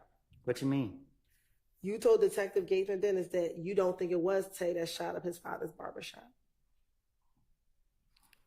So I told him he did it, or I told him he didn't do it. Which one is it? You told them that Rich Homie Quan thought that Tay did it. Okay, so then I told the police? Correct. And then I told him that he didn't do it? That you did not think he did it. Objection, Your Honor. Are these questions? Yes, they are. You can Do you tell need by me to the repeat? fact that her voice goes up at the end. Well, it may be that too, but yes, these are questions. Do you need me to repeat it? Okay. In your interview with Detective Gaither, did you tell Detective Gaither and Detective Dennis that Rich Homie Quan thought an individual by the name of Tay shot up Rich Homie Quan's father's barbershop? I don't recall. Okay. In that same interview, did you also tell them that you did not think that Tay shot up the barbershop? You confusing me. I'll repeat it one more time and I'll separate it. In this interview with Detective Gaither, did you tell Detective Gaither and Detective Dennis that Rich Homie Quan thought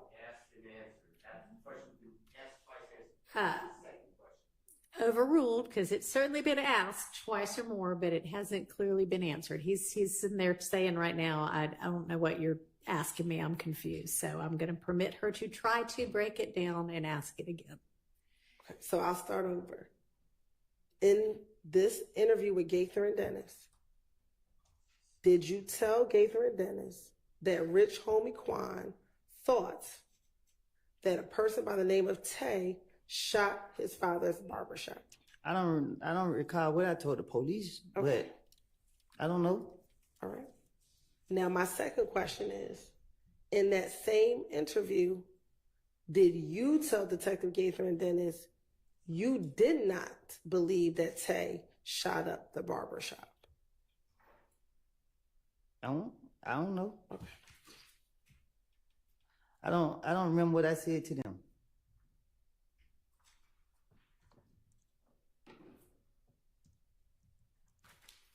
And I should ask this, do you know an individual, Tay, who's from Bankhead? There's a million Tays in them. Okay. Do you know a Tay from Bankhead? A Tay from Bankhead? Yes. Not off the top. In this same interview, did you tell Detective Gaither about this individual named Tay from Bankhead? I don't know a Tay from Bankhead. Do you know a Tay from the west side of Atlanta? Yeah. I'm sorry? Yes. How many Tays do you know from the west side of Atlanta? Too many on the count. but not from Bankhead.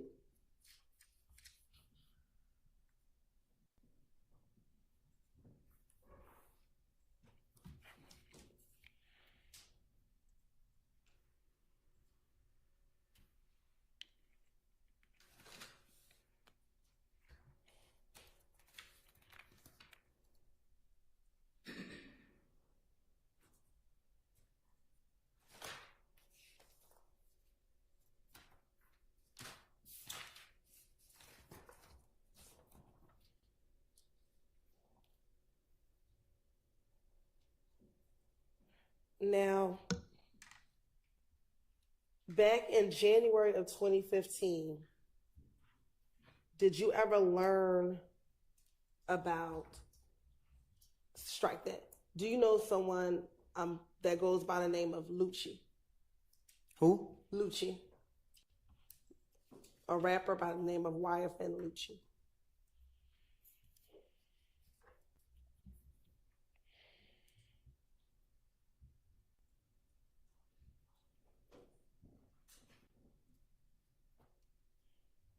What about him? Do you know an individual by the name of YFN Lucci? I don't know in person. Okay.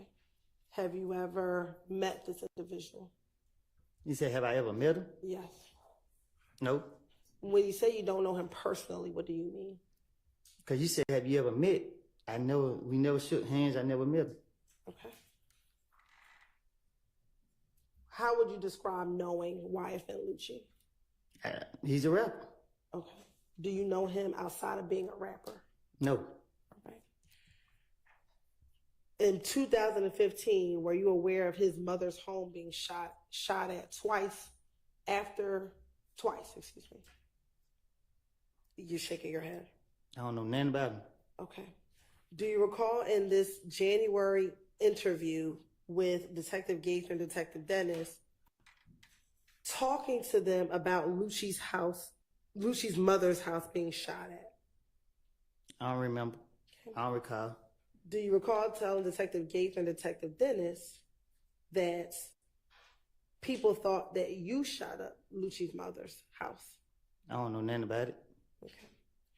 Do you recall in this same interview back in January of 2015 with Gaither and Dennis that you were with Big Boo when Lucci's manager called trying to find out who shot up Lucci's mother's house? I don't recall. Okay. And do you recall during this same interview telling Detective Gaither that when the manager called Big Boo, you were present and overheard the conversation? I don't recall. And in the same interview, you told Detective Gaither that the manager told Big Boo that he had $20,000 for whoever shot at Lucci's mother's house. I don't know nothing about it. Okay. And that you actually took the phone from Big Boo and told them that you had nothing to do with shooting up Lucci's mother's house. Okay. Okay. Do you remember telling the detectives about that? I don't recall. Did that occur? I don't know. You don't know if you were present with Big Boo and took the phone away from him? I don't know what y'all talking about. Why would you need to tell Detective Gaither and Detective Dennis that if that did not occur? Cause these things I'm hearing in the street, so I'm trying to convince them to get off of me.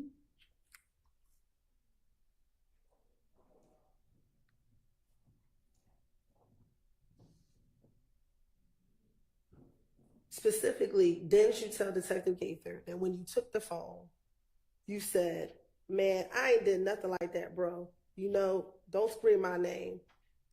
I ain't got nothing to do with it. I ain't said he did. I ain't do that. I don't care about none of that. I didn't do that. I don't recall.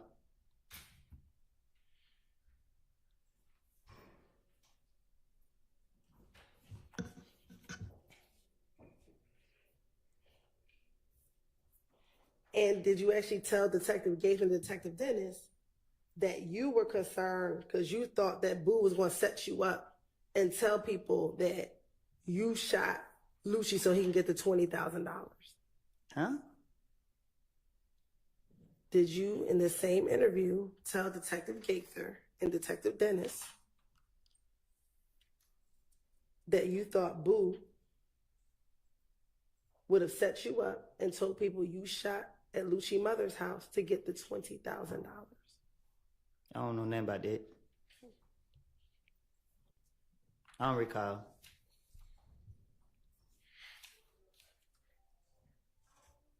And after that phone call that with Big Boo, you were so upset that you had Montauk take you home because of that phone call. I don't know. I don't recall.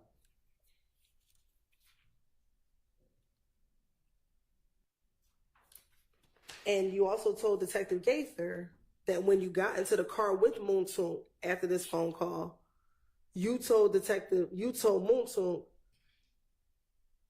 Boo tripping. Boo going to try to get, you know what I'm saying? And Montauk said, we got to stay away from them. Nah, I don't recall. I supposed to be saying this stuff? Yes. Oh, nah. And were you the only person in the interview room with Gaither and Dennis based on those pictures that are in front of you? I was the only person in the room when I was telling you I made these lies up too. Okay.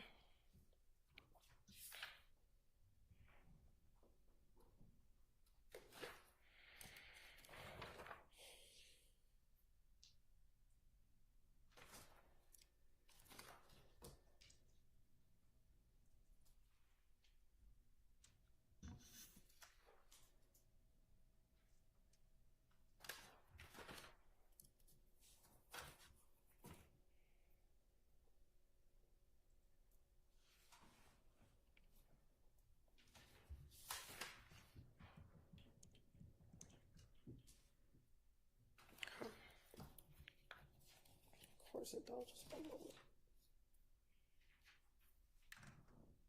All right. In the same interview with Detective Gaither and Detective Dennis,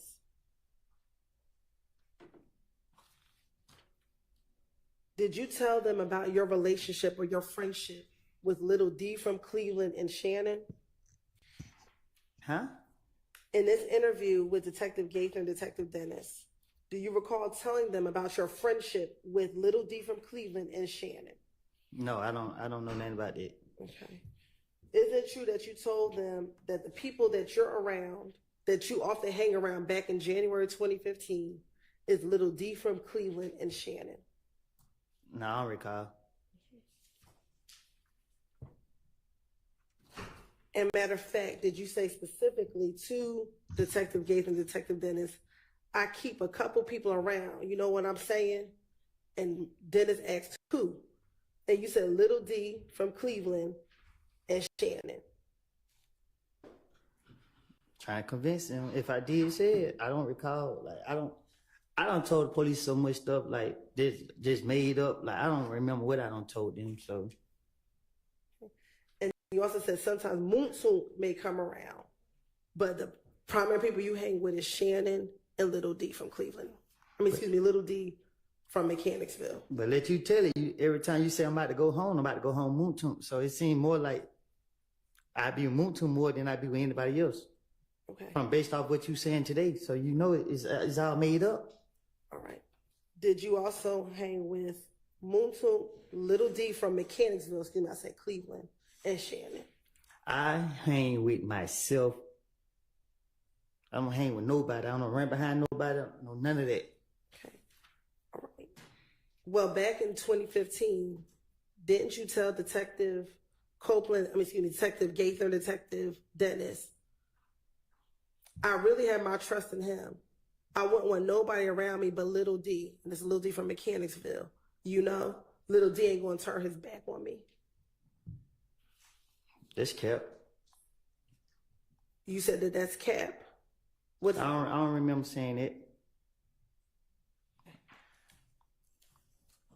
Do you remember, God bless you, when we were here back around June 10th, June 11th, that you said that Little D was the person you called your son? Who? Do you remember back in June of this year, around June 10th, June 11th, stating that Little D was like your son? No. Okay.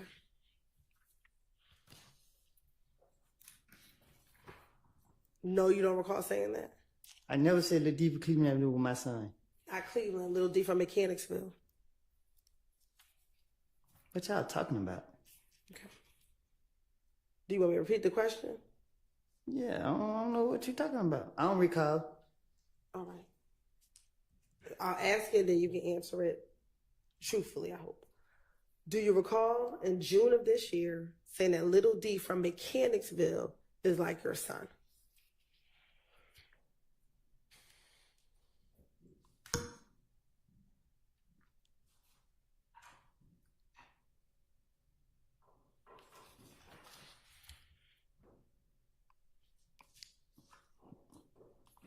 I don't know.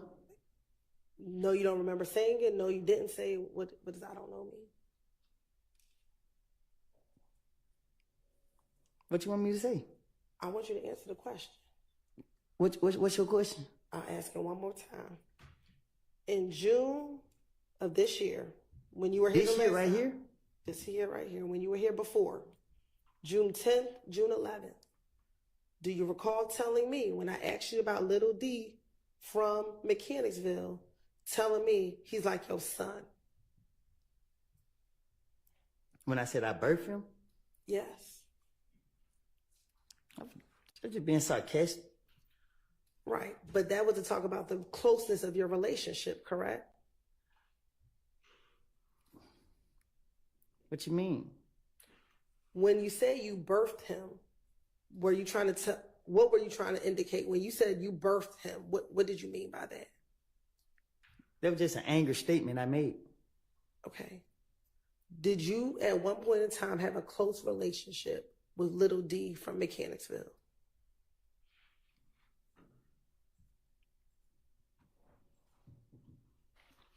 I don't recall. Okay.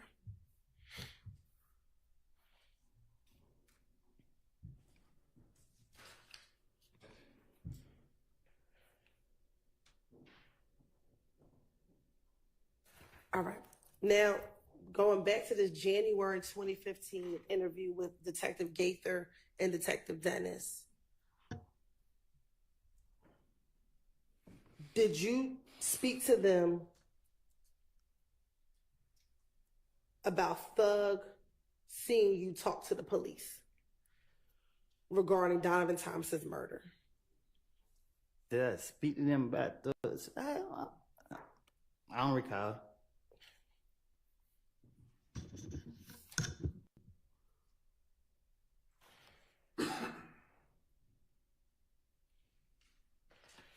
Do you recall telling the detectives that Thug thought you were snitching because you were talking to the police? Huh? In the same January 2015 interview, did you tell Detective Gaither and Dennis that you thought Thug thought that you were snitching because you had been talking to the police after Donovan Thomas's murder? They don't make sense. So I don't recall. Okay. Didn't you tell the detectives in this January 2015 interview, Gaither and Dennis, I think I went wrong when I let Thug know that the detectives keep calling me.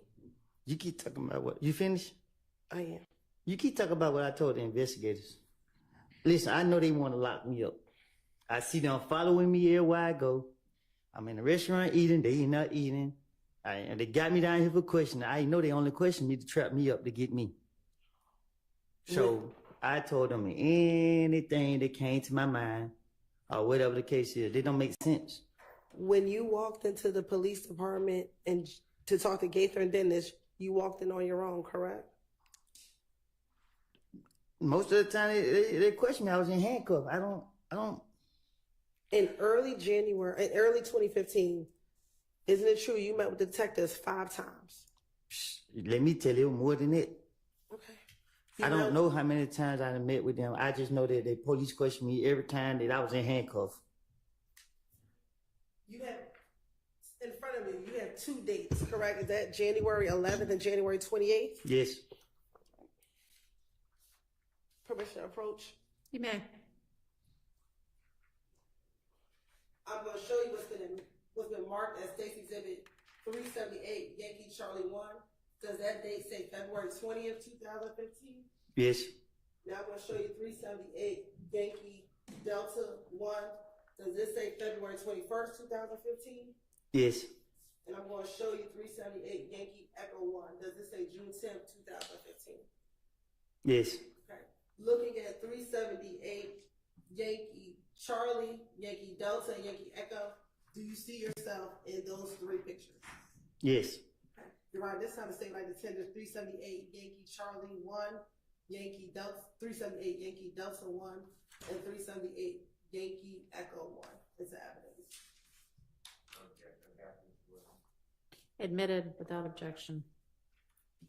Now, looking at these five, on January 11th, were you in handcuffs when you went to go speak with the detectives? Mm-hmm. On January 11th, when you walked You in? said January 11th? Yes. Oh, okay. Were you in handcuffs? Nah, I'm like this. Okay. Looking at January 28th, were you in handcuffs when you went to go speak with the detectives? No, I'm like this. All right. On February 20th, were you in handcuffs when you and Deshaun went to go speak with the detectives? No, I'm like this. Okay. And were you only arrested on February 21st when you went to speak with the detective because you're in a blue jumpsuit, correct? Yes. And on June 10th, you were arrested because that's when they arrested you in the house, correct? You said what now? June 10th is when they arrested you at your home, correct?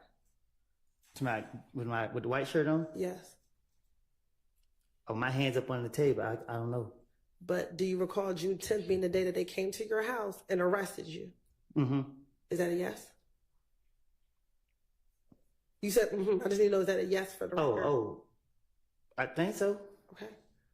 Is that the day that you went to jail and you didn't get out till 5 years later? I started what? On June 10th. Did you get arrested on June 10th? Mm-hmm. Yeah. Okay. So out of all 5 interviews, you were only arrested 2 times. Is that correct?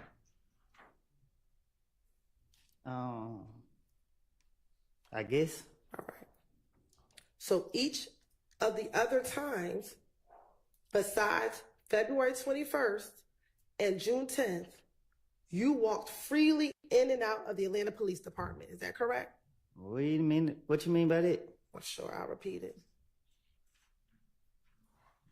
Would you agree that in early 2015, you went to the police, you talked to the police 5 times? No, more. Do you have 5 interviews right there? Yeah, but they had me in the back of their police cars too. Okay. How many times did you go to the Atlanta Police Department? On my own? In 2015. We're going to talk about just generally 2015. I don't know. I don't recall. All right.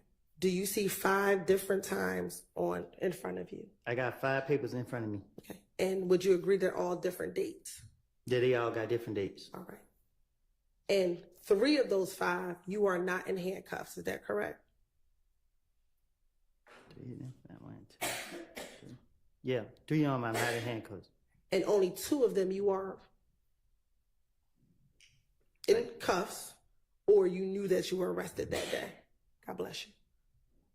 I guess. All right. The 2 times that you were arrested is February 21st.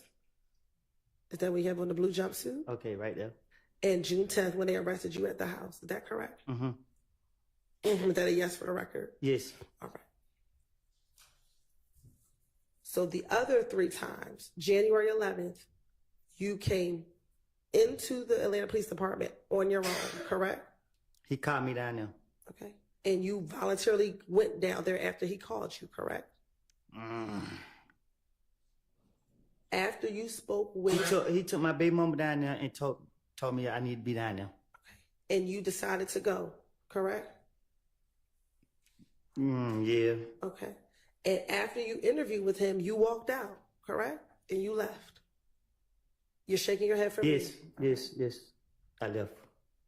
Now, on January 28th, you also walked into the police department, correct?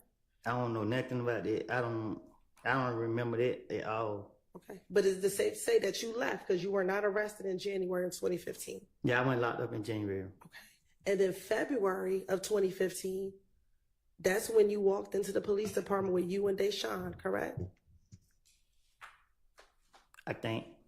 And do you remember that being the night or the early morning hours after people shot at you, Deshaun, and your baby? He was fit to put me in handcuffs. But did he put you in handcuffs? Cause the other police told, I don't know if it was that one right there, but one of the police told him, he whispered something to him. I told him, you gonna lock me up, and they're going ahead and get out of the way. And they decided not to lock you up, correct? Cause he wanted the gun. But he did not lock you up, correct? The next day he did. Answer this question. On February 20th, did he lock you up? He told me I got 24 hours to get him the gun. Okay. And you were able to leave that interview room to go find the gun, correct? Finessed him. You were able to leave, correct? Mm-hmm. Is that a yes for the record? Oh, yes. All right. So when you keep saying they only want to keep locking you up, you only were locked up 2 times. Well. No. Okay.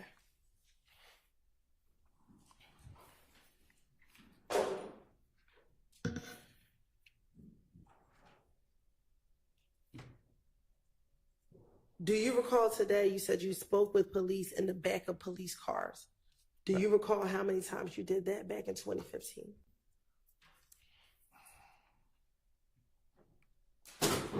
I don't know how many times.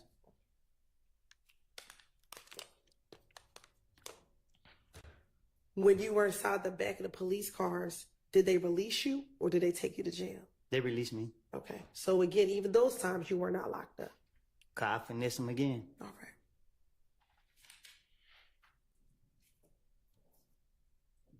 Now, going back to what I asked you about, your belief that you thought Thug thought you were snitching. Do you recall telling the police that every time you spoke to the police, excuse me, let me strike that, that there were times when the police would call you and you were in Thug's presence? And you were with Thug when the police would call you. What you mean? You gotta be more specific. Sure. In January of 2015, when police were calling you about Donovan Thomas's murder.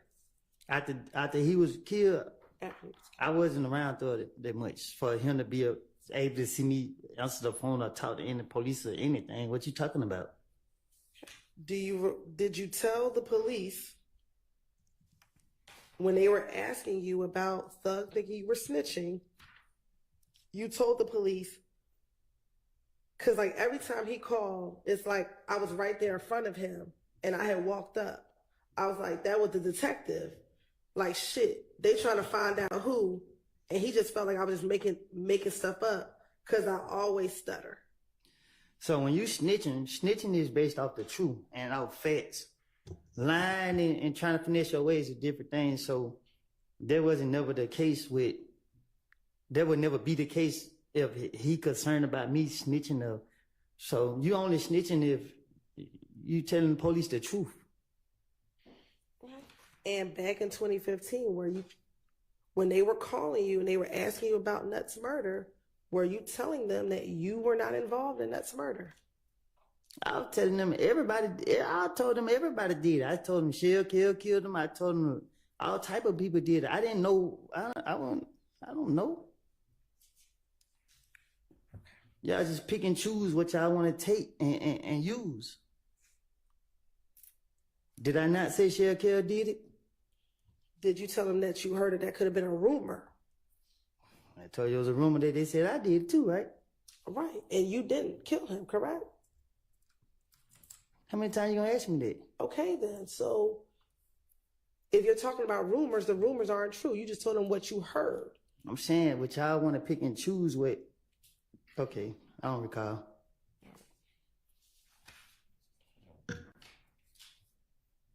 And do you recall, because you keep saying that you wanted to finesse the detectives, is that fair? Do you recall them asking you about an event, a shooting on Spring Street, where Doug's girlfriend was having a party at a house or at a hotel on Spring Street? I never heard anything about that a day in my life. Okay, and do you remember telling them that you knew nothing about those shooting on Spring Street? I guess I don't know. I don't know what I done told the investigators. So if you want to finesse them, why wouldn't you just act like you knew about it and just tell them about it? Because I didn't hear nothing about it. If I would have heard something from like the street saying, I could have been able to, act like I was there or act like I knew, but I couldn't because I never heard anything about it. Right, but if you're trying to finesse them and you just tell them whatever they wanted to hear, right, you could have just told them, yeah, I heard about it. So I couldn't because I wouldn't be able to speak on nothing where it'd be like, okay, like let's say if they would say 2 girls got shot in the butt. I would be like, yeah, I was there, man. The 2 girls got shot in the butt. I couldn't because I never heard nothing about the story at all to be able to say, act as if I knew. But if you're finessing the police, that means you're just lying anyway, right? So to finesse the police, you got to act like you have knowledge. You got to act like you know. Okay. So if you could have just said, yeah, I heard about that shooting. And I couldn't because I knew his next question was going to be who did it or what happened or where was it. Or I couldn't say anything about nothing. Okay. So why would I speak on something and get caught up? I'm not trying to get caught up in my life. Okay. In the same interview, did you also tell Detective Gaither and Detective Dennis that on the Friday before Donovan Thomas was killed, that you went to DJ Drama's studio as well? If I told the detective something like that, I probably did. I don't. Okay. And that's something that you also told Investigator Thorpe when he interviewed you. Well, I hadn't heard the question yet. You also told Detective Thorpe about going to DJ Drama Studio that Friday before Nut was killed as well, correct? I recall. Okay. So is it fair to say you told Detective Thorpe about going to DJ Drama Studio, then you also told Detective Gaither and Dennis at a later interview about the same series of events leading up to Donovan Thomas's murder? Can you say that again? I'm going to give her a little latitude. I think she's trying to get clear what the witness's testimony is. Thank you. When you first met with Detective Thorpe in January 11th, you told him about going to DJ Drama Studio the night before Donovan Thomas was killed, correct? I don't recall. Okay. You also now, in this January 28th interview, you've now told Detective Gaither and Detective Dennis also about this going to DJ Drama's studio the Friday night before Donovan Thomas was killed, correct? I probably did. I don't remember what. I don't know.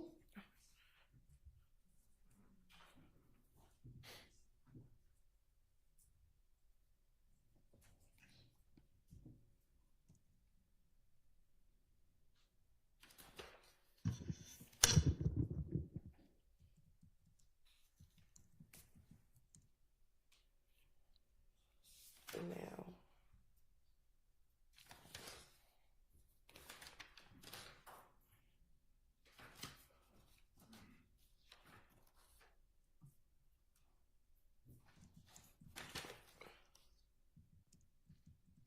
during this same January 28th interview,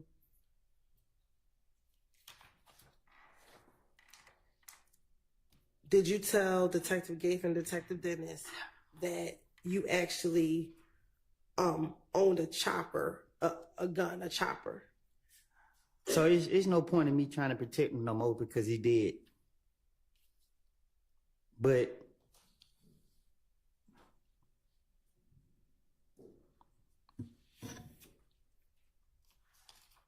Huh?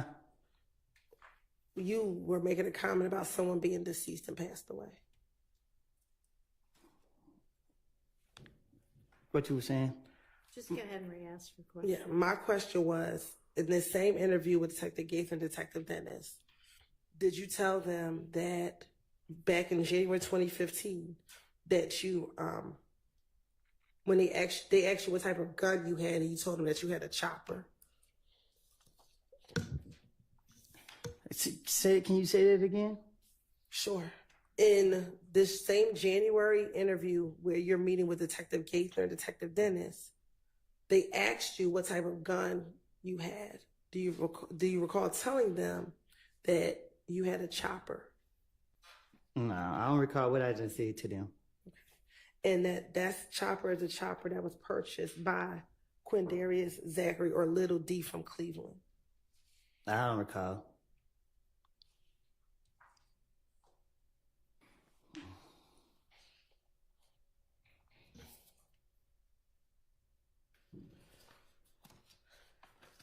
Now, I think I just heard you say that someone is dead and you don't need to protect them anymore. Who were you referencing? Tay Threat? Okay. Is that the young man who passed away a few weeks ago? Yes. Okay. What would you be protecting him from?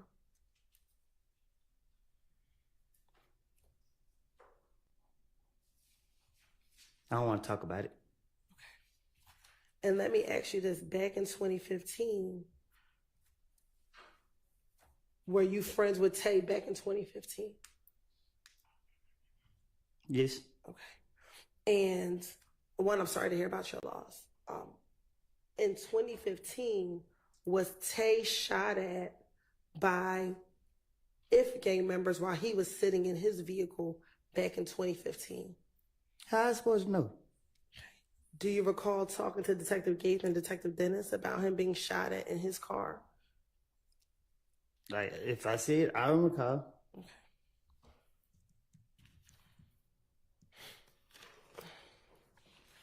And is his real name Trevante Turner? You're shaking your head. Is that a yes Yes, for the record? yes.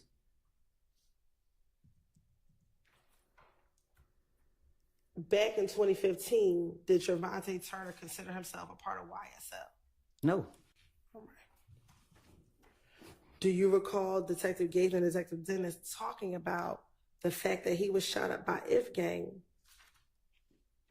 in the midst of the beef between YSL and IF gang? All right.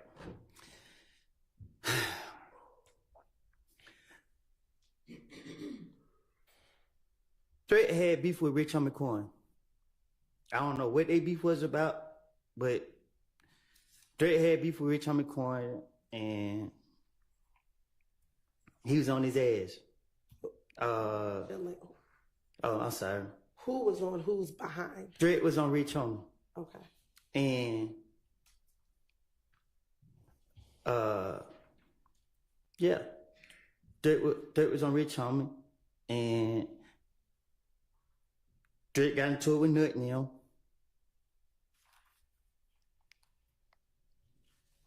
That's it. And at the time, was Rich Homie Quan claiming affiliation with IF gang? Huh? Let me ask this first. Are you talking about Rich Homie Quan and Threat? Was this back in 2015? Back in 2015. What you mean? What you were just telling me? No, it was 2014. I think it was one of them years. And at the time, was Rich Homie Quan claiming affiliation with IF gang? I don't know what Rich Homie was claiming. And you said that Threat got into it with Nut in them. I don't know how it went, but I know that. Yeah, Threat like that. Okay. Is that what started the beef between YSL and IF gang? Threat wasn't YSL, like, you know what I mean? Like, people, YSL is not what y'all making it be. Like, I keep telling y'all that a person can wake up and say, Atlanta is a monkey see, monkey do city. Like, you see people doing something, you just do it. I mean, and people say, just because I know this person, oh yeah, I say, oh, I take a picture and say I'm YSL or whatever, but threat was MDC. You know what I mean? There wasn't no YSL or that shit. Did he ever stop claiming MDC and claim YSL? Nah, we don't switch up. That's just what it is. And you said he claimed MDC. What's MDC? I don't know. Okay, but if you said he claimed it, do you not know what MDC stands for? It's none of my business. Okay. So when you say he's claiming MDC, what do you mean?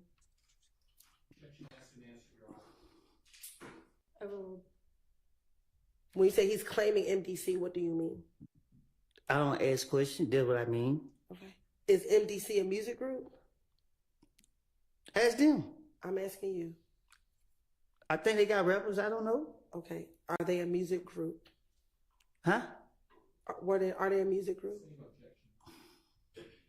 Sustained. Does MDC stand for most dangerous clique? Ask them. I'm asking I'm you. from Canterville. Okay. But you said he claims MDC, so I'm asking you, does it stand for most dangerous clique? If I say yeah and that ain't what it stands for, you're going to say I'm lying. So I don't know what it stands for. Okay.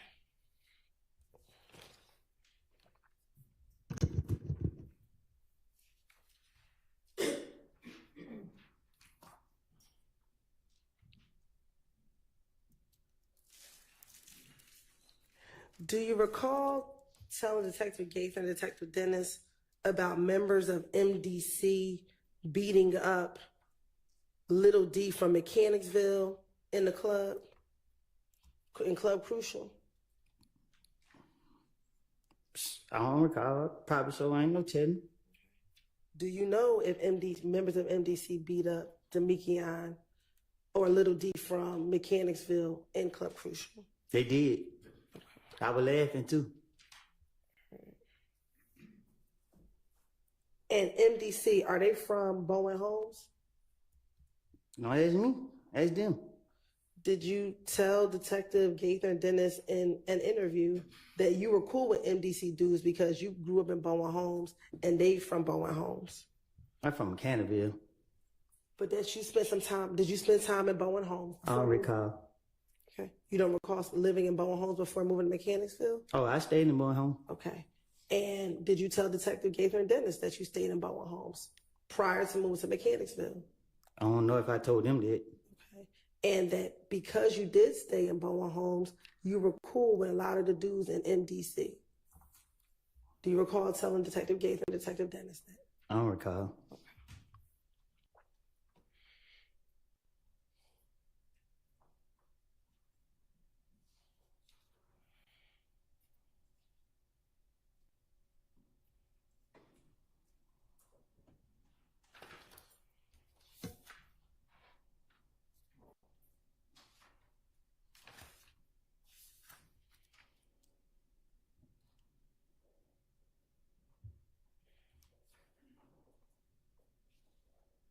What does it mean to claim a clique? You said he claimed MDC. What does that mean to claim a clique or claim MDC? What does that mean? What you mean? You said it, so I'm asking you, what did you mean? You said he claims MDC. What does that mean?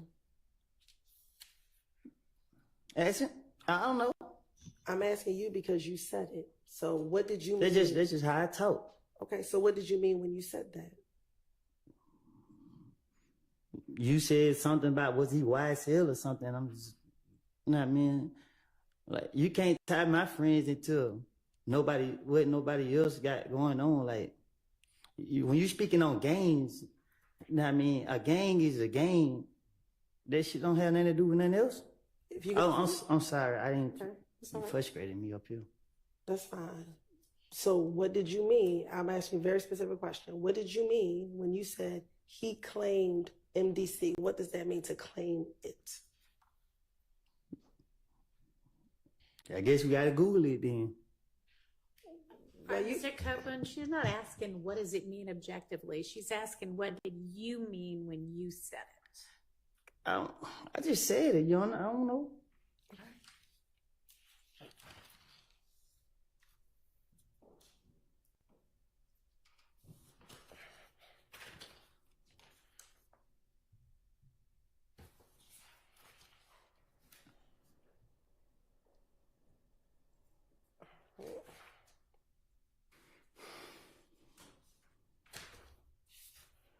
Now, all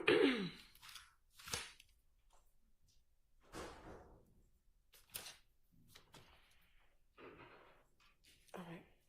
Now, earlier we talked about you talking to Nut back in 2015. Do you recall ever meeting with Nut to give him back some items that were stolen from him? I don't recall. Okay. Do you recall, isn't it true that you told Detective Gaither and Detective Dennis that prior to Nut passing away, that someone broke into his car and you ended up with the merchandise from his car being broken into? I recall telling you in the back room somewhere in this courthouse that I lied, and I'm being truthful today by telling you that I made it up. So what I said to the investigators in the past, I came forward and told you that I was in the room by myself when I told you that. I don't have no reason to lie. Don't nobody intimidate me. I'm not trying to protect nobody, no nothing. But I'm not going to sit up here and tell a lie that I can't keep up with. That's just it. I don't know. Like, what you talking about? Okay. We're going to get to what you told me, but I'm going to ask you first. Did you tell back in 2015 that you met up with Nut because someone stole some of his items and you gave him those items back? I don't recall. Okay. Now, speaking about what you told me, do you recall telling me and my investigator Long that it was actually you who stole the items and then you returned it back to him? I paid too much. Okay. But do you recall telling myself and investigator Long that you actually took those items, but you didn't return them? I did tell you that. All right.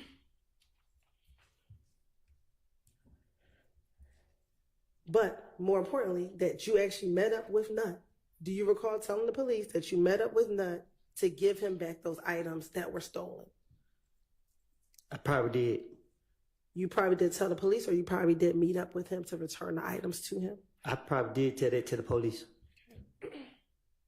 Do you have any independent memory today of you actually returning the items to Nut? I did. You did return those items? I did give him his stuff back. So that was something truthful that you told the police? That was. Okay. I don't know if I told it to the police, but I told it to you. Isn't it true you also told Detective Gaither and Detective Dennis in January of 2015 that you called Nut and said, hey man, I got your shit right here, pull up on me, and he came and pulled up on me and you gave him his stuff back? Take a little bit of lie and put it with it. Take a little bit of truth and put it with a lie. That's what I do. And also, during this same meeting that you met Nut to give him back his stuff, you talked to him about the beef you were having with him and Kel.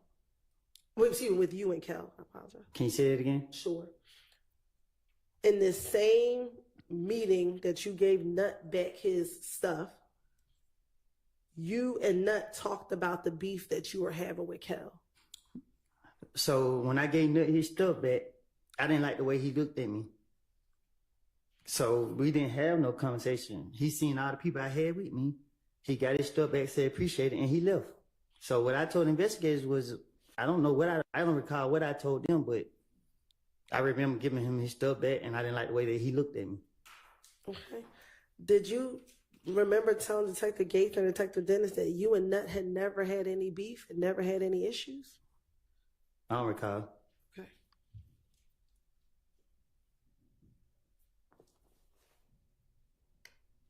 When you met with Nut, do you remember who you were with?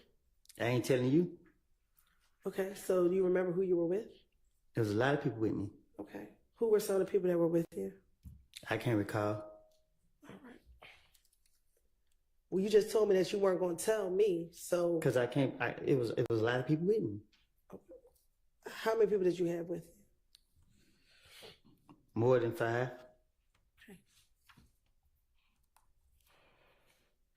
Did Nut have anyone with him? I think so. Do you remember who that was? Yeah. I don't know them by name though. He had 2 or 3 people with him. Okay. Do you remember telling Detective Gaither and Detective Dennis that he had his brother Greedy with him?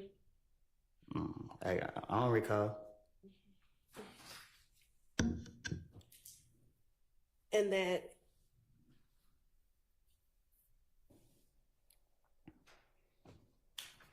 Greedy pulled up in the gray Impala, and then Nut pulled up in his Tahoe truck, his green Tahoe.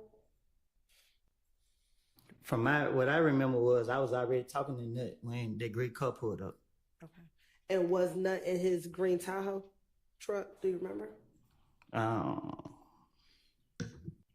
Damn, I can't really recall what Nut was in. Okay. He may have. I ain't pay attention to his car. It's just the way the other car pulled up that made me pay attention. Okay, so did you not like how Greedy pulled up?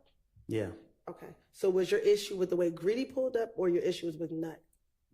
The way they did, I don't recall.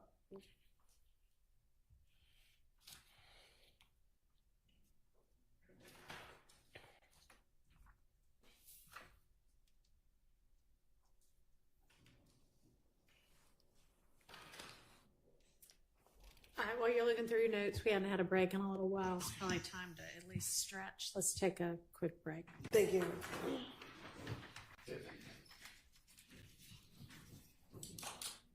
All right, to adjourn.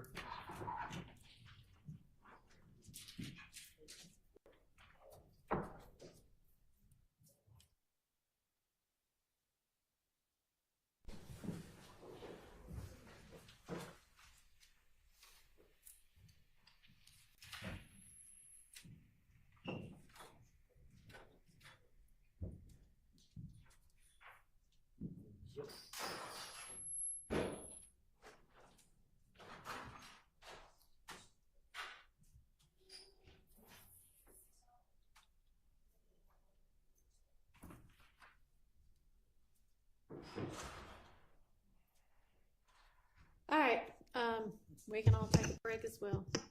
Anybody need to say anything with the record before we do that? All right. That's it. Nose running. That's all.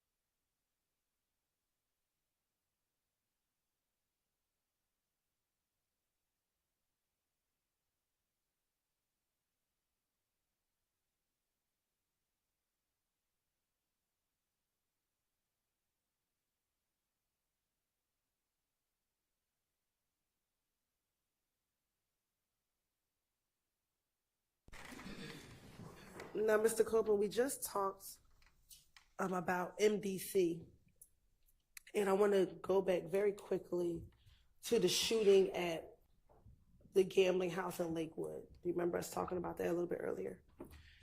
And when we talked about it earlier, do you recall back in 2015, in the same January 2015 interview, telling the detectives that initially you all thought it was MDC that shot at you at the gambling house?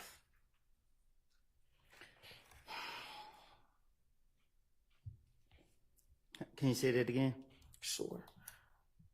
When discussing the gambling house shooting, initially, do you remember telling Detective Gaither that initially you all thought that it was MDC that shot at you all at the gambling house?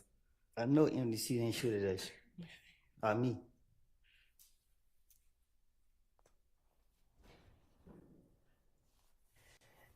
And when you talked to Detective Gaither and Detective Dennis about the shooting, you actually went into some details about what happened that night of the shooting. Do you recall doing that? What you mean? Like telling Detective Gaither, giving them details about what happened the night of the shooting. I remember what happened, but I don't remember what I told the police. Okay, what do you remember happening? Niggas was shooting at us. Can you watch your language? I mean, people were shooting at us. All right. And where were you all? Where were you standing when they were shooting at you? Outside. Okay. And you said they were shooting at us. Who else was out there with you? A lot of people, little kids. I can't be specific who was out there. Okay. Do you remember telling Detective Gaither and Detective Dennis that Thug was out there with you? I don't recall. Okay. And that the individuals started shooting from the bushes? I don't recall where they were shooting at, but I thought they were shooting at. And also, did you tell Detective Gaither that you ended up having to run behind a young woman who was out there as well? I don't recall what I told the investigators.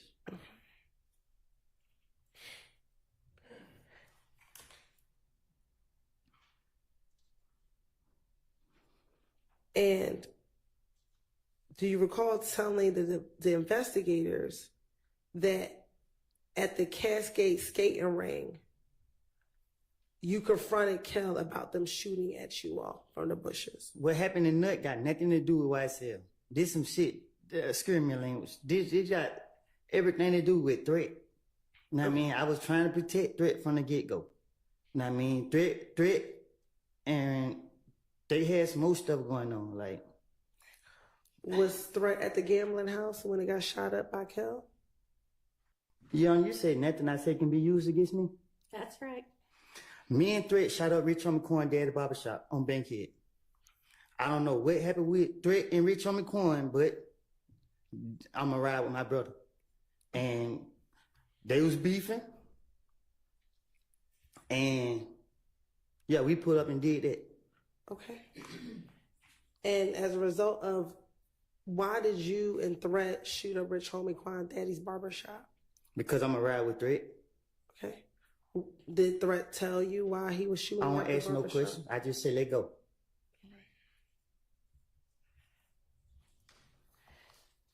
And when Rich Homie Quan's barbershop was shot up, was that in September of 2014? Do you remember? I don't know when. I know we went up there and shot it up.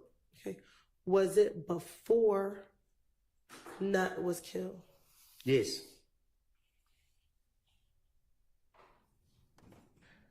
Do you remember what happened the day that you and Threat shot up Rich Homie Quan's daddy's barbershop? What you mean? Like, do you remember that day? What led up to you going to the barbershop and shooting it up? I told him they go do it. What led up to you saying, let's go do it? Why? Threat was mad. He was like, he fucking keep scaring my language. He was talking, playing like we somebody to play with. And I was ready. I had them choppers on deck. Why was Threat beefing with Rich Homie Quan to shoot up his daddy's shop?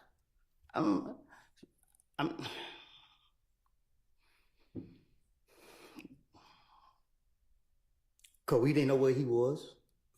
So did you go to the shop looking for Rich Homie Quan? Nah, we went to send a message.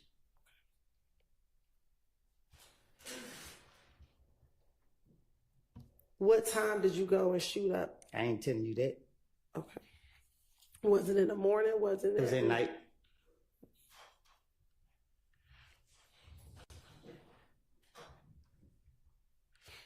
To your knowledge, did anyone send threat to go shoot up Rich Homie Quan's daddy's shop to send a message?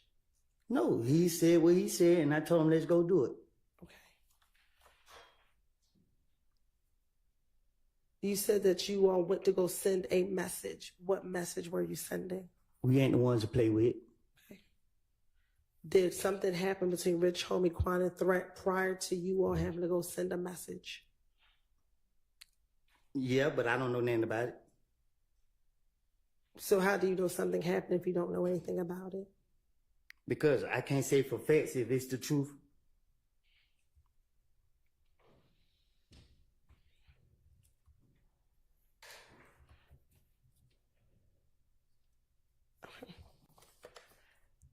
Now, did this shooting of Rich Homie Quan's daddy's barbershop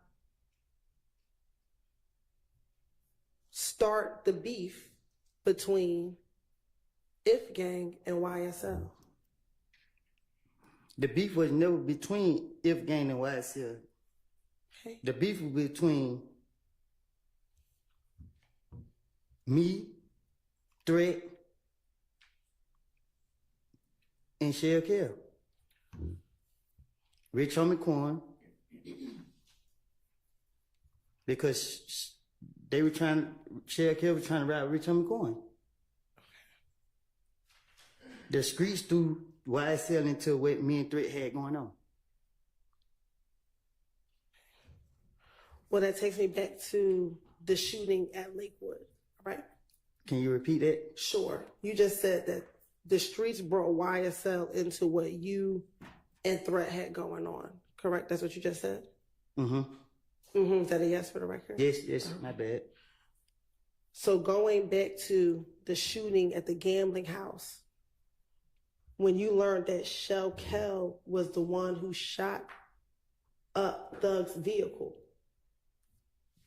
did you and Shell Kell squash your beef when the two of you met at the Cascade skating rink? Nothing I say could be used in no courtroom, That is correct. federal or state. Is that the parameters of the immunity or? Nothing can be used. Correct.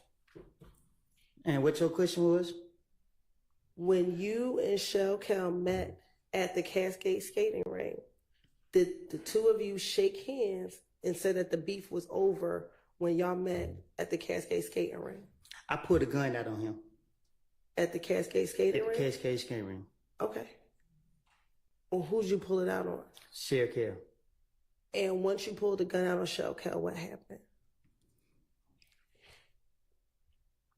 I had somebody with me that I didn't want to get caught up in my bullshit, my shenanigans. Who was with you? I can't recall. Well, if somebody you just I said, can't remember who it was with me. okay. So how do you know you didn't want them caught up in your shenanigans? Because I wasn't fit to put nobody else in my. I just wasn't gonna do that. Okay. So after you pulled the gun out on him, did you shake hands with him to say that the beef was over between the two of you? Nope. Okay. I pulled the gun out and let him know I could have got you right now. Okay. And you didn't shoot him? No, I didn't. All right.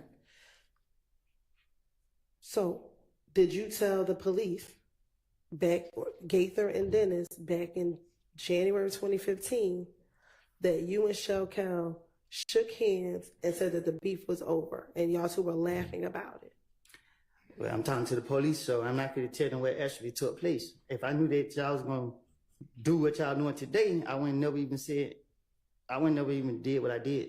Okay. And then after you told the police that you all shook hands, you told the police that Kell wanted you to FaceTime Thug. Thug had nothing to do with what we had going on. That's not what I'm asking you, Mr. I'm Copeland. telling you the truth. Did Kel shoot up or shoot Thug's car the night that the gambling house was shot up? Everybody could got shot up, and I can't say if I never seen who actually did it. They say that it was Kel who did it. Was Thug's car one of the cars that was shot up the night that the gambling house was shot up? My car was shot up, and a few other cars. I didn't see Thug cars because once I came from behind the wall, everybody was scattering or pulling off. So is your response that you don't know if Thug's car was shot up? I don't recall if his car was shot.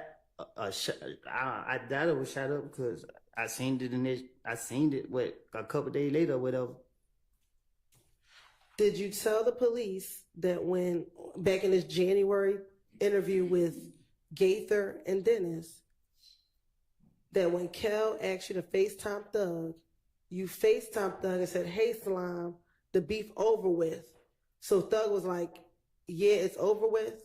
And then Kel got on the phone and Thug started talking, and Thug said, "The beef ain't over with until you pay for my window. You shot my window." Well, I told you I'd make anything up if I'm talking to investigators. Okay. And they clarified and they asked you, is that what Kel said? And you said, no, that's what Thug told Kel. It don't take a rocket science to come up with it. I don't recall what I told the investigators. I know I wasn't going to tell them that I put a gun on Sheriff Kel, and if I didn't have certain people with me, I was going to do something to them. Okay. And that, furthermore, you said, you told Detective Gaither and Dennis, yeah, he shot Thug's window. So Thug, like, I don't care about none of that, about what you all have going on. You still shot at me. Just pay for my window. If you don't pay for my window, hey man, I ain't letting nothing go. I looked at Kel and said, that's between y'all two. Do you recall telling Detective Gaither and Dennis that? You know, I don't even talk like that. All right. And then afterwards, they hung up from FaceTime, and Kel's like, nah, man, call Nut. And so you and Kel started talking, and you told Kel, just pay for the window. This shit over. And Kel's like, pay for the window? This nigga just tried me. Did you tell the police that that's what Kel told you after he got off the phone with Thug? When I pulled that gun out on Sheriff Kel, I said, I could have got you. He went his way, and I went mine. Okay. Do you recall telling Detective Gaither and Dennis that you actually did shoot at Kel's house back in June of 2015? In the interview in June of 2015, you actually told the police that you shot at Kel. Do you not recall that? No, I don't. Okay. So I don't even think I got a chance to get him. You said that. You told the police you shot in the air, but Kel was around. Do you recall telling the police that? Can you say it again? Sure. I shot in the air, but what? I'm going to object to his statement of what he said. It was just represented that he told the police he shot at Kel. Now it's being represented he told the police he shot in the air, but Kel was around. All right, well, that may be something he told the police too. I don't know. She can ask about it and he can answer whatever his recollection is of what he said to the police. Go ahead. Okay, well, that is true. So make sure that you have a basis for your questions. Yes, I do, Your Honor. Looking at those pictures, did you also speak to detectives in June of 2015? June? Yes. Okay. And during that interview, do you recall telling the police that you actually did shoot at Kel, but you told them that you actually shot in the air, but Kel was around? I love God too much to be shooting at him. Okay. Do you recall telling the police that you shot in the air? No, I don't. I don't even recall ever shooting in the air. Okay.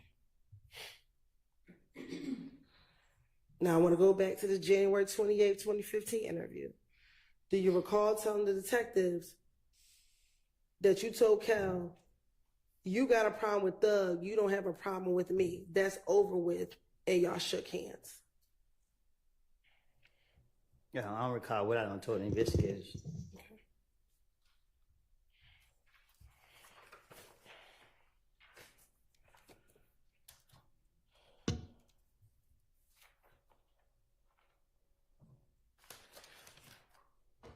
Now, in the same 2015 interview with Gaither and Dennis, after you spoke with them, Gaither and Dennis, about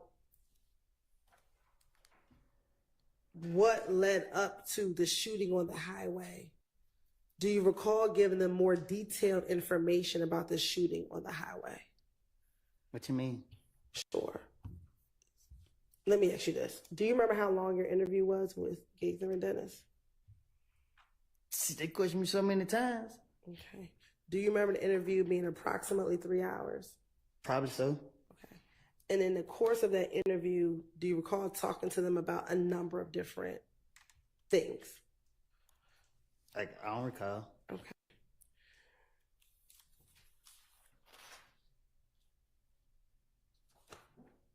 In speaking with Gaither and Dennis about the shooting on the highway, do you recall being at a pool party before the shooting occurred on the highway? No. Okay. Isn't it true that you told Detective Gaither and Detective Dennis that you all were at someone's home or at the pool party and you were getting ready to leave when you saw Booshi, Booshi, get on the phone prior to you leaving the party?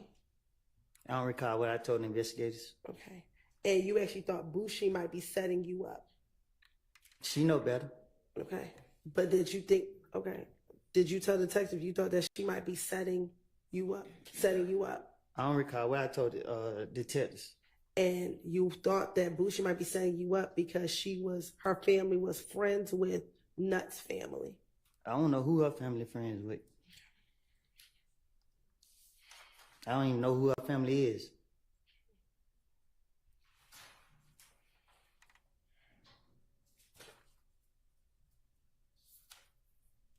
Do you recall them saying in that same interview that once you all left the party,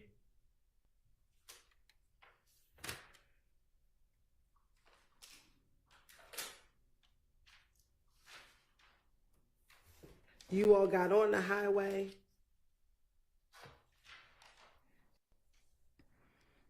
and you got near, I believe it was Atlanta Medical Center back then? And that's the area in where the shooting occurred on the highway. Can you say that again? Sure. That after you left the pool party, you and I believe Shannon got into a car and you all left, and the route that you took was near Atlanta Medical Center. Oh, I don't recall what I told the investigators.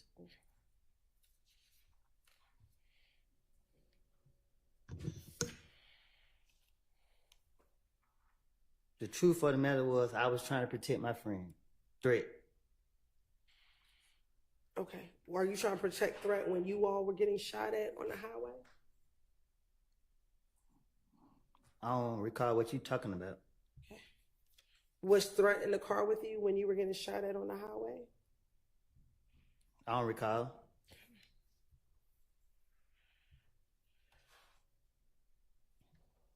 Do you remember telling the detectives that you reached out to Yet Gotti because he was dating Booshi at the time, to tell him you thought that Booshi set him up? I don't recall.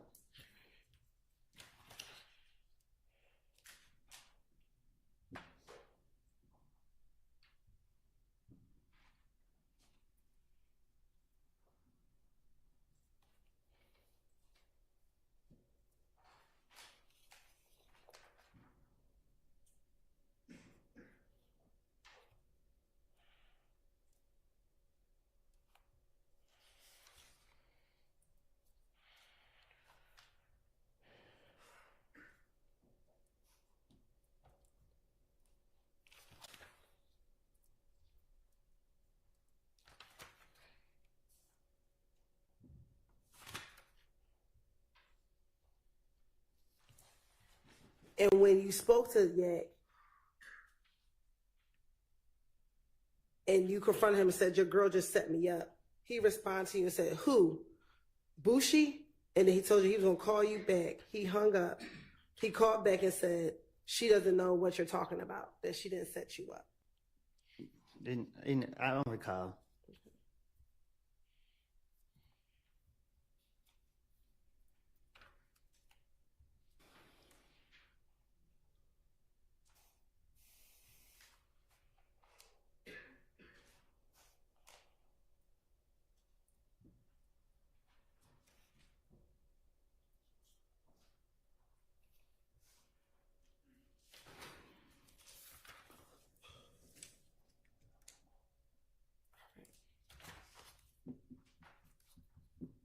Now,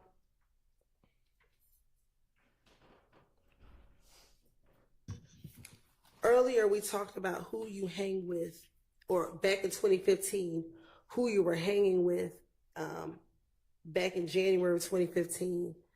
And did you tell detectives in this same January interview, Detective Gaither and Dennis, that outside of Shannon and Little D from Mechanicsville, you're not going to see them hanging with anybody else?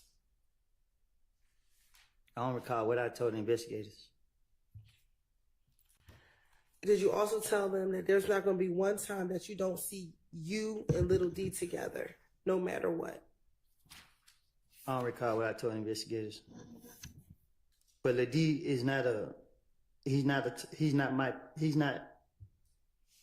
don't have my life, he not like me. Lady is a pretty boy, he for the girls. Okay, so when you say he's not like you, what do you mean? I don't recall. Okay, so why did you just say that? I don't recall. So when you say he's like the girls, what do you mean? He's a pretty boy. Okay. He's not a troublemaker. Oh, okay, so what does that mean? Why did you tell me that? Lady was only around for the girls. Okay. So when he got beat up in the club, was that only for the girls? Yeah. Okay.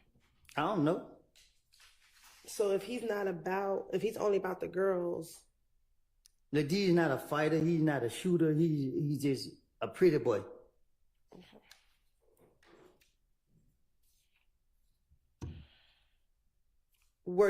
Are you aware of Little D shooting at people's houses after he got beat up in the club in April of 2015?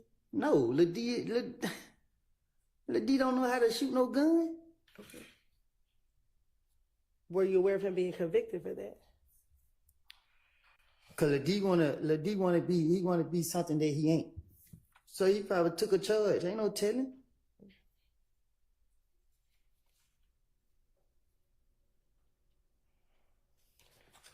Now, are you familiar with a person by the name of Trevia?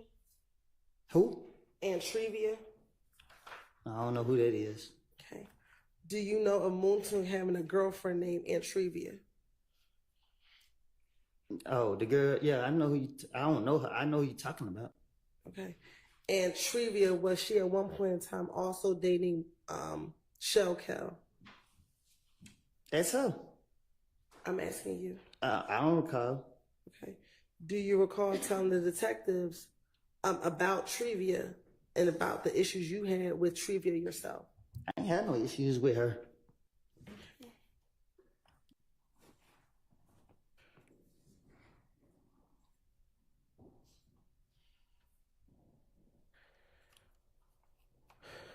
Do you recall telling the detectives about Moontung and Shell Cal getting into an argument at Club Crucial? We grown, we men, we ain't doing no arguing, especially not over no girl. Okay. Do you recall telling Detective Gaither and Detective Dennis? I would tell them anything. And that their argument wasn't over a girl? I don't recall.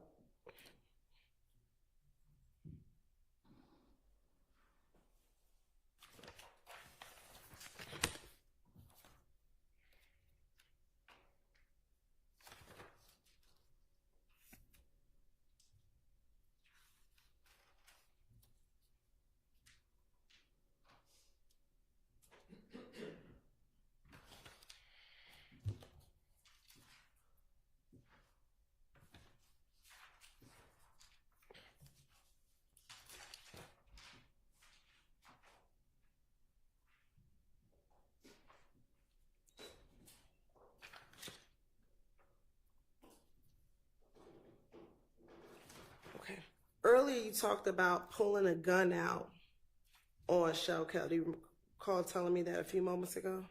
Yes. All right. In this same January, excuse me, I thought it was in June, but in this same January interview, do you recall telling Detective Gaither that you actually told Shellcal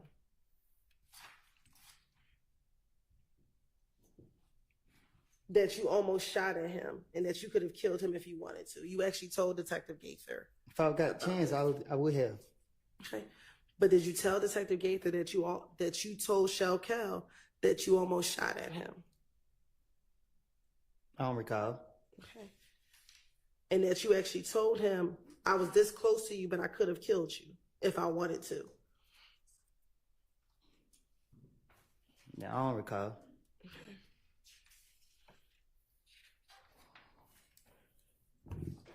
And that's when you told him, I ain't shoot at you, but I shot in the air. If I would have shot you, I could have got you.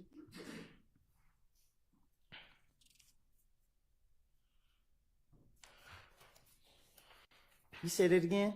Sure.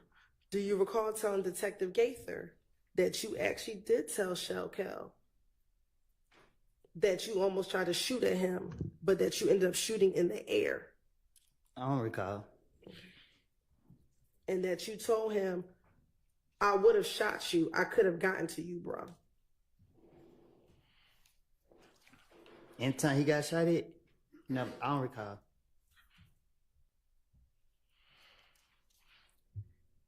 And even when you told Detective Gaither that you intended to shoot at Shellcal, were you arrested that day at all? Because I'm not telling on myself. But you told her what you told Shellcal, which was that you were shooting at him. I told her lies because I knew she wouldn't be able to go back and knew she wouldn't go back and get nothing to prove that what I said was true. Okay, but you just told this jury that you did try to shoot at Shellcal, so that wasn't a lie, correct?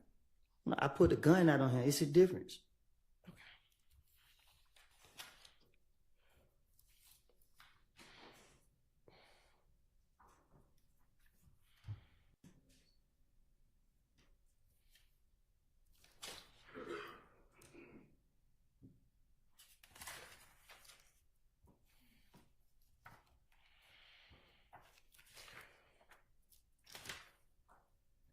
Now, after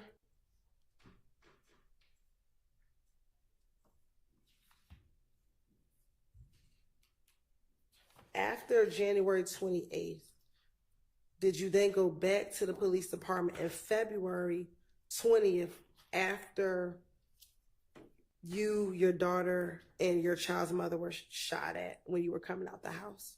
They took me down there. Okay. And when they took you down there, did you speak with the police? I had no choice. And did you tell them what happened to you? I told them different stories. What do you recall happening the day that you, your child, and your child's mother were shot at? My child was crying. She wouldn't stop crying. We was taking her to the hospital. We came out the door. Somebody was out there waiting. And then what happened? Okay. When you went to come out, child, where were you? Carver home. Okay. And where were you taking your baby? To the hospital. And today, do you recall which hospital you were taking her to? I think Scott is right. This one that I used to always take her to. Okay. And once you walked out the house, what do you remember happening? I look around. I seen the car sitting at the stop sign, just sitting there. I walked towards the car. I walked towards my car, and I grabbed my baby mama's hand and pulled her closer to me. And the car pulled out, like if it come, like they were trying to figure out which way they wanted to go. Then they turned my way. I told her to get down. I pulled the gun out, put my baby behind my back. because she was in a car seat. I pulled my gun out. I can't remember if I threw my child in the back seat with my baby mama or if I just held her behind my back. But the car rolled on the side of me. I seen all the windows up, and I didn't just want to shoot anybody out for paranoid. So I waited. They rolled up, let their window down, and tried to shoot. And I shot all in their car. And what happened after you shot at their car? I ran around, grabbed my baby mama out the back seat, told her to duck behind me as we tried to go back into the apartment, and they got out the window and tried to shoot. They shot, and I shot back at them again, and then the car started making a lot of noise. They ran into a house. They jumped out, and I shot at them some more. Then the neighbors, somehow we couldn't get in, but she got in, and we ran. The neighbors was in their house. And the neighbor, the house you ran into, were they initially outside as well when the shooting first started? Do you remember? I think it was, but I can't. It was so fast. I wasn't caring about them. My only mind was on my kid and my baby mom. And when that occurred, did you feel the need that you had to protect your child and your child's mother? That's my job. And that's why you shot back. That's my job. Okay. And once everything occurred, did you wait for the police to come to tell them about what happened? No, I was trying to dip, but when I came out, the police came so fast. Shit, they caught me. And when they caught up with you, did you tell them everything you just told the jurors right now while you were still on the scene, still back at Carver Homes? No, I lied and said that somebody named Tay was shooting back at them. Okay. And when he said he gonna call Gator, whatever her name is, I knew she was gonna be like, which Tay? So I just went ahead and told him I was shooting back. Okay. So when you went down to the police department and you spoke with the detective, do you recall initially not wanting to tell them who shot at you or who you saw shooting at you? So, I mean, I tell it over and over and over and over and over that I never saw no one face. I to this day, I still never saw no one face. The detectives, they pressured me. They kept asking me. I didn't know nobody. And then the next day they wanted the gun. They gave me 24 hours. I didn't get them the gun. They locked me up. And when they locked me up, they put me on isolation. They wouldn't let me out the room. I was going crazy. I was thinking about when nobody out there to protect my baby mama and her and my child. I was losing it. Shit, I was going crazy in that room. So I just went putting things in my head, and I was requesting to speak to the police so I could say anything to get out, so I could get out there and do what I know. Okay, so I'm going to go back to the interview now on February 20th, 2015, and looking at those state's exhibits. Can you find the one that's February 20, 2015? It's right in front of me. And is that the one that you and Deshaun were in the interview room together? Yes. All right. And do you recall there being times in the interview that the detectives left and you and Deshaun were in there by yourselves?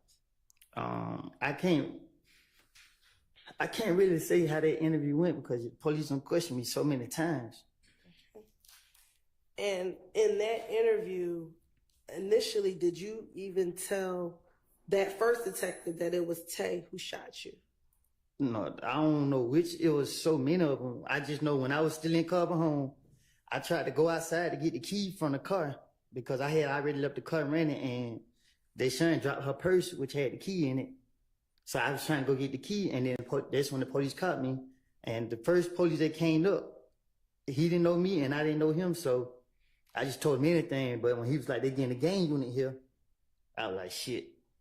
Because the gang unit know everybody I know, so I just told them I shot back. Okay. And even when you told me you shot back, you did not get arrested for shooting back at Tay, or excuse me, shooting back at the cars that shot at you. Right. So when I went ahead and admitted that I was shooting back, they searched me, and then he was like, "Okay, man, you're not under arrest, whatever." So he's like, we just want to take you down for question. I'm like, but if me and my baby mama got shot up, why you only taking me? If you're going to lock me up, just going to lock me up. And then one of the police because the police put like his handcuff. And he was like, nah, we don't need that. Told him put the handcuffs up. And he like, man, come. So I like, do I got to go? He like, yeah, because I got to get your statement. So I'm like, well, why she? And he like, she could come too. Okay. And the both of you all went to the police department. He took us down there. All right. And she wasn't arrested and you weren't arrested when you went down there. No, we wasn't. All right. And during that interview, do you recall them trying to find out from you who was the person that shot at you? That's what he kept asking. I don't recall, but I know that's what he kept asking. And you were concerned about telling them because you were concerned about snitching.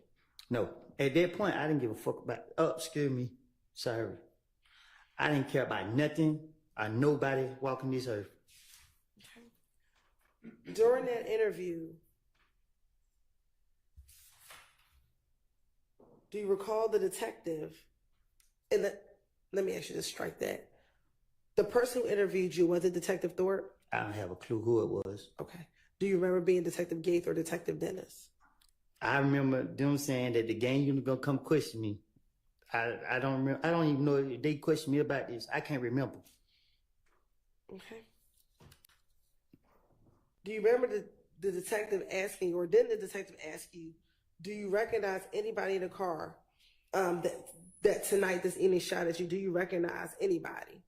And Deshaun says, I couldn't see their face. He asked you, you recognize who it is. I'm just waiting on you to be real with me about it. And you said, it won't stop it. And he says to you, so you saying the loyalty, not knowing who was out here shooting at your baby mama and your baby ain't going to stop it? Because you can't sit here and tell me today who you recognize as a person who was shooting at you. And then you continue to say, I didn't do nothing. I didn't kill nobody. I didn't shoot one of them. I haven't done nothing to them. I honestly haven't. They've been shooting up. I haven't retaliated not one time. I'm going to tell you why I haven't. Because I feel like police out to get me. Gaither caught me. Guess what? They can call me. I put all my pride to the side. I put a lot of faith in her to handle. I'm sorry. And I put a lot of faith in her to handle this. And guess what? It's still going on. And he says to you,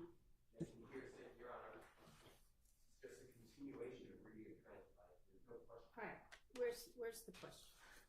That he was concerned about snitching. Were you concerned about snitching? No, I'm not. I wasn't concerned about snitching. It's more about getting whoever did that.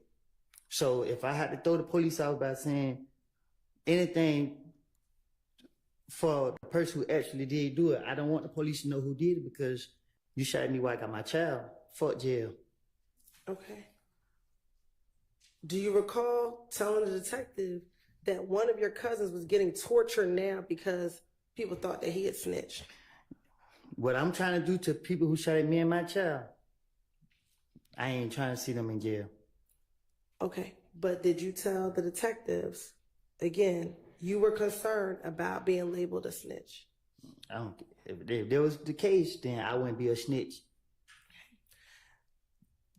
Isn't it true that you told the detectives, your cousin, he's getting shot at, all this because they think he snitched? I'm already going through enough about something I didn't do. And I know if I was to tell you what was going on, as much as I know, they're going to be on the records and all this here, and you got to get him locked up, and he going to get his discovery package.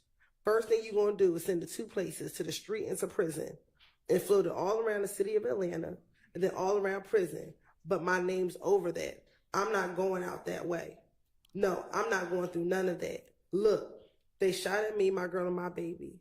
Almost shot my face off as we were running. I'm not for sure, but I thought I heard one of the bullets hit the car seat and grazed the car seat. I don't know. I've been to jail so many times that I know whatever I say to the police will be in black and white. They have me no concern about being labeled a snitch or being concerned about being labeled a snitch. The way I live and the way my mind set up is, I don't care how nobody label me. Like I told you, somebody shot me while I got my child. Okay. And with that, the detective tried to encourage you to tell who you saw, and you would not. Is that true? My right-handed guard, Detective Gaither, told me who shot at me. She asked me, did I see one of the people? And when she said that, I was like, I didn't see this boy, no nothing. First thing came to my mind, why you bring his name up? I didn't know no blood was in the car. I didn't know nothing. And when they told me that and she brought his name up, I knew who shot at me then. Didn't you send to Detective Gaither, and the day after this interview, a picture of the person who shot at you in the car? Tay never shot at me. Okay, but there was a throw off. But you sent her that picture, correct? I can't recall. If I did, I probably did. But my whole motive was to get who, in my heart, like I said last time, and to this day right here, I have seen Tay after the fact, and I didn't do nothing to him because I knew 100% fact that this boy didn't shoot at me or do nothing to me. The pressure that the Atlanta police put on me was just like to say anything at this point, because at the end of the day, I know this boy ain't shoot at me. Y'all went to lock them up and charge him. The DA office called me, and when I was in, they didn't call me, they called Deshaun. When I was in jail, and they was talking to her, and they was saying something about trial, I told them people on the phone while I was in jail back in whatever year that was, that he wasn't the person that shot us. I'm not protecting him. And to the day, he's out, wherever he at, I'm not protecting him. I never saw him shoot at me. Okay. In the same February 20th interview, do you recall there being a period of time when the detective left the room and it was only you and Deshaun in the room speaking? I don't recall nothing that took place in the interrogation. But as we speak today, I am telling you what I recall. When they shot at me with me, Deshaun, and my child, I remember every second of that night. I still see it every night I go to sleep. I still want this it. And is it true that in the same February interview, when Detective Curry left the room, it was just you and Deshaun, you said to her, this shit not going to work. Sit right here and be a damn snitch, so I'm going to keep going. And she says to you, why are you saying, why are you acting like you did? I didn't. They want me to say I did. Well, you should just said no. I thought you know all of them. And you said, I do know who it was. You were just saying you didn't know what to say. I did. When he jumped out the car, I know exactly who I saw. And she said, who? And he said, this shit got my blood pressure up. I think they be walking somewhere right here or something with the police right here. They had to be walking somewhere. They could have ran up to the car. And then you say, it's Tay and them. Do you recall telling Deshaun that when it was just the two of you in the room? I don't recall saying that, but I have watched First 48, and any of my family members will tell you, I don't never watch police all day. Any movie, I just watch and learn how they operate. When that police left out, I knew they were still recording us. Like I said, I like it. So why wouldn't, so if you told the detectives, I don't know who shot me, why didn't you just continue to say that if you knew the cameras were running? Why didn't you just tell Deshaun that knowing that the cameras were running? Because my whole motive is to convince the police that I'm going to tell them the truth. But you already convinced them, according to you, by telling them you didn't know who shot you, correct? But you got to understand the difference, like how you put pressure on me now. You keep applying pressure. You know what I mean? Like at this point, I'm liable to say anything. But the truth of the matter is, I don't know who shot at me until Detective Gaither said one of the boys' name. And when she said one of the boys' name, she said blood. And when they locked me up the next day, I was in what's name, and one of the boys came in like, he just came from Cub home, and they found he told me some stuff that happened that I was like, what? I put two and two together, and that's how I knew who shot at me. Was Detective Gaither in the room when you were talking to Deshaun? I don't know. Like yeah, I'm talking about the whole time frame. When that investigator questioned me, you know what I mean? Like, it was, I know Tay personally. Like, I'm not gonna tell you nothing about what me and Tay had going on, But y'all know like I know Tay didn't have nothing to do with me getting shot at. Matter of fact, you just said you knew Tay. Didn't you tell Detective Curry that Tay had just been at your house a few days before the shooting? Exactly. I invited him there. Exactly. And you told the detective that that's how you knew who he was, because he had been to your house. You want to tell you why I invited Tay to my house? I'm not even gonna do him like that. No, I'm not telling y'all that. Okay. I'm not asking you to tell me anything. I'm asking you, were you concerned about snitching, which is why you did not want to initially tell Detective Curry who shot at you? Objection, asked and answered. Sustained.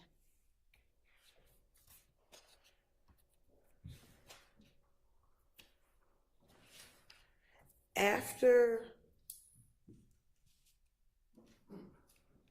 in that same February interview, once Detective Curry left the room and you had an opportunity to talk to Deshaun, do you remember Detective Curry coming back into the room and speaking with you some more? I don't recall how the interrogation went. Okay. I don't recall.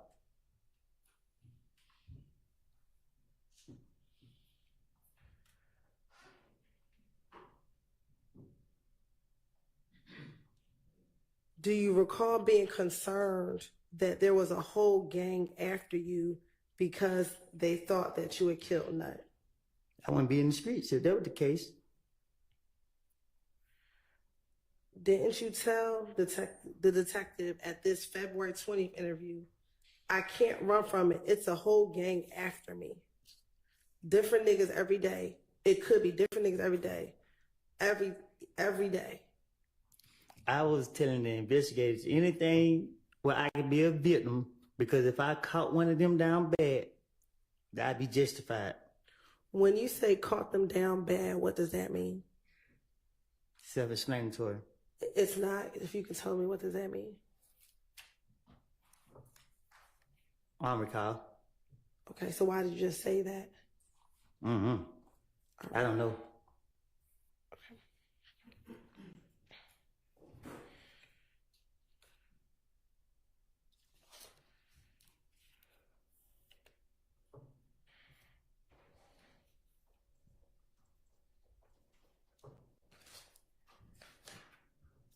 And in February of 2015, when you had this initial interview after you and your child mother was shot at,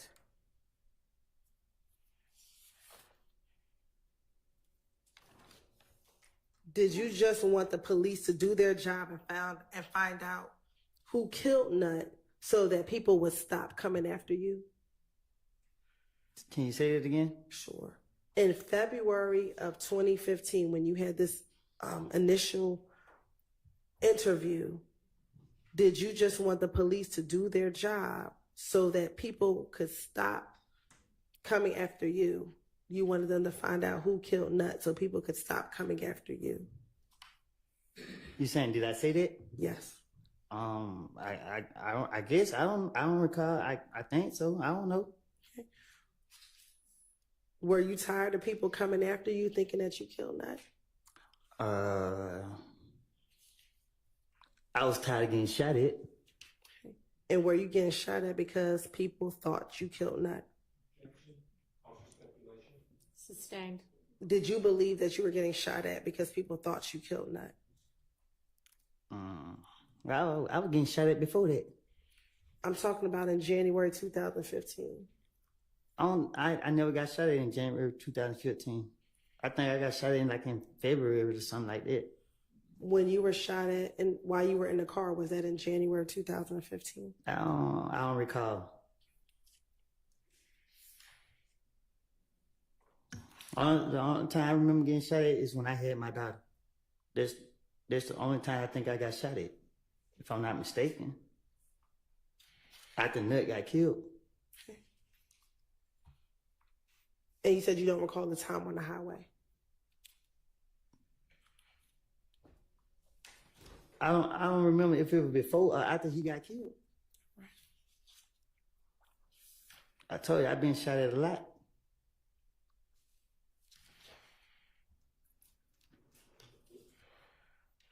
Now, you said that you finessed them because they wanted the gun that you used to shoot back at the individuals who shot at you. What happened to that gun? How do I know? What did you do with the gun after you shot at them? What gun? The gun that you used to shoot at the individuals who shot at you. I don't know nothing about no gun. I don't recall. Okay. Did you just testify a few moments ago that while your baby was in your hand, you took the gun and shot at these individuals who shot at you? Oh, I told them I throw that gun in the woods. Who did you tell that to? The police, they caught me there that night. And they went to search the woods and they said they couldn't find it. All right. Did you tell the detective who you were interviewing with that the gun was back at home and that you were going to go get the gun and bring it to them? Yes, I think I told them that. Okay. I told them if they let me go, I'd bring the gun back. And that specifically, you won't call Gaither and give Gaither the gun? I don't know if I said that, but I probably did. Okay. And did you ever give Gaither the gun? No. Why not? Is you crazy? They asked you for the gun. Why didn't you give it to her? I knew I wasn't going to get another gun from the start. Okay. Did you eventually explain in June of 2015 the reason why you never gave Gaither the gun? What you mean? When you were interviewed in June of 2015, did you tell Gaither why you never gave her the gun? I don't know. Okay. Did you tell Gaither in June of 2015 that you never gave her the gun because it was Shannon's gun? What I'm going to do with Shannon's gun? Okay. Did you recall telling her that? I ain't no telling. I probably did. Okay. And that Shannon took the gun with him while he was on tour with the... No, I don't. I tell Gaither anything. Okay. Just like I would tell the rest of the police. But as in the truth of what happened was, I hid the gun in the neighbor house. In their bathroom up under the sink. So why wouldn't you just tell Gaither that you hid the gun? Because they're going to lock me up for the gun. I ain't supposed to have it. Okay. But you had already told her in January 2015 that you had a whole chopper. You didn't get arrested for having a chopper.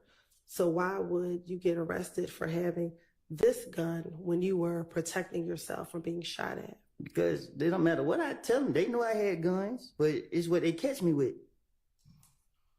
Okay. And didn't Gaither and the detective who interviewed you the night that you were shot at told you that you wouldn't get in trouble, they just need the gun? Yeah, but I don't know, a fool go for it. Okay.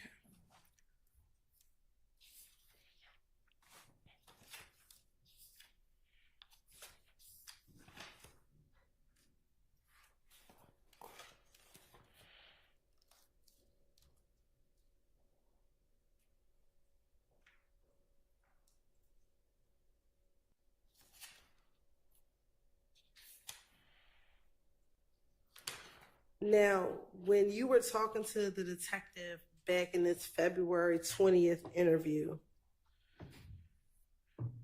do you recall him asking you questions about Tay and where Tay was from? Which Tay? The Tay that you initially said shot at your car. Oh, I don't I recall. mean, excuse me, shot at you and Deshaun. I don't recall.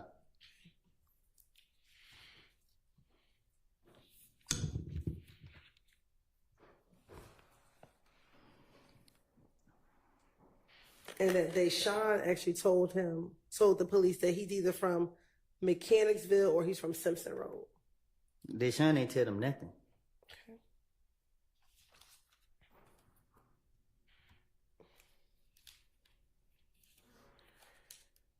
And matter of fact, Deshaun, when they asked him how old is Tay, Deshaun told them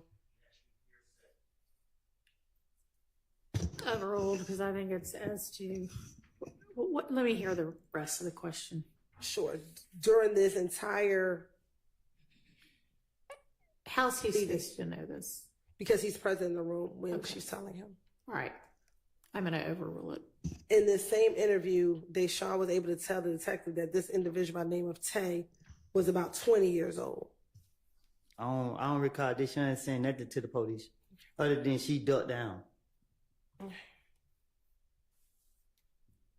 And that matter of fact, you actually told the detectives that you used to hang out with this Tay before he shot at you. I tell the detectives anything to get him up off me.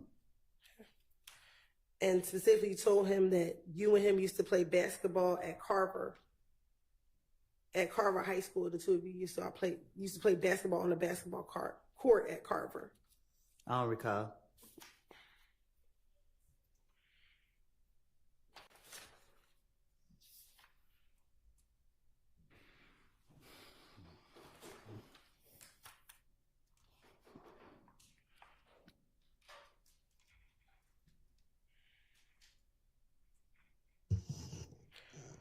Miss Hilton, we're going to need to, it doesn't have to be right this minute, but pick a stopping point sometime in the next 20 minutes or so. Okay.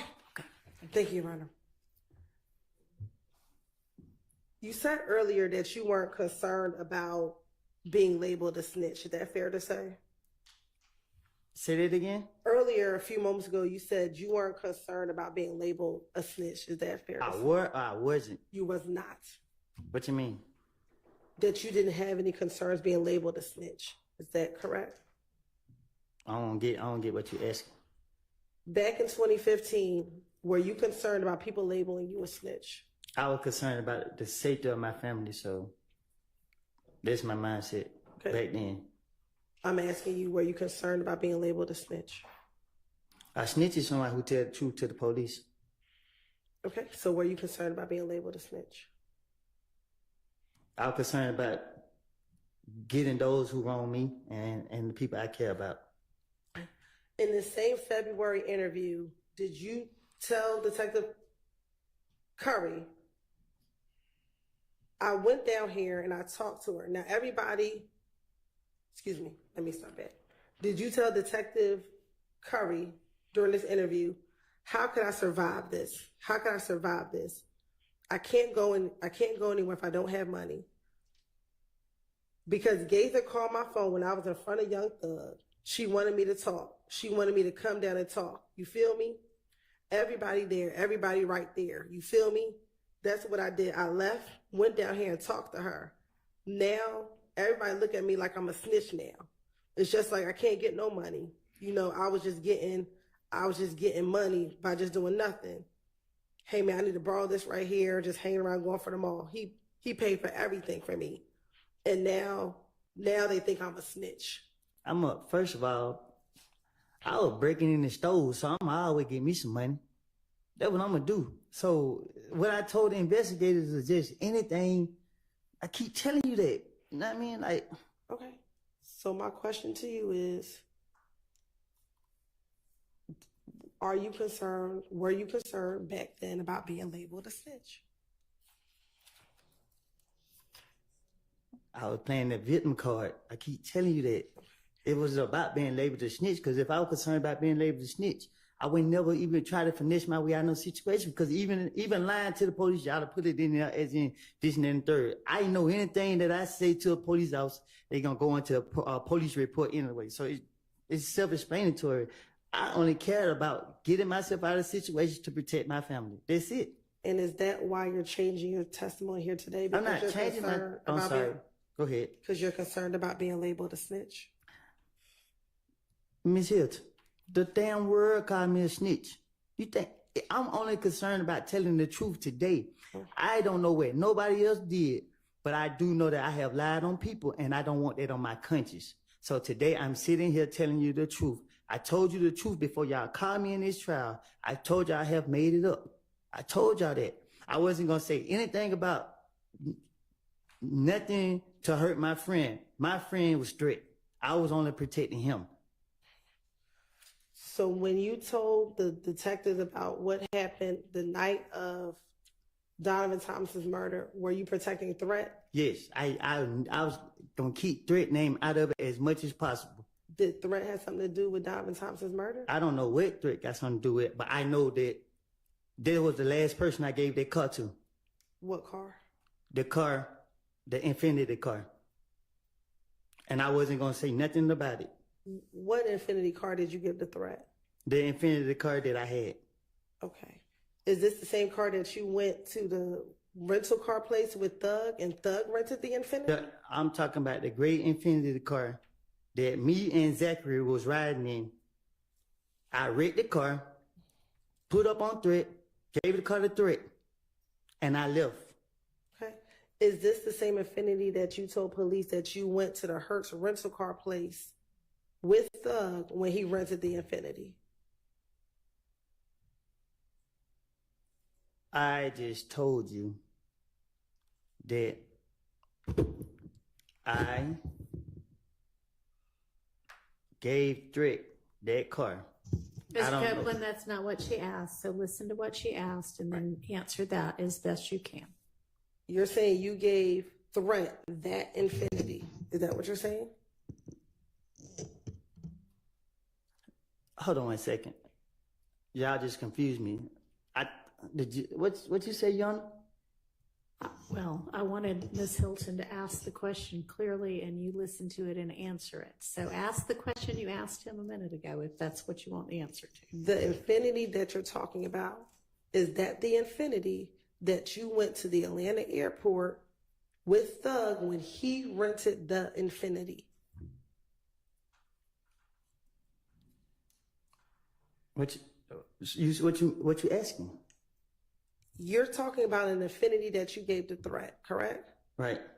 The Infinity that you're referring to, is that the Infinity that you went to the Atlanta airport with Thug when he rented the Infinity? Yes. Okay. And that was the car that Thug rented, correct? I asked him to rent me a car, and I rented the car, and I gave the car the threat. When did you give the car the threat? The same night I rented it. The night before that happened. Before what happened? The same night it happened. I can't remember. I gave the car the threat and I left. Where did you give the car the threat at?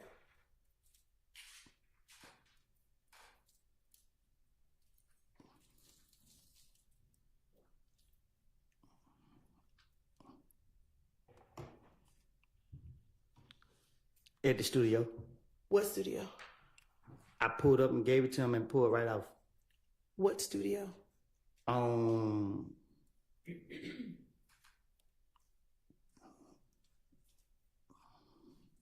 It was by Northside Drive, Marietta. It was one of them streets. Was there anyone else at the studio when you gave the car? I didn't go in the studio. I pulled up. I was pulling up, and I seen threat. I gave threat the car, jumped out of the car, it got in my called my brother to come and get me. And was this the date Donovan Thomas died? Was this a few days before? In relation to when Donovan Thomas died, when did you get threat this vehicle? I gave threat that car. I read the car, I gave it a threat. So when you wrecked the car, why would you give threat a wrecked vehicle? So I could, what you mean? It wasn't damaged bad. I don't know. I hit something on it, and then shit, the thing on the cover, it was tripping. So when I pulled up, I wasn't giving it to threat, but I just seen him standing outside. And I was like, he like, what you about to do? I'm like, just get the key real quick. I'll be right back. Gave threat the car, and I dipped. I don't know if it was late. So when I woke up the next day, I came outside, and this when I heard what happened. Okay. All right, Ms. Hilton, is this a good time to Yes, stop it's a good for the time to day? stop. All right. Yes. All right, Mr. Copeland, we'll see you back here at 9 in the morning. 9? 9 in the morning. I can go? Yeah, you can go for now. All right, ladies and gentlemen, To maintain the integrity of this trial, remember that you need to decide this case based only on the evidence that is admitted during this trial and the law that I will explain to you. You should consider only the evidence admitted inside of this courtroom. You may not conduct any research on your own about this case or about any of the people or the places mentioned in this trial. You may not visit any places mentioned in the evidence, and you may not refer to any books or documents that have not been admitted during the trial. You should not take or review any photographs or video of any person or place involved in this case, except to review the evidence during your deliberations later. Also, you may not use any dictionaries or any other reference materials, including online reference materials, to help you in any way with this case. You may not use Google or any other internet search engine, or consult websites, blogs, podcasts, any social media websites, apps, including but not limited to Facebook, Instagram, Twitter, X, TikTok, Reels, Twitch, YouTube, Kick, Reddit, or the like. I'm sure I left out a few, but any of those. Or any other source, electronic or otherwise, to get information about this case. And do not use any of these sources to get information about legal terms or concepts or about the law. Finally, do not watch, read, or listen to any accounts of this trial that might appear in the news media, whether online, in print, on television, on the radio, or otherwise. And this includes any social media as well. In short, do not seek any information about this case from any source outside of the confines of this courtroom. Remember, you are the ones who've been qualified as fair and impartial jurors to decide this case, and no other influence should affect your decision. For that reason, you may not discuss this case with anyone, including your family and friends, or let anyone discuss this case with you or around you. This includes discussion or sharing information in person or by phone, email, text, blog, or any form of social media. And if anyone does approach you about the case, please immediately let Sergeant Ingram or another deputy or court staff know that. Please remember that you should consider the evidence with an open mind, do not jump to conclusions, and do not reach any final conclusions until this trial is complete. And by that I mean until the deliberations begin, after you've heard all of the evidence, the lawyer's closing arguments, and the law that applies to this case. You must not, until that time, even discuss the case amongst yourselves in the jury room, during breaks, or anywhere else. Please remember to leave your notes and notepads in the jury room as you leave for the evening. Thank you so much for your time and attention, and we will see you at 9 a.m. in the morning. Thank you. You're excused for now. All right.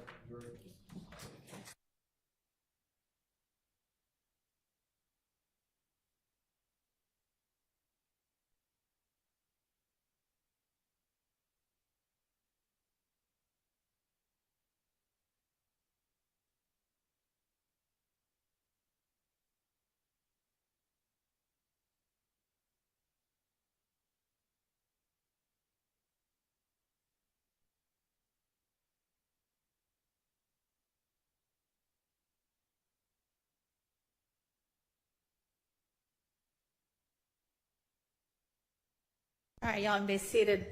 I'm going to have Ms. Pursfield double check and confirm with the jurors their understanding of what days next week they were released.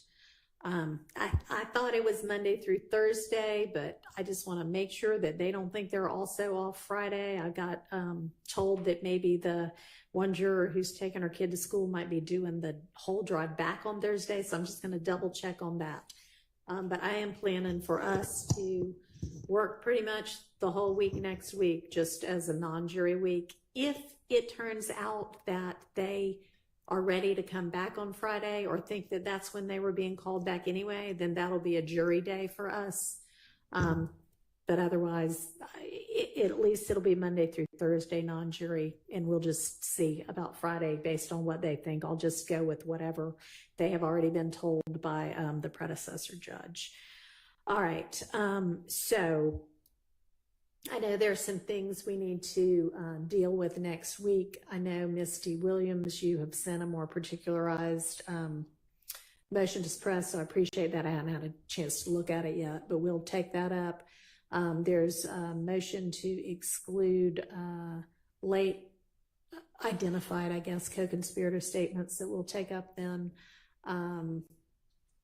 If we're lucky, we can get to what everybody understands the exhibit list admissions are. I don't think that's the most critical thing to do, but if we get around to it, we need to have confirmation on the motion in limine 49 concerning the PowerPoint. Do y'all have an answer to that yet? Your Honor, I don't. My answer is preliminary. I just remember what I said, and it was not contained in, partially contained in the motion in limine. So we are looking back at the transcript and the video, because my recollection of it is different than what's being represented in motion in limine number 49, and mine was specifically that we were not intending to introduce it at that time through that witness. So, and that day. So we're going back. All right. Because. So you think that it's possible that you didn't actually say we don't ever want to introduce it or use it? You think it may have just been. I know I didn't say that we don't ever want to introduce it. All right, and so then it sounds like there's still going to need to be a ruling on that, because y'all do want to introduce that? We do want to use that. We intended, that's why we gave it to them. We were going to use it through Detective Dennis at the end of the Donovan Thomas and at the end of the retaliatory shootings. All right, and I know that I've got the defense position on that. I don't know if you had said that you filed a written response ever. I did, but to his number 49, I will file a written response, because when we got that, we were looking through, like, that's not the recollection that I have. We were looking through to make sure that he had contained, and it doesn't. His motion does not contain the entirety of what was said in that colloquy, and the matter of the PowerPoint was addressed on 2 different days, I believe. Okay, so. well, just get that in sometime this week, so that's another thing we can deal with and resolve next week. I know we still have wiretap evidence outstanding that we need to reach at some point. I think that's everything, other than we need to have a date for the remedial training. And Ms. Love, if you can provide to the court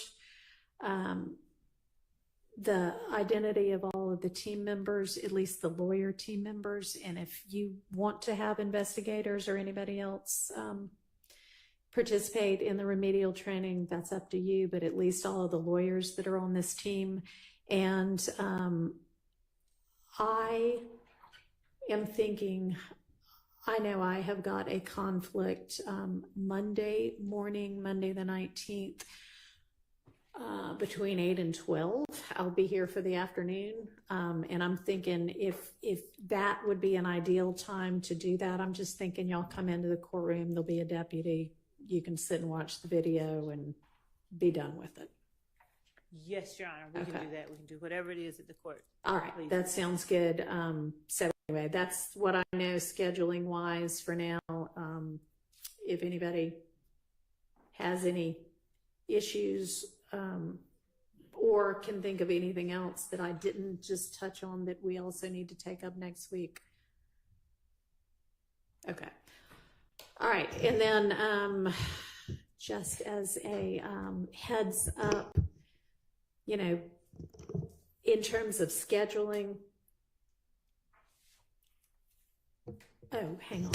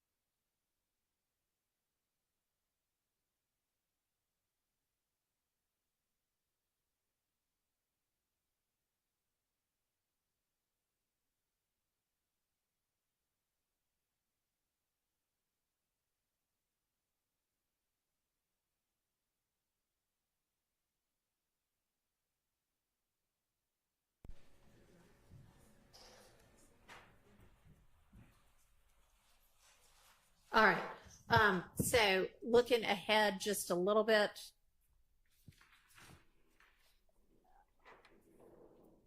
Next week, we've already discussed. The week after that begins the 26th, we will be in court, I imagine, with the jury, the 26th, 27th, and 28th. That's Monday through Wednesday.